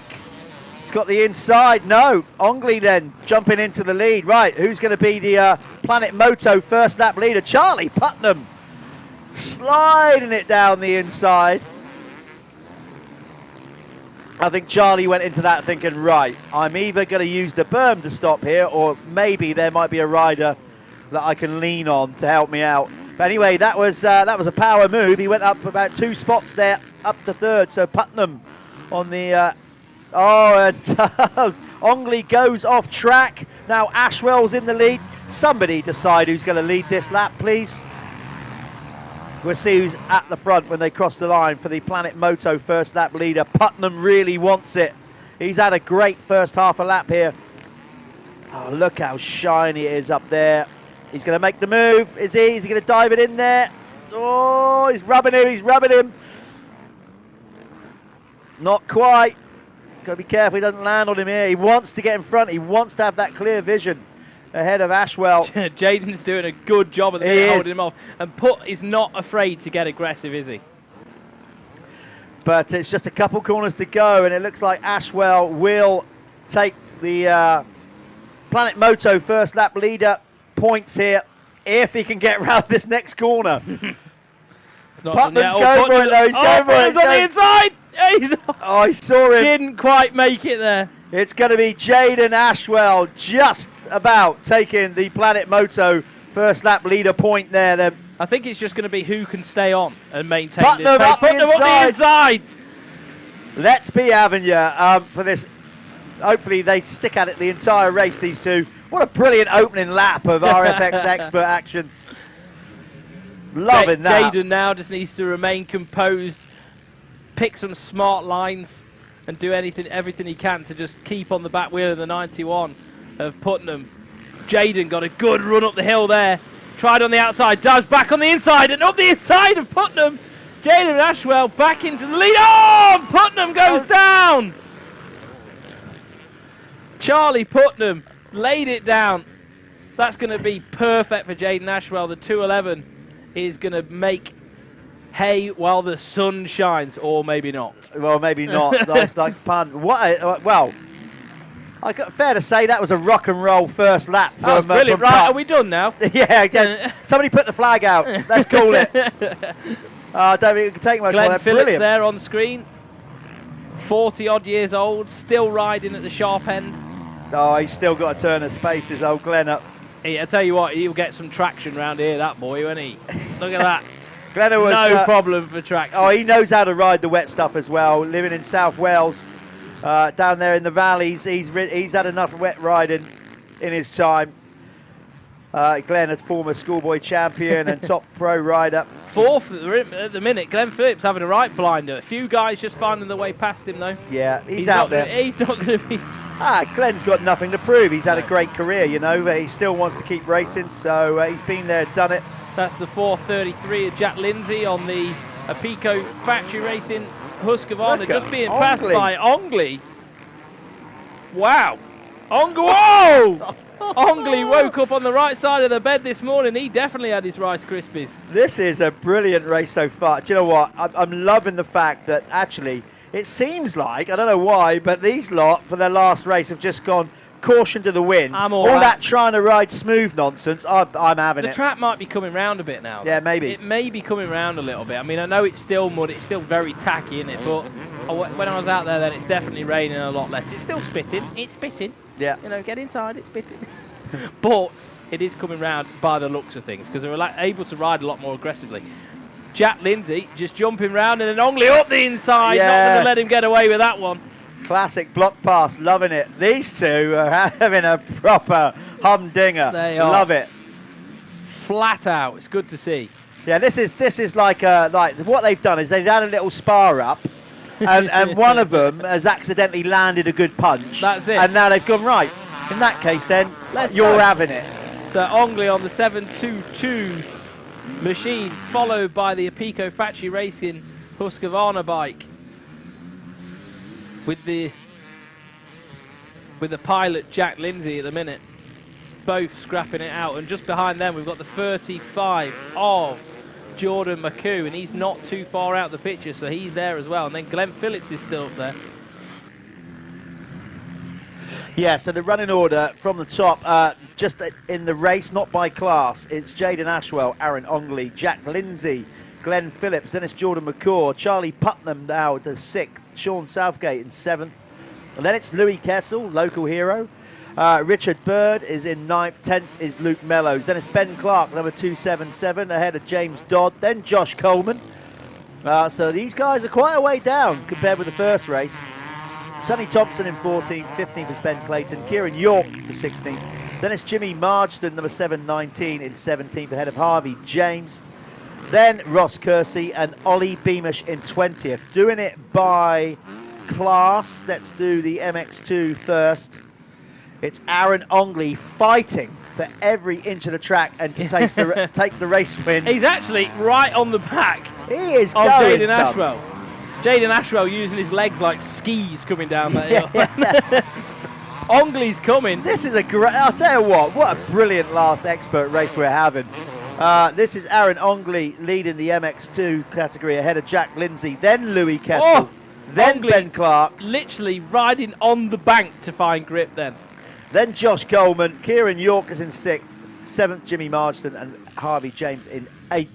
So this class brought to you by RFX. Obviously, we all know who they are, but I'll educate you anyway. RFX made loads of hard parts. They import things like Bell, Seven, Fly Racing, Oakley. Yeah, also you see all these kits in your shops and all that. It's all brought to them by RFX. So look at that. Jack Lindsay just capitalising on Ongley's mistake. These two are just dragging themselves forward, aren't He's they, going to get him back, I tell you. I'm convinced of it. Jack He's going to do the Lindsay's gonna undercut. He's shut going to do the that door. undercut. Oh! There you go. Has he got the run? Told you. Told you. But then Jack Lindsay's on a better line coming to the No, street. he's got the he's got inside. Classic undercut there. That was brilliant. Recovery from Ongley after making that mistake. But now Jack. Oh, I tell you what. This is fantastic. Jaden, you better pull your finger out because these boys are coming. There's going to be blood drawn in a minute, There will I think. So, and anyway, back to the MX1 side of things. Obviously, Jaden's on MX1. These two are both MX2. Yeah. So let's do the result by class again. So in the MX1 category, Jaden Ashwell's leading the race. He doesn't have to race those two behind him. He won't know that, I don't think, at this stage. Then you've got Jordan McCaw for 2nd. 3rd is Charlie Putnam. Glenn Phillips in 4th, ahead of Sean Southgate. Then it's James Dodd for 6th. 7th is Sonny Thompson. Then it's Ben Clayton in 8th. 9th is Richard Bird, and Luke Mellows rounding out the top 10. This is so cool. You've got 1, 2, and 3 in the race, all literally in the same camera shot. This motocross, Lark, bit boring, isn't it? Very, very boring. Man, I could almost go to sleep. Oh, dear.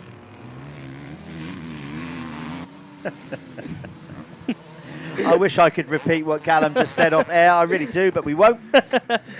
Made sure we got the mics muted for that. Yeah, but this is fantastic stuff. As we said, there's not many motocross races that go on around the world where there's not racing somewhere down the field, somebody having a mistake or crashing. You know, we watch some other motorsports where it's like a procession and nothing happens. No. It's all a bit, you know, it's all done on pit stops or whatever. Yeah. Not here, not in motocross, no way. Just saw Aaron shaking his head then because he made a mistake, but that's it. It seems to be like Lindsay will make a mistake, Aaron will pass him, Aaron will make a mistake, Aaron will pass, you know what I mean? It's just like 1, 2, 1, 2, 1, 2. Ongley is hanging it out on that bike. He's using everything he's got. Seriously, his hips must ache more than John Travolta, like when he was doing all his stuff for Saturday Night Fever. Oh, man. Because he has been snaking around the circuit everywhere. He's not been connected to the bike, has he? But it looks a little bit like Lindsay's managed to get a few bike lengths in between the both of them now. Ongley made a few mistakes on the last lap there, so it's just gave Lindsay a little bit of a cushion. But Jaden Ashwell looks to have solidified that first place spot as well now. But I would not write Jack Lindsay off. No, not at all. He's a young rider learning his craft. He's got real experience around him in the Apico camp. I mean, you've got Martin Barr, 34 years of age. Stewie Edmonds, how old's Stu now? 31? Something like that, 32. Jamie Law, around the same age. He's got 3 teammates there that have been there, done it, been racing a long time. So he's on a good team in that respect. And, of course, the Apico guys, just a well-polished team, full stop anyway. Yeah. Dylan and Brown and his team just do a great job. And not only that, as we said, not only running a race team, but putting back into the sport, supporting us here at the Michelin MX Nationals with their Apico brand. Definitely, but they also, like Apico, pick their riders on how they represent themselves as well, not just speed. You could be the fastest guy in the world and they'd be like, no, we don't really want you part of the brand. You know what I mean? Like, so they really do. So there's a lot of character. I'm not focus. quite sure about that. If you're the fastest rider in the world, you know what I mean? I'm But sure what if saying, Dylan could afford it, he'd what I'm saying is Dylan does value, you know, these riders. Oh, Jack hangs it up. That's going to allow Ongley. He's gone right down in front of him. Ongley manages to grab that spot then. And Charlie Putnam went through as well, I think. Just couldn't get that corner right, could he? Who's that down? Is he down again? That's him, different camera angle. Oh, Jack. He just messed up in that rut and then just couldn't get it back. He was fighting it all the way round, wasn't he? And don't worry about the steam there. That's just literally because the bike's super hot. and there's no radiator flow. When the bike stops moving, then they get hot. Yeah. Meanwhile, Ashwell using those long legs to good effect. But to be fair, though, he had them up on the pegs down there then. Yeah, they did that time. Another good ride, though. Another good ride from the rider from, where did he say? I couldn't hear the It's interview, not sorry. South Africa, I think Zimbabwe, maybe? Yeah, we'll see. I'll ask him again. It's your turn this time.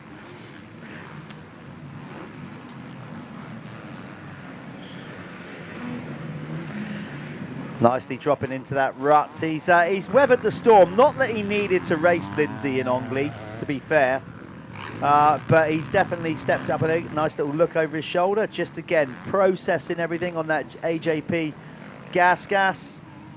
New little colourway this weekend for the AJP team. They've gone with more white on the bike. I suppose you can do that when team owner runs a graphic company. Yeah, so Jaden Ashwell's from Zimbabwe. Harare, yeah, capital, yeah. So let me tell you. Anyone who's watching from there, hello, welcome. Got to say, I spent 4 weeks over there racing in Zimbabwe in their summer of '97, our winter. Yeah. Unbelievable. Really? I'm telling you now, they had a couple of tracks out there.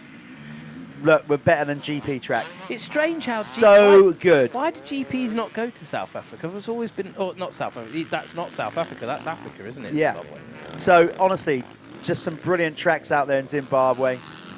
I can remember doing one race out there where I was not too far away in the adjacent field was like bison and giraffes and stuff like that. It's just insane. But yeah, had a great time out there. That's absolutely nuts. He said he grew up near a sand track. So right, yeah. So. There's Charlie Putnam on the screen. His dad actually had a band going off at the event. Did you manage to get your eyes on that? No, I didn't. So story goes, Friday night, the band were in the pub just up the road here from Landrake, and Putnam said, "Why don't you come to the track on Sunday and play? I'll give you 200 quid." So lo and behold, they showed up with all their equipment. That's such a cool little story. And they had a little jam out in the awning. Super brilliant. cool. That is brilliant. So maybe that's set a precedent now then for corporate team hospitality. That's it. Bands everywhere. Yeah. Apparently on Friday night, but because they'll carry on playing, providing you keep buying them brandies. This is it. They won't stop. So one of them was asleep on the floor. He'd passed out, and the band carried on like they just left him there. It was just so yeah. Cornwall. Well, that's just brilliant. You know, there's nothing like a British institution like the good old boozer. We know that. But, you know, in some ways, obviously not to that extent, but in some ways, the Michelin MX Nationals, that's a big part of what our weekend as motocrossers are about as well, because it's got to be enjoyable. Yeah, everybody works hard to get here, pay the fuel these days to get here, buy the bikes, buy the equipment. Listen, it's got to be fun, and you've got to make the most of your weekend, and that's good to hear that everybody out there has been having a good weekend down here at Landrake. So Jaden Ashwell, 9-second gap now back to Ongley. That's nice cushion, and 15 seconds back to Putnam. Putnam is who is directly racing again. So 15 seconds is a nice cushion. Yep, Charlie has had to throw away his goggles there, so he's. You know, in some senses as well, when you get certain moisture in the air, they steam up as well. It's not always about the goggles being filled in with mud. Sometimes they just steam up, and they've got to go. I mean, you can't keep them on if you can't see. Do you know what I'm annoyed about, Jeff? I'm sure there's many things you're annoyed about, but no, I don't. Let's just say no, so you're going to enlighten me. Yeah, I'm good. I've got to run 100 kilometres this month because I've set myself a goal. Have you? To run 100 kilometres this month, yeah. And I forgot my running shoes, so I might have to do it from here because I've got to do at least 2.5 kilometres a day. What do you mean do it from here? What, are you going to run home? home? No, just do a little 2.5K, you know what I mean? I thought he was going to run up the M5 then. If anyone's got any size 7 running shoes or size 8, bring them over to the camper for me. I can categorically tell you I do not. Yeah, but I am not an owner of running shoes, nor do I wish to have a pair of running shoes. I'm going to do 100K this month. That's my goal. Good on you. Cute. No, not for me. Running is not my forte. Me neither. That's why I'm doing it. Ashwell, 8 seconds, well, nearly 9 seconds ahead of Ongley. It's all calmed down a bit now after arguably the most hectic few laps of the weekend at the opening of this moto. Yep, a minute to go plus a lap for these expert guys, and then we will be into the last moto of the day, the fastest 40. Indeed, brought to you by Lifelines and Liat and Apico. The elite riders coming out next. And the championship lead's going to change in the MX2 because, unfortunately, Jamie Carpenter has had a crash in the opening moto, and I don't know how, but on maybe a bike part or something, but he's got a pretty deep and nasty gash on the underside of his arm. Harry the same, Harry Bradley, he just told me then in the winner's circle he's off to hospital now because he's in the first race he's got like a gash that goes to the bone. It's bad, really bad. So they didn't want him to race really, but he promised the paramedic that he'd go to the hospital straight afterwards. Listen, anybody new to the sport, I know it sounds on this point that we're not selling it very well, but it really is an amazing sport. And as I said, the misconception in the general public with motocross, obviously there's still, you might watch the news and some little tow rag has stolen a motorbike and been tearing around in the state. And people think that's our sport. It's not. It's a professional sport. We're professionally run. Louis Kessel finding his way around McHugh there. With incredible paramedics and safety. And yes, there's risks. There's risks with a lot of things in life. But the reward is so overwhelming. It's worth every penny. Just that achievement to say that you raced, you did it. Yep. And it's just, as I said, when you're out there on that bike, your worries just drift away. It's a beautiful sport in that sense. Brutal, but beautiful. Yeah, I just broke out.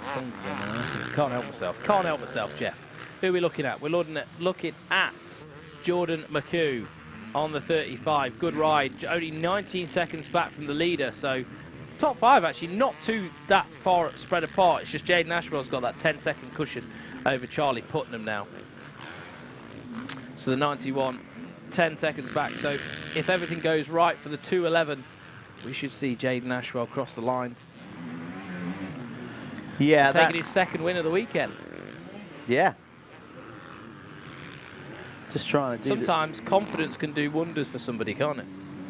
Well, I don't think sometimes about it. I mean, confidence is a huge thing, isn't it? Especially in motocross, you have to believe in yourself and you have to start getting that belief process. I'm going to put it out there now, I think we'll see a different Jaden for the rest of the season. Yeah, but, you know, this championship is not going to be easy to win. No way. You know, maybe hard pack is a bit more his thing, but like you said, he's got sand tracks. Grew up in a sand track, yeah. Sand back home in Zimbabwe. And he said, like, it doesn't rain there. Yeah. Like, this is not something he's used to. Well, but sometimes I always think, you know, if you've not done it a lot, and it's not something that comes natural to you, you're just riding it like it's dry. Yeah. You know, you haven't got that fear of the wet. Yeah, totally. You know, like, he's just like, well, it's just something I've got to deal with. Taking a long look over his shoulder. Of course, when it comes to tracks, we said you want to be riding all conditions to be like a genuine champion, and a championship should have different conditions. We have got one more hard pack track coming up on the tour this year, which is Cusses Gorse. Get yourself there. That's round 4 because we're doing the straight rhythm as well, which is fantastic Saturday night entertainment. Yeah, brilliant. You would not believe how close Charlie Putnam has managed to reel in now. You'll see Jaden Ashwell there. He's taking a quick look over his shoulder, but look, Charlie Putnam has done a fantastic job of trying to get up to the back of him. Yeah, I think Jaden was just bringing it home, though. The classic case of Charlie digging deep, Jaden just riding smart to make no mistakes. I'll go down and have a chat with him. There we go. That's another beautiful thing about our sport. Great. Genuine respect and sportsmanship. And I'll tell you why. Because every rider on the track knows how hard this sport is. Definitely. And that's the difference. You get no ridicule here. We all know it's a tough old game to be out there, and you get so much respect in our sport. Big time. Well done to Jaden Ashwell for getting another moto win there. And Aaron Ongley in MX2. We'll take this to an advert break now, and you'll see Jeff in the winner's circle.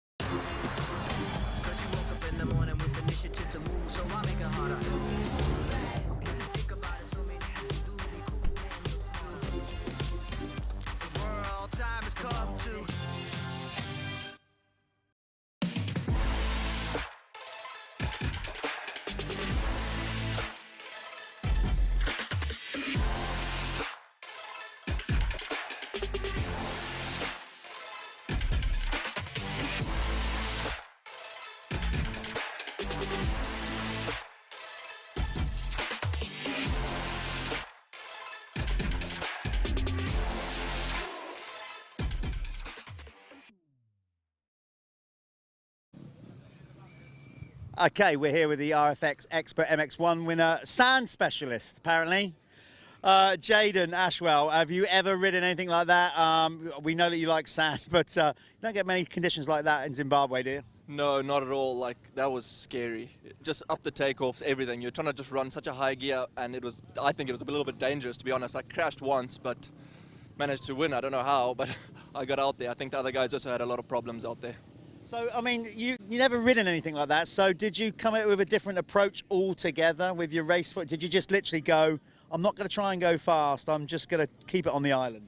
Yeah, well, my main objective was not to crash, which I did crash, but I think the other guys crashed a few more times. So, no, I came in steady, and I thought it was good, the track. Like, I loved it yesterday, but my results yesterday weren't great. And then today, like, I hate it, and the results are good. So it's a funny sport, but I love the British weather now. It is a funny sport. Obviously, you've got a great team. Let's give them a shout out. Yeah, AJP Gas, they're awesome. And then everyone else who helps me out, Fuchs, Silkeleen, Moto Verde, even some companies back home, S2S from Zimbabwe, they're pretty good. They keep me going. Without all the sponsors and everything, you won't be able to do this. And also MX Nationals, awesome event. Absolutely loving it. Thank you so much. It's great to have you with us. Another international flavour. We've got riders from Australia, Zimbabwe. We're building them up. We're getting all over the world. Well done, Jaden. Great today. And he didn't even like it. And he went 1-1. Brilliant stuff.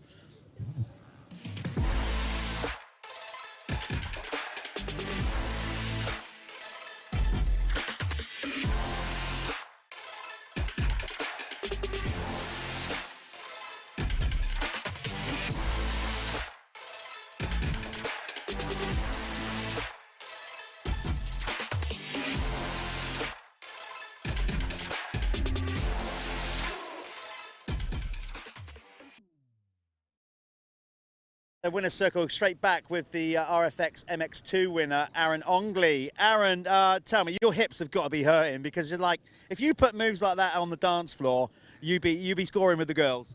Well, my dance moves are pretty similar actually. You can ask my mum about that one.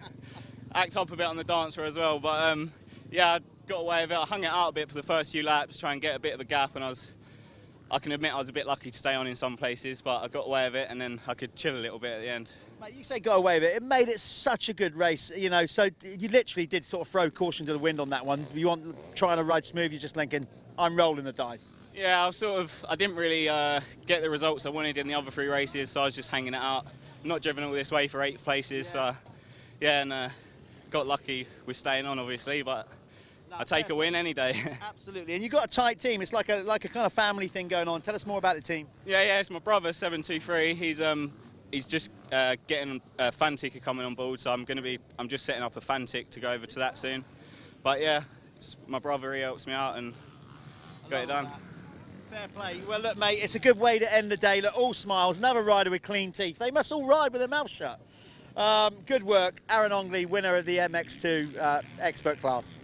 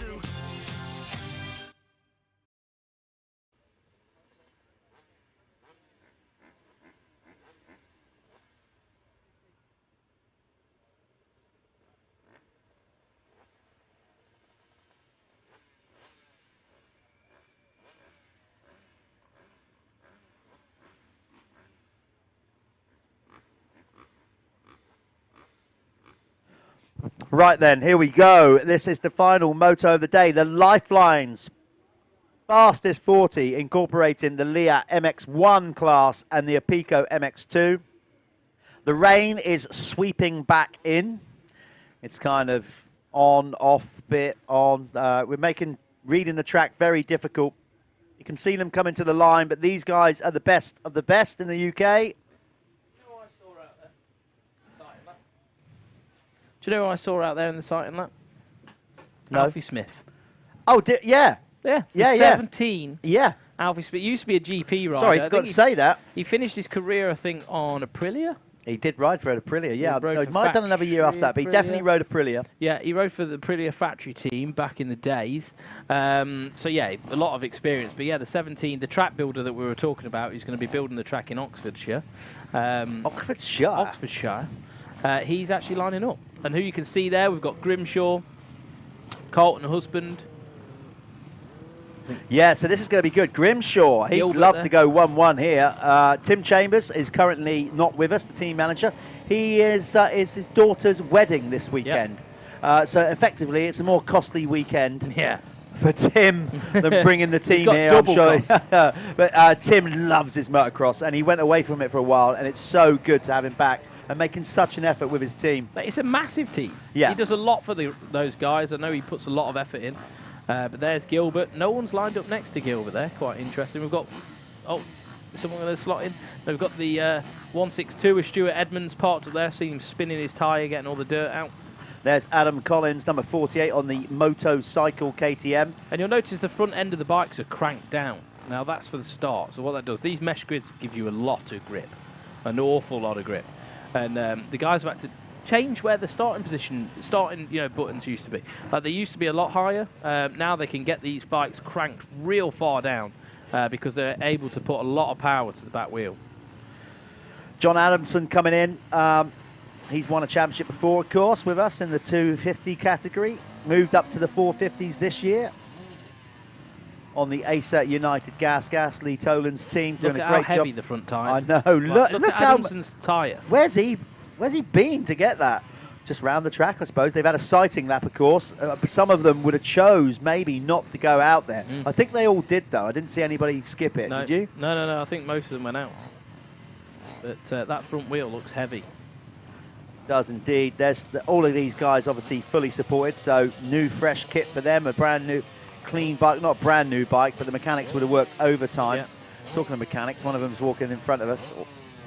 Out there riding, Adam Wells. But there's Dan Thornhill. Good to see Dan back. Good start to that first moto. Yep. Good start. It's all looking good. Stephen Clark. Yep, there's Tommy Searle. So, Searle, if he gets a gate, like Kullas by his own admission, look, he won the first race at a canter quite easily. Yep. But he said he had his moments, and he said the start made all the difference. Yep. He could control. There's our man. There's Alfie Smith. Alfie is going to be building the track for round 5, a brand new venue, Oxford Motor Park. We are making, whatever we want to call it, a brand new venue for round 5 of the Michelin MX Nationals. Little tap of the bike for Alfie. Here we are. Green flag's out. They've got the card. Okay, here we go. It says the Lifeline's fastest 40, incorporating the Leah MX1 and a Apico MX2. That's going to turn round. It's facing our way. As soon as Shana turns round there, that is going to turn to 5. She's got the power. She has. 15-second board is up and round. Here we go then, the final motor of the day, round 2, Michelin MX Nationals, powered by Milwaukee. A good start for Alfie Smith up the inside. Go on, Alf. It's Stu Dog. It's a 1-2 Stu. Yay, 1-6-2. Stay on the bike, Stu. Stay on the bike. Good lad. So, brilliant start for Stu. He just texted me before this saying, dude, I just need a start. It's an Apico Husqvarna 1-2. And J-Law. It's a Husky. 3. Down to 3. J-Law on there on the 2-stroke. But Kullas is right there, and is Josh Gilbert, so this is going to be good. I think Tommy was in there as well, didn't get too much of a bad start, so Searle's there as well. Gilbert hanging it out straight away. What a move! But Edmonds got Oh, the grip. they're going to get together over there, are they? No. Both of those guys absolutely hanging out on the first lap. Edmonds is back into the lead. What are they going to do into the rollers? Quite sketchy. Gilbert here at wants the minute. this, man. He wants to win at least one race at his home event. He might not get the overall, but he'll want to win so badly. Stewie's not going to make it easy for him, though, I don't think. Well, he was so fast downhill. Josh Gilbert goes into the lead at the bottom of the hill on the SC Sports Home Stebbings Car Superstore Husky. You got it right. That's a little bit of chocolate I had before with the final race. Peaked you up a bit. Yeah. Kullas is there, the 151. Harry Kullas on the cab screens. Crescent Yamaha is there. He's lurking. He won our first race of the day in dominating fashion. He was gone. Yeah. So, you know, he's going to want to get through these Oh, guys. my days. Watching him come down the hill. Tom Grimshaw. Oh, it wasn't. It was McCormick. Yeah, Legs Tommy's akimbo. Tommy's behind those guys, obviously thinking, whoop, stay out of that one. Well, I can tell you now, Harry Kullas kind of knows that, like, Stewie didn't have an overly great first moto. So if Kullas goes into second, Gilbert was third in the first one, that will win him the overall. I don't know. I think Stewart was fourth. Okay, so could still end tight. up on a podium as well. Like, you know, but what I'm saying is, Kullas currently, Gilbert in a good position. Well, no, because Gilbert was third in the first race, and he's winning this one. And Tommy's way down the field. So at the minute, the overall result is Josh Gilbert's at the minute. But my God, we're only one lap in to a 25 plus 2 lap race. Kullas is going to have to at least get round Stewie to bump him up the order, isn't he? Yeah, so he to win needs the overall. To finish second, Yeah. So Kullas will know that, but we said before, he is a cool character, very calculated. He won't panic. You certainly won't see Harry Kullas in any kind of flap. No. So Kullas, he's a very calm, collected rider. He'll know exactly what he needs to do as well to execute that totally, win. yeah. We've got the Apico Factory Racing rider there, 162, Stuart Edmonds, just trying to hold off Kullas for the minute. I'm not sure if that was J Law in second initially. It looks like, no, it was. Martin Barr has overtaken Barr is on the Jamie move. Law. Martin Barr, we had him in the booth earlier on talking about how treacherous the track is, and now he was saying about he'd like the rain to keep coming down, which didn't happen. But he's riding a blinder here. We've got Lewis Hall, you can't see, is into the pits in front of us with a fresh pair of goggles. How he's going to spin that bike round in here, I don't know, without going over a cable. Well, that's how you spin a two-stroke round. You get off it and you blast it. Glad it's not our commentary booth. No, well, that's it. Somebody else can clean that. That was. So Lewis Hall off camera came in and did a goggle stop, so it's starting to become an issue, the goggles here then. Yeah, he's got some work to do. So that's Kullas has gone through while we were watching that. So that puts Kullas into an overall position now. To win the overall, yeah. Yeah. He'd go 1-2, which would give him the overall. Gilbert would have a 3-1, which would probably get him a second. Got to say, and then Edmonds might be on for a podium. Yeah, because what a ride for Edmonds. Yeah. What a ride. Proper good. This is what he needed, though. Like, you know, he's an experienced rider. He's been doing this for some years. Last year, he actually had quite a good season, Edmonds did. So, and I know the start of this season didn't go quite how he wanted it to. So, it's rebound time for the 162. Okay, going back to the Pro MX2 category, brought to you by Apico. It's one of their riders leading it.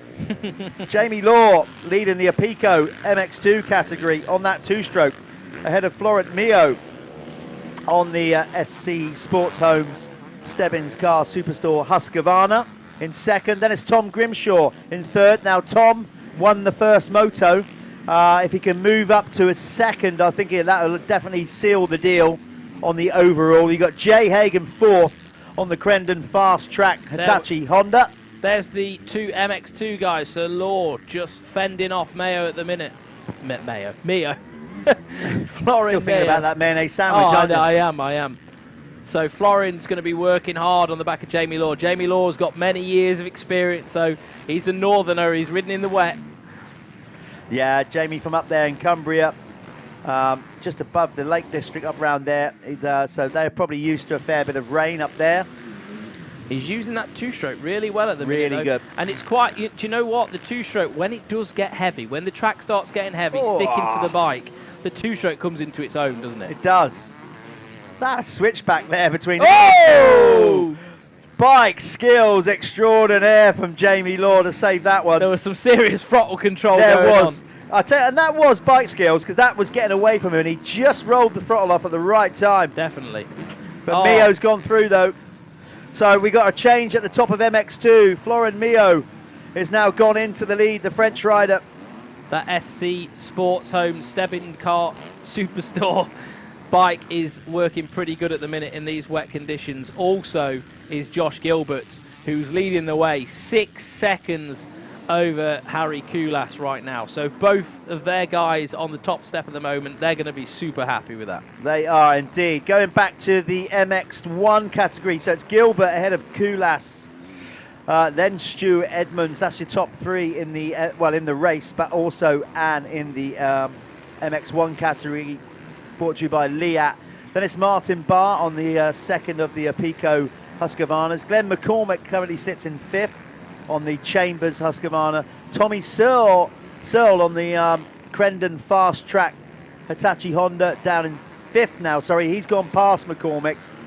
So then it's Jake Millwood in seventh. That's going to be a tie for third on the podium at the minute between Tommy and Edmonds. So Edmonds needs to maintain that position, but I think Martin Barr, obviously teammate to Edmonds, both Irishmen, Marty Barr's going to want to try and pass the 162. Just to get, you know what I mean? Like that's going to be dangling a carrot. Yeah, absolutely. You know, they're both fighting for rides every year. You know what I mean? Like they both want to be hired next year. This is showtime. It is. They're having good rides. John Adamson is currently in ninth on the Acer United Gas. And it's Brad Todd rounding out the top 10 out there on the Gabriel KTM. Get this, Elfie Smith wildcarding, our track builder, for round 5. Coming out of retirement, having a go in the pros, and he's running in 11th. That's not shabby, is it? By any stretch? That's not bad at all, is it? Not at all. But Florian Mio leads the way in the MX2 ahead of Jamie Law. Tom Grimshaw still in third. Then it's Jay Haig for fourth. Rossi Beard fifth. On screen note, number 50, Martin Barr. Tons of experience, this man. Many showings at the MX of Nations. Same as Stuart. They're both teammates at the MX of Nations. Now they're teammates at Apico Husqvarna. But they both want to prove that they're the best Irishman on track. I would. Yeah, absolutely. You know, that's You're not even Irish. I'm not even Irish, but it's just that's how ego works, isn't it? This is how any competitive sport works. Tommy Searle's there. He's looking at it like, right, I've got Barr, Stuart. Oh God, this should be easy for me. Doesn't look like it is at the minute. No, so nothing's ever easy. You should never take it for granted. Tommy, obviously, multiple times runner-up in the World 250 Championship. Arguably our best rider probably for the last decade. If you watch Tommy, his precision, the way he rides a bike, it's so class. You know what I mean? He's very articulate. You know, he's so good with his controls, how he uses the bike to get traction, throttle control, everything else. You know, this guy was second to Jeffrey Hurlins in the world. Yeah. You know, he knows how to ride a motorcycle. He's going to figure this out, and he's going to try and get himself up into the top 3 in this race. Yeah, it's like I said, he's not where he wants to be in this championship. He got off to a terrible start, stating that he had chronic arm pump, which sometimes it just happens as good as you are. I mean, Fat Cat was so tough and rough. Really and tough. brutal. And like I said in the first one, he has got, it's not a shoulder injury as such, he's just got a shoulder niggle that he's carried all the way from GP days when he was on the Kawasaki, you know, like back in the day. Yeah. Always had this little weird shoulder thing going on, and any track where you have to sort of lean off the back of the bike using your shoulders, if he basically, his words were, if he does this again, then that's his whole year just in pain. So he took round 1 easy. He did. Yeah. But he didn't get his championship off to a good start for it, you Definitely know. And but of course he's concentrating on UK now, staying home. He's now a family man. Little Elfie, he's got a little boy, so doesn't want to travel so much anymore. He's kind of obviously done all that GP thing, traveling around the world. It's tiring. Quite happy now to just right at his days. And I know he won't mind me saying that because he is getting towards the end of his career. Of course he is. It's life. Yeah. It's like being James Bond. You can't be James Bond forever, can you? I mean, yeah, even Pierce Brosnan got too old. He's got good genes. Yeah, so Tommy riding it out. But going back to the front, Josh Gilbert has gone in this one. He's got a 10-second lead. I personally believe that Harry Kullas is doing what Harry Kullas needs to do in this one. He knows he doesn't need to override the bike. He doesn't need to beat Josh Gilbert. Yes, Josh is going to pull 3 more points back on him. But Kullas is going to win the overall, which is important to the team, of course, as much as it is him. And he would have taken some points out of Josh Gilbert in the championship. So, you know, that's what you need to do. Chip away at it. But Gilbert has definitely got his head down in this one. Is that Searle made his way around? Yeah, so Searle's got himself around Martin Barr now. So that puts him into 3rd. I think that, I don't know, but I think that would solidify Tommy Searle on the podium. Yeah, I would have thought so, yeah. Here we are back with Kullas now then with on the Crescent, on the cab screens. Crescent, cab screen. Cab screens, it's been a long day. Cab screens, Crescent Yamaha looking good in 2nd. Going for the overall victory. Yeah, Harry's in a good spot actually, isn't he? Yeah. I'd say the track is probably a bit now. It's coming tapped around up a little bit. I think it's a bit better than what it was for the first moto for these guys. I think it's got a bit more grip out there now. It looks that way, but these guys also make it look a lot easier. That is than true. It is. Definitely, yeah. Looks can be deceiving. I definitely would not like to go out there and just do a blind lap. I wouldn't. I wouldn't. Not on this occasion. If I was younger, maybe into it. But I'm back riding a bike again a bit more now, but I have to say I'm selective. Same. Yeah. And honestly, I'm doing a few races this year, though. I am, yeah. I'm going to do the Vets Nations at Fox. I'm in for that. That'll be a fun. Hey, that's all we could do, isn't it? Enjoy it. That's what it's meant to be, guys. That's what it's meant to be. These guys are doing it for a living, of course, so slightly different. And points do indeed make prizes in motocross. Obviously, win bonuses, etc. Certainly getting overall wins for the manufacturer, the team. It's very important to the team because it is an individual sport when you're out there on the track. Once you get that helmet on and you go to the start line, there's nothing. It's not like Formula One or something where they can change the mapping or make amendments to the vehicle while you're going. None of that happens in motocross. Once the bike's set and you go to the start line, it's you. I was just thinking. It's you and you alone. So frustrating for Gilbert at the minute because there's absolutely nothing that he can do within his power to get the overall in this race. No, nothing. He's he just can got beat to hope. Harry Kullas by a minute and it wouldn't matter. Doesn't matter. He's just got to hope that Harry Kullas has some kind of problem. But he's doing all he can do, of course. And, you know, in some ways, he will go out of here still with the red plate. Yeah. He might not win the overall, but he's won a race at his hometown track, which I'm sure a lot of the locals will be happy about. Yeah, and also good for his sponsors as well. 'Cause I'm sure he and has local sponsors and help. Like, you know, you want to do that in front of those people, don't you? And prove that you're worth the money. Like Josh gets support from Hawkins Motors, Johnny Hawkins and Justin. They used to race motocross like down here. Yeah. And have got a successful Peugeot dealership, so they supply Josh with a van. Yeah. So they'll be here, probably watching somewhere. Good. But right now, leading the Lifeline's fastest 40 moto is Josh Gilbert. And he's also leading the Liat MX1 category, of course. Just feeding, just saw the Kullas' team feeding information to Kullas then, basically just telling him the gap between him and Gilbert, and it has come down. He is chipping away at it. Harry Kullas with the fastest lap of the race. Last time round with a 2:19, so it took 3 seconds almost. Hold on. Out of Josh Gilbert. Hey, there's me going, He's got it. Well, maybe, just maybe, there's 10 minutes left on the clock. Kullas can figure something out here. Yeah, sometimes if you're feeling it, you run it.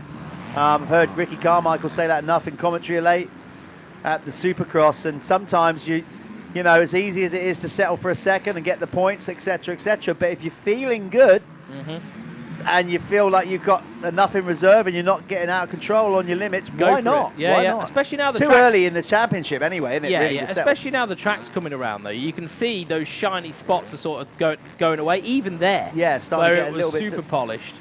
They're starting to bite into that top layer, Yeah. aren't they? Just starting to get a lighter colour, letting a little bit like tackier.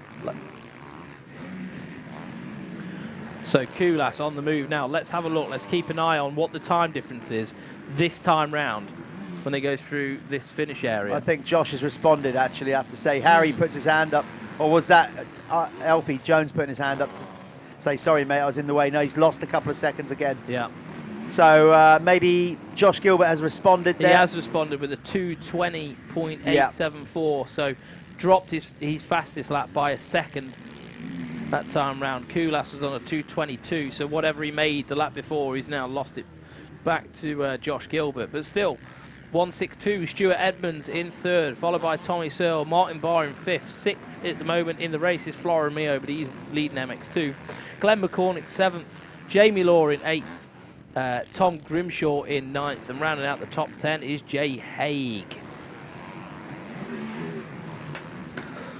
But still watching at the minute for 151, Harry Kullas. The top 5 actually separated in positions in which I can't see a lot is going to happen or change. Even the gap between Stuart Edmonds and Tommy Searle is quite significant at the moment. Yeah, it's all kind of spaced out there a bit now. These guys, maybe they're just having a little bit of a breather. There's so much time to go still. It's 17:32 on the clock. Well, that's the total time. What have we got left? Yeah. So we're getting close to we're about 8 minutes away, maybe a bit less, to the 2 lap to go board here in this one. Just to give you a rundown of the MX2 category, let's get those guys up on our screen here. Florin Mio is still leading the way on the SC Sports Homes Stebbins Car Superstore Husqvarna, ahead of Jamie Law on the Apico Husky. Then Tom Grimshaw still finds himself in third. Can't remember if that's going to be enough for the overall. A 1-3. What did Mio have in the first one? Can't remember. Been so much racing since then. Have a look.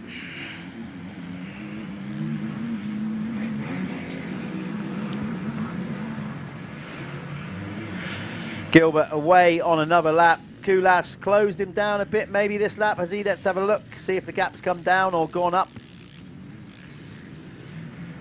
The gap is out to back to 8 seconds, so Kullas has recuperated those 2 seconds that he lost. He's still on the charge.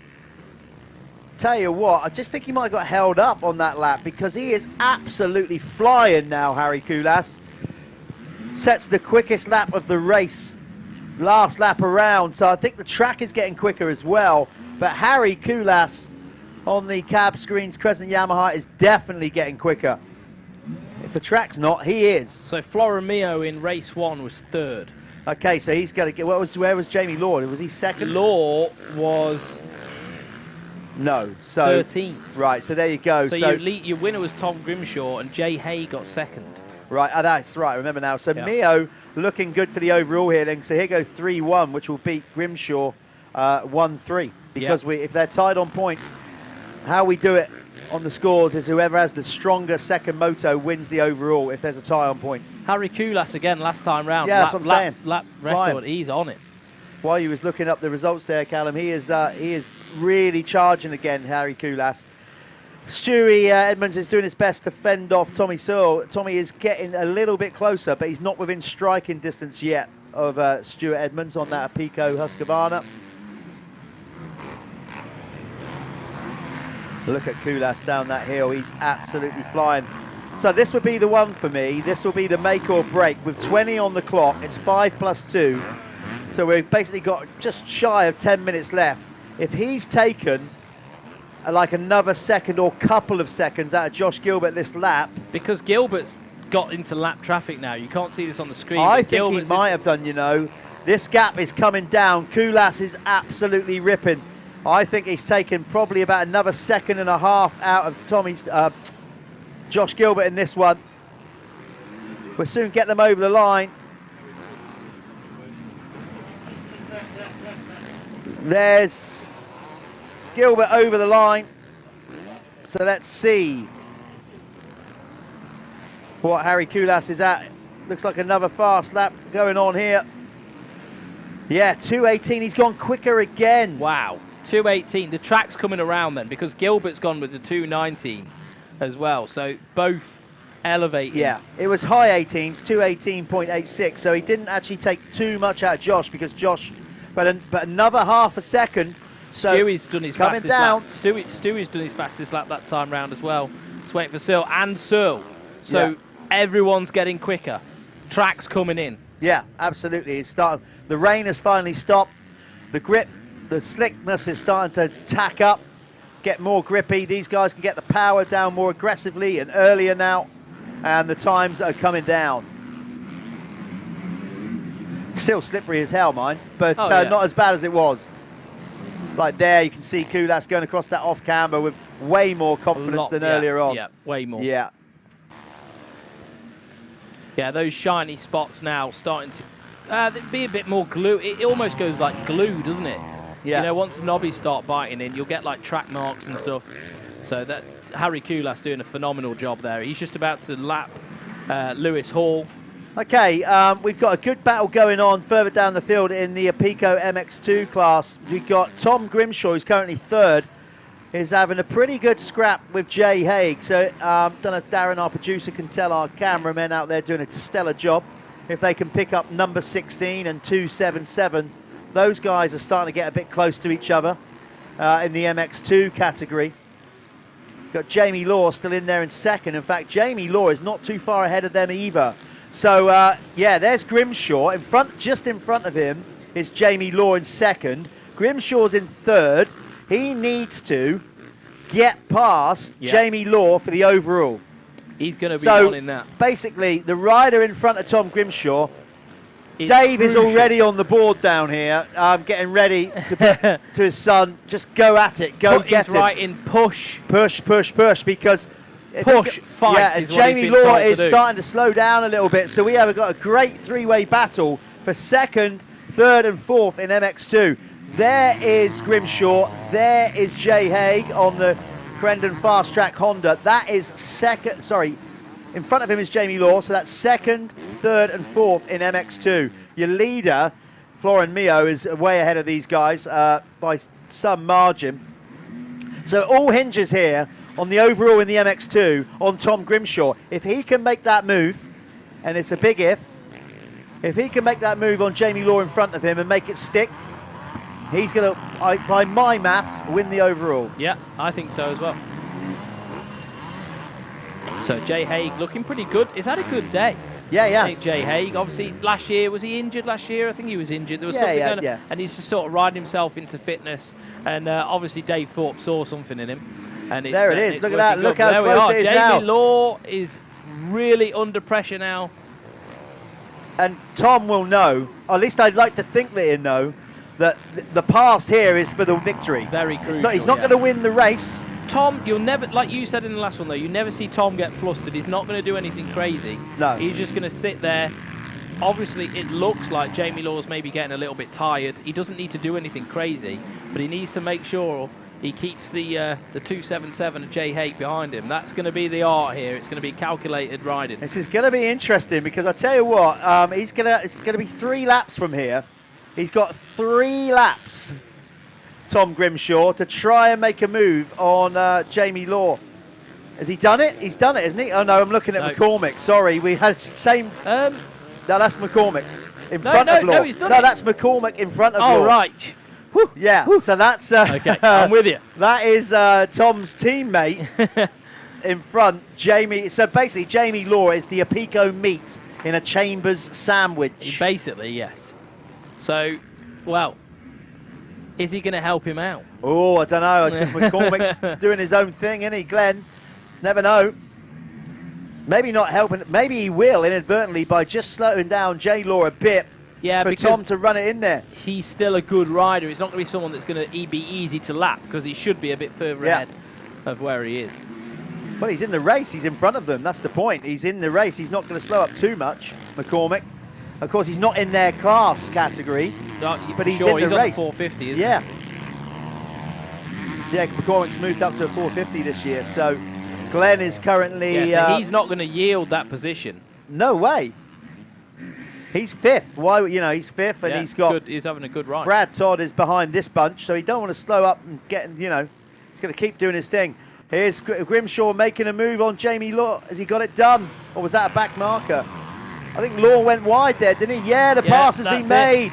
So... Tom Grimshaw is now on for an overall in MX2. So Grimshaw into second in the race. That will give him a 1-2 score, with Mio going 3-1. That should, as I said, unofficially, by my maths and Callum's maths, I'm blaming you as well, put him in a position to win the overall. Harry Kullas is currently winning the overall in MX1, but he's getting closer to Josh Gilbert as well, having said that. They're going to get a 2-lap board next time around. Josh Gilbert, in fact, it's already out. 2 laps to go then. Flora and Mio just going through now as well. Oh, Tom. They've actually caught Florin up. They have. Florin not that far ahead, is he? No, Look at that. not at all. Florin's just been given the 2-lap board. Oh, Jay Haig trying to put a move. Whoa! Has he got it done? It's on screen. Didn't quite manage to get it done, but he's definitely forcing the issue. Jay Haig on the Crendon Fast Track Honda really pushing on now on the Apico factory racing bike of Jamie Law. Yes, this is great racing in the Apico MX2 category. Leading the Lifeline's fastest 40 is Josh Gilbert. Drag racing up the hill there. The 252 stroke just fending off that Honda. Jay Haig, though, not letting off at all. He's going to probably go for the inside line down there. No. Yeah, there we are. Oh, I didn't quite manage to make it. Those ruts sort of don't come out of the same area, do they? I always see people diving in thinking that they're going to make a pass, and it doesn't happen. Well, they're battling there we hard. are. Has he got him, though? Is he going to beat him to the drop? That's the thing. Not quite. But then now he's on the inside. Can Law do a switchback? Yes, he can. Yes, he can. Law. And he does it. Oh, I tell you what, old dog, old tricks. Nothing new about that. Jamie knew exactly what he was doing there. Tell you what. But Jay Haig's going to fight back. Just give him a little love tap going in that corner. Look at that dust coming up. Crazy. Off the track. Just well, go to show how dry it's been. Yeah. What, we read each other's minds. Yeah. But Jamie Law is fighting for this, no doubt about it. You have got Tom Grimshaw still in second. Meanwhile, at the front. Oh, I'll tell you what. Tommy Searle is right on the back of Stuart Edmonds now. So if we've got some good battles going on. Maybe we'll try and pick up on that. Number 100 and the 162 just coming down into the tabletops now near us. Jamie Law's not done, though, on Tom Grimshaw. Grimshaw cannot afford, by any stretch, to let Jamie Law by him, because if he does, he's going to lose the overall. Tense times in the Chambers camp. Searle off the track. Searle off the track. Just slightly. Right, that one. Stick on MX2 then. Yeah, sorry about that. But he managed to keep it going. Guys. Let's stick with Jamie Law.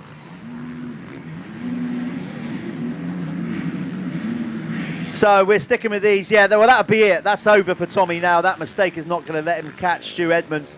Nothing's really changed at the front. Josh Gilbert is on his last lap and leading everybody around. I've got to say, what... Kullas, though, has got so close to him. Let's go back to the leaders. They're coming round to the finish. Let's bring him home. Give Josh Gilbert the finish flag. At least see him taking the flag if we can. He's coming round to the last corner, the race leader. Let's see if we can get him over the line. Here he comes. He's going to come into view now. Kullas is now so much closer. There he is, but it's close. No cigar, but it's going to be the overall win. Josh Gilbert takes the race win. Harry Kullas wins round 2 at the Michelin MX Nationals powered by Milwaukee. Great racing. Superb. And then let's see who's going to win then the MX2, because we are bringing that one home as well. Let's keep it on this fixed camera position, because coming into view soon They're still battling so hard in MX2 out there. Well, it's going to be quite a while to their back round. In fact, let's get to it. Let's get to it. Darren, I don't know if you can hear me, but if you can get to the round to the whoops area, the riders are coming up to that section, the rollers. They're going to be coming up that tabletop over the hill. If we can get our guys filming this epic battle for MX2, that'd be awesome. They're over by the whoops. If our cameraman can pick them up. We're looking for rider 247, Florin Mio, Tom Grimshaw and Jamie Law. Oh, I desperately want to see what's happening here. I'm sure you guys do at home as well. We're trying to get our cameras on them. Here we go. Just in front of them. So look at this. There's Law. Just ahead of them should be Tom Grimshaw, trying to hold them out. He's got a rider between them, but Haig is going for it to try and make this move on Law. And last lap, just in front of them there in the red and blue is Tom Grimshaw, and ahead of him in McCormick is Florin Mio. It's an epic last lap race to the flag for the overall in MX2. Oh, he's trying to push him out of the way there. Jay Haig has made the move on Jamie Law. That might affect the overall, but Grimshaw just needs to hold on here. Mio's going to take the MX2 victory, I think. Just trying to get him up the hill and over the line. There's Mio. He's coming up. He's going to go over the line. So the race win for Mio. Grimshaw's going to just about hold on from Jay Haig for third. Get in. Now, if that's not good quality MX2 race action brought to you by Apico, I don't know what is. Right, let's get them down in the winner's circle. I think we're going to be speaking to Josh Gilbert, Harry Kullas, and certainly Tom Grimshaw. Let's get it on down there. We'll go to a quick ad. We'll be back with the winner's circle soon.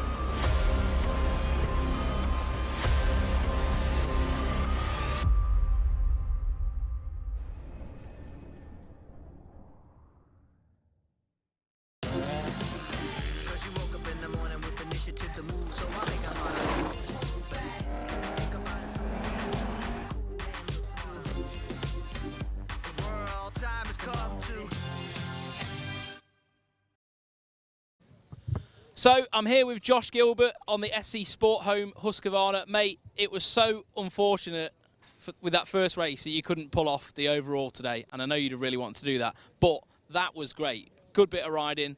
The track came around. How did it feel in your perspective? Yeah, I think winning that race has made the first race even more annoying. But yeah, it's nice to get a win.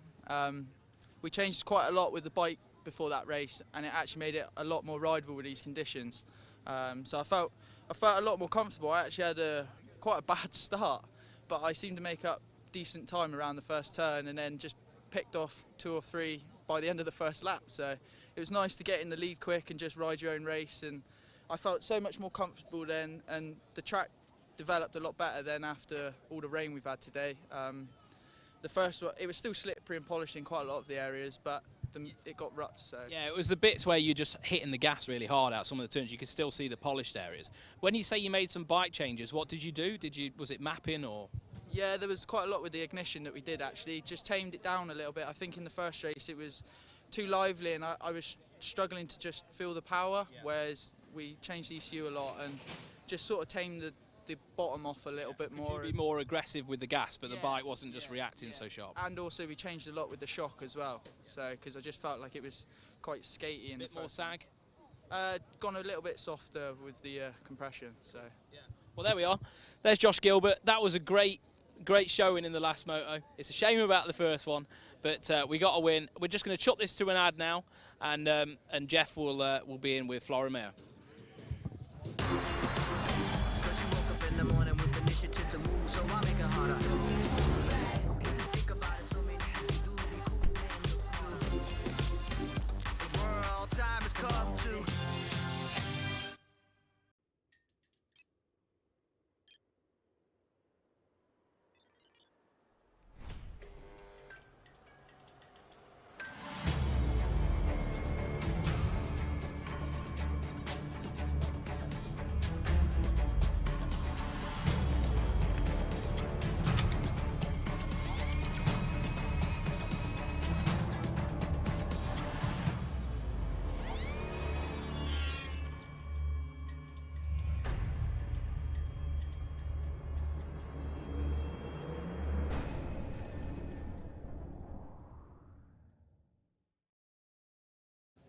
Okay, we're here with the Apico MX2 Moto 2 winner, Floromeo.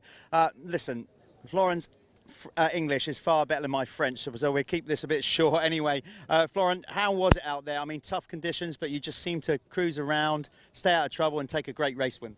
Yeah, today is the French track for me. The weather is same to France. The track is a little bit the same, but no, 2 good race, and yeah, I'm so happy. 2 weeks I don't ride because I crashed to Foxhill the second race, but no, it's very positive for me. Yeah, we missed you at round 1. Obviously, your brother came and filled in for you for a little while, but it's good to have you back. You got a lot of points to make up after missing round 1, but a great way to do it today in that second moto. Yeah, I lose the Fat Cat race, but it's okay. The championship is very long, and I focus now for the best. Okay, Floren also throughout the day very kindly got all his contingent back home in France to tune in to the live stream. So I think it's only fair that we finish. Just say hello, obviously in French, to all your friends and family back home. Bonjour à tous, et je suis vraiment super content d'avoir fait de belles performances aujourd'hui, et on essaie de faire pareil pour la suite. I could have not put that better myself. Florent, thanks for covering and supporting the championship. Well done on your win. That's us done at round 2 at the Michelin MX Nationals, powered by Milwaukee at Landrake. The weather was against us a bit, but it was still unbelievable racing. We'll be back at Lyng in a few weeks' time. Thanks for tuning in. Keep subscribing and watching and liking MXN-TV. We'll see you at Lyng. Stay safe, everybody. That's us. That's a wrap. We're out of here.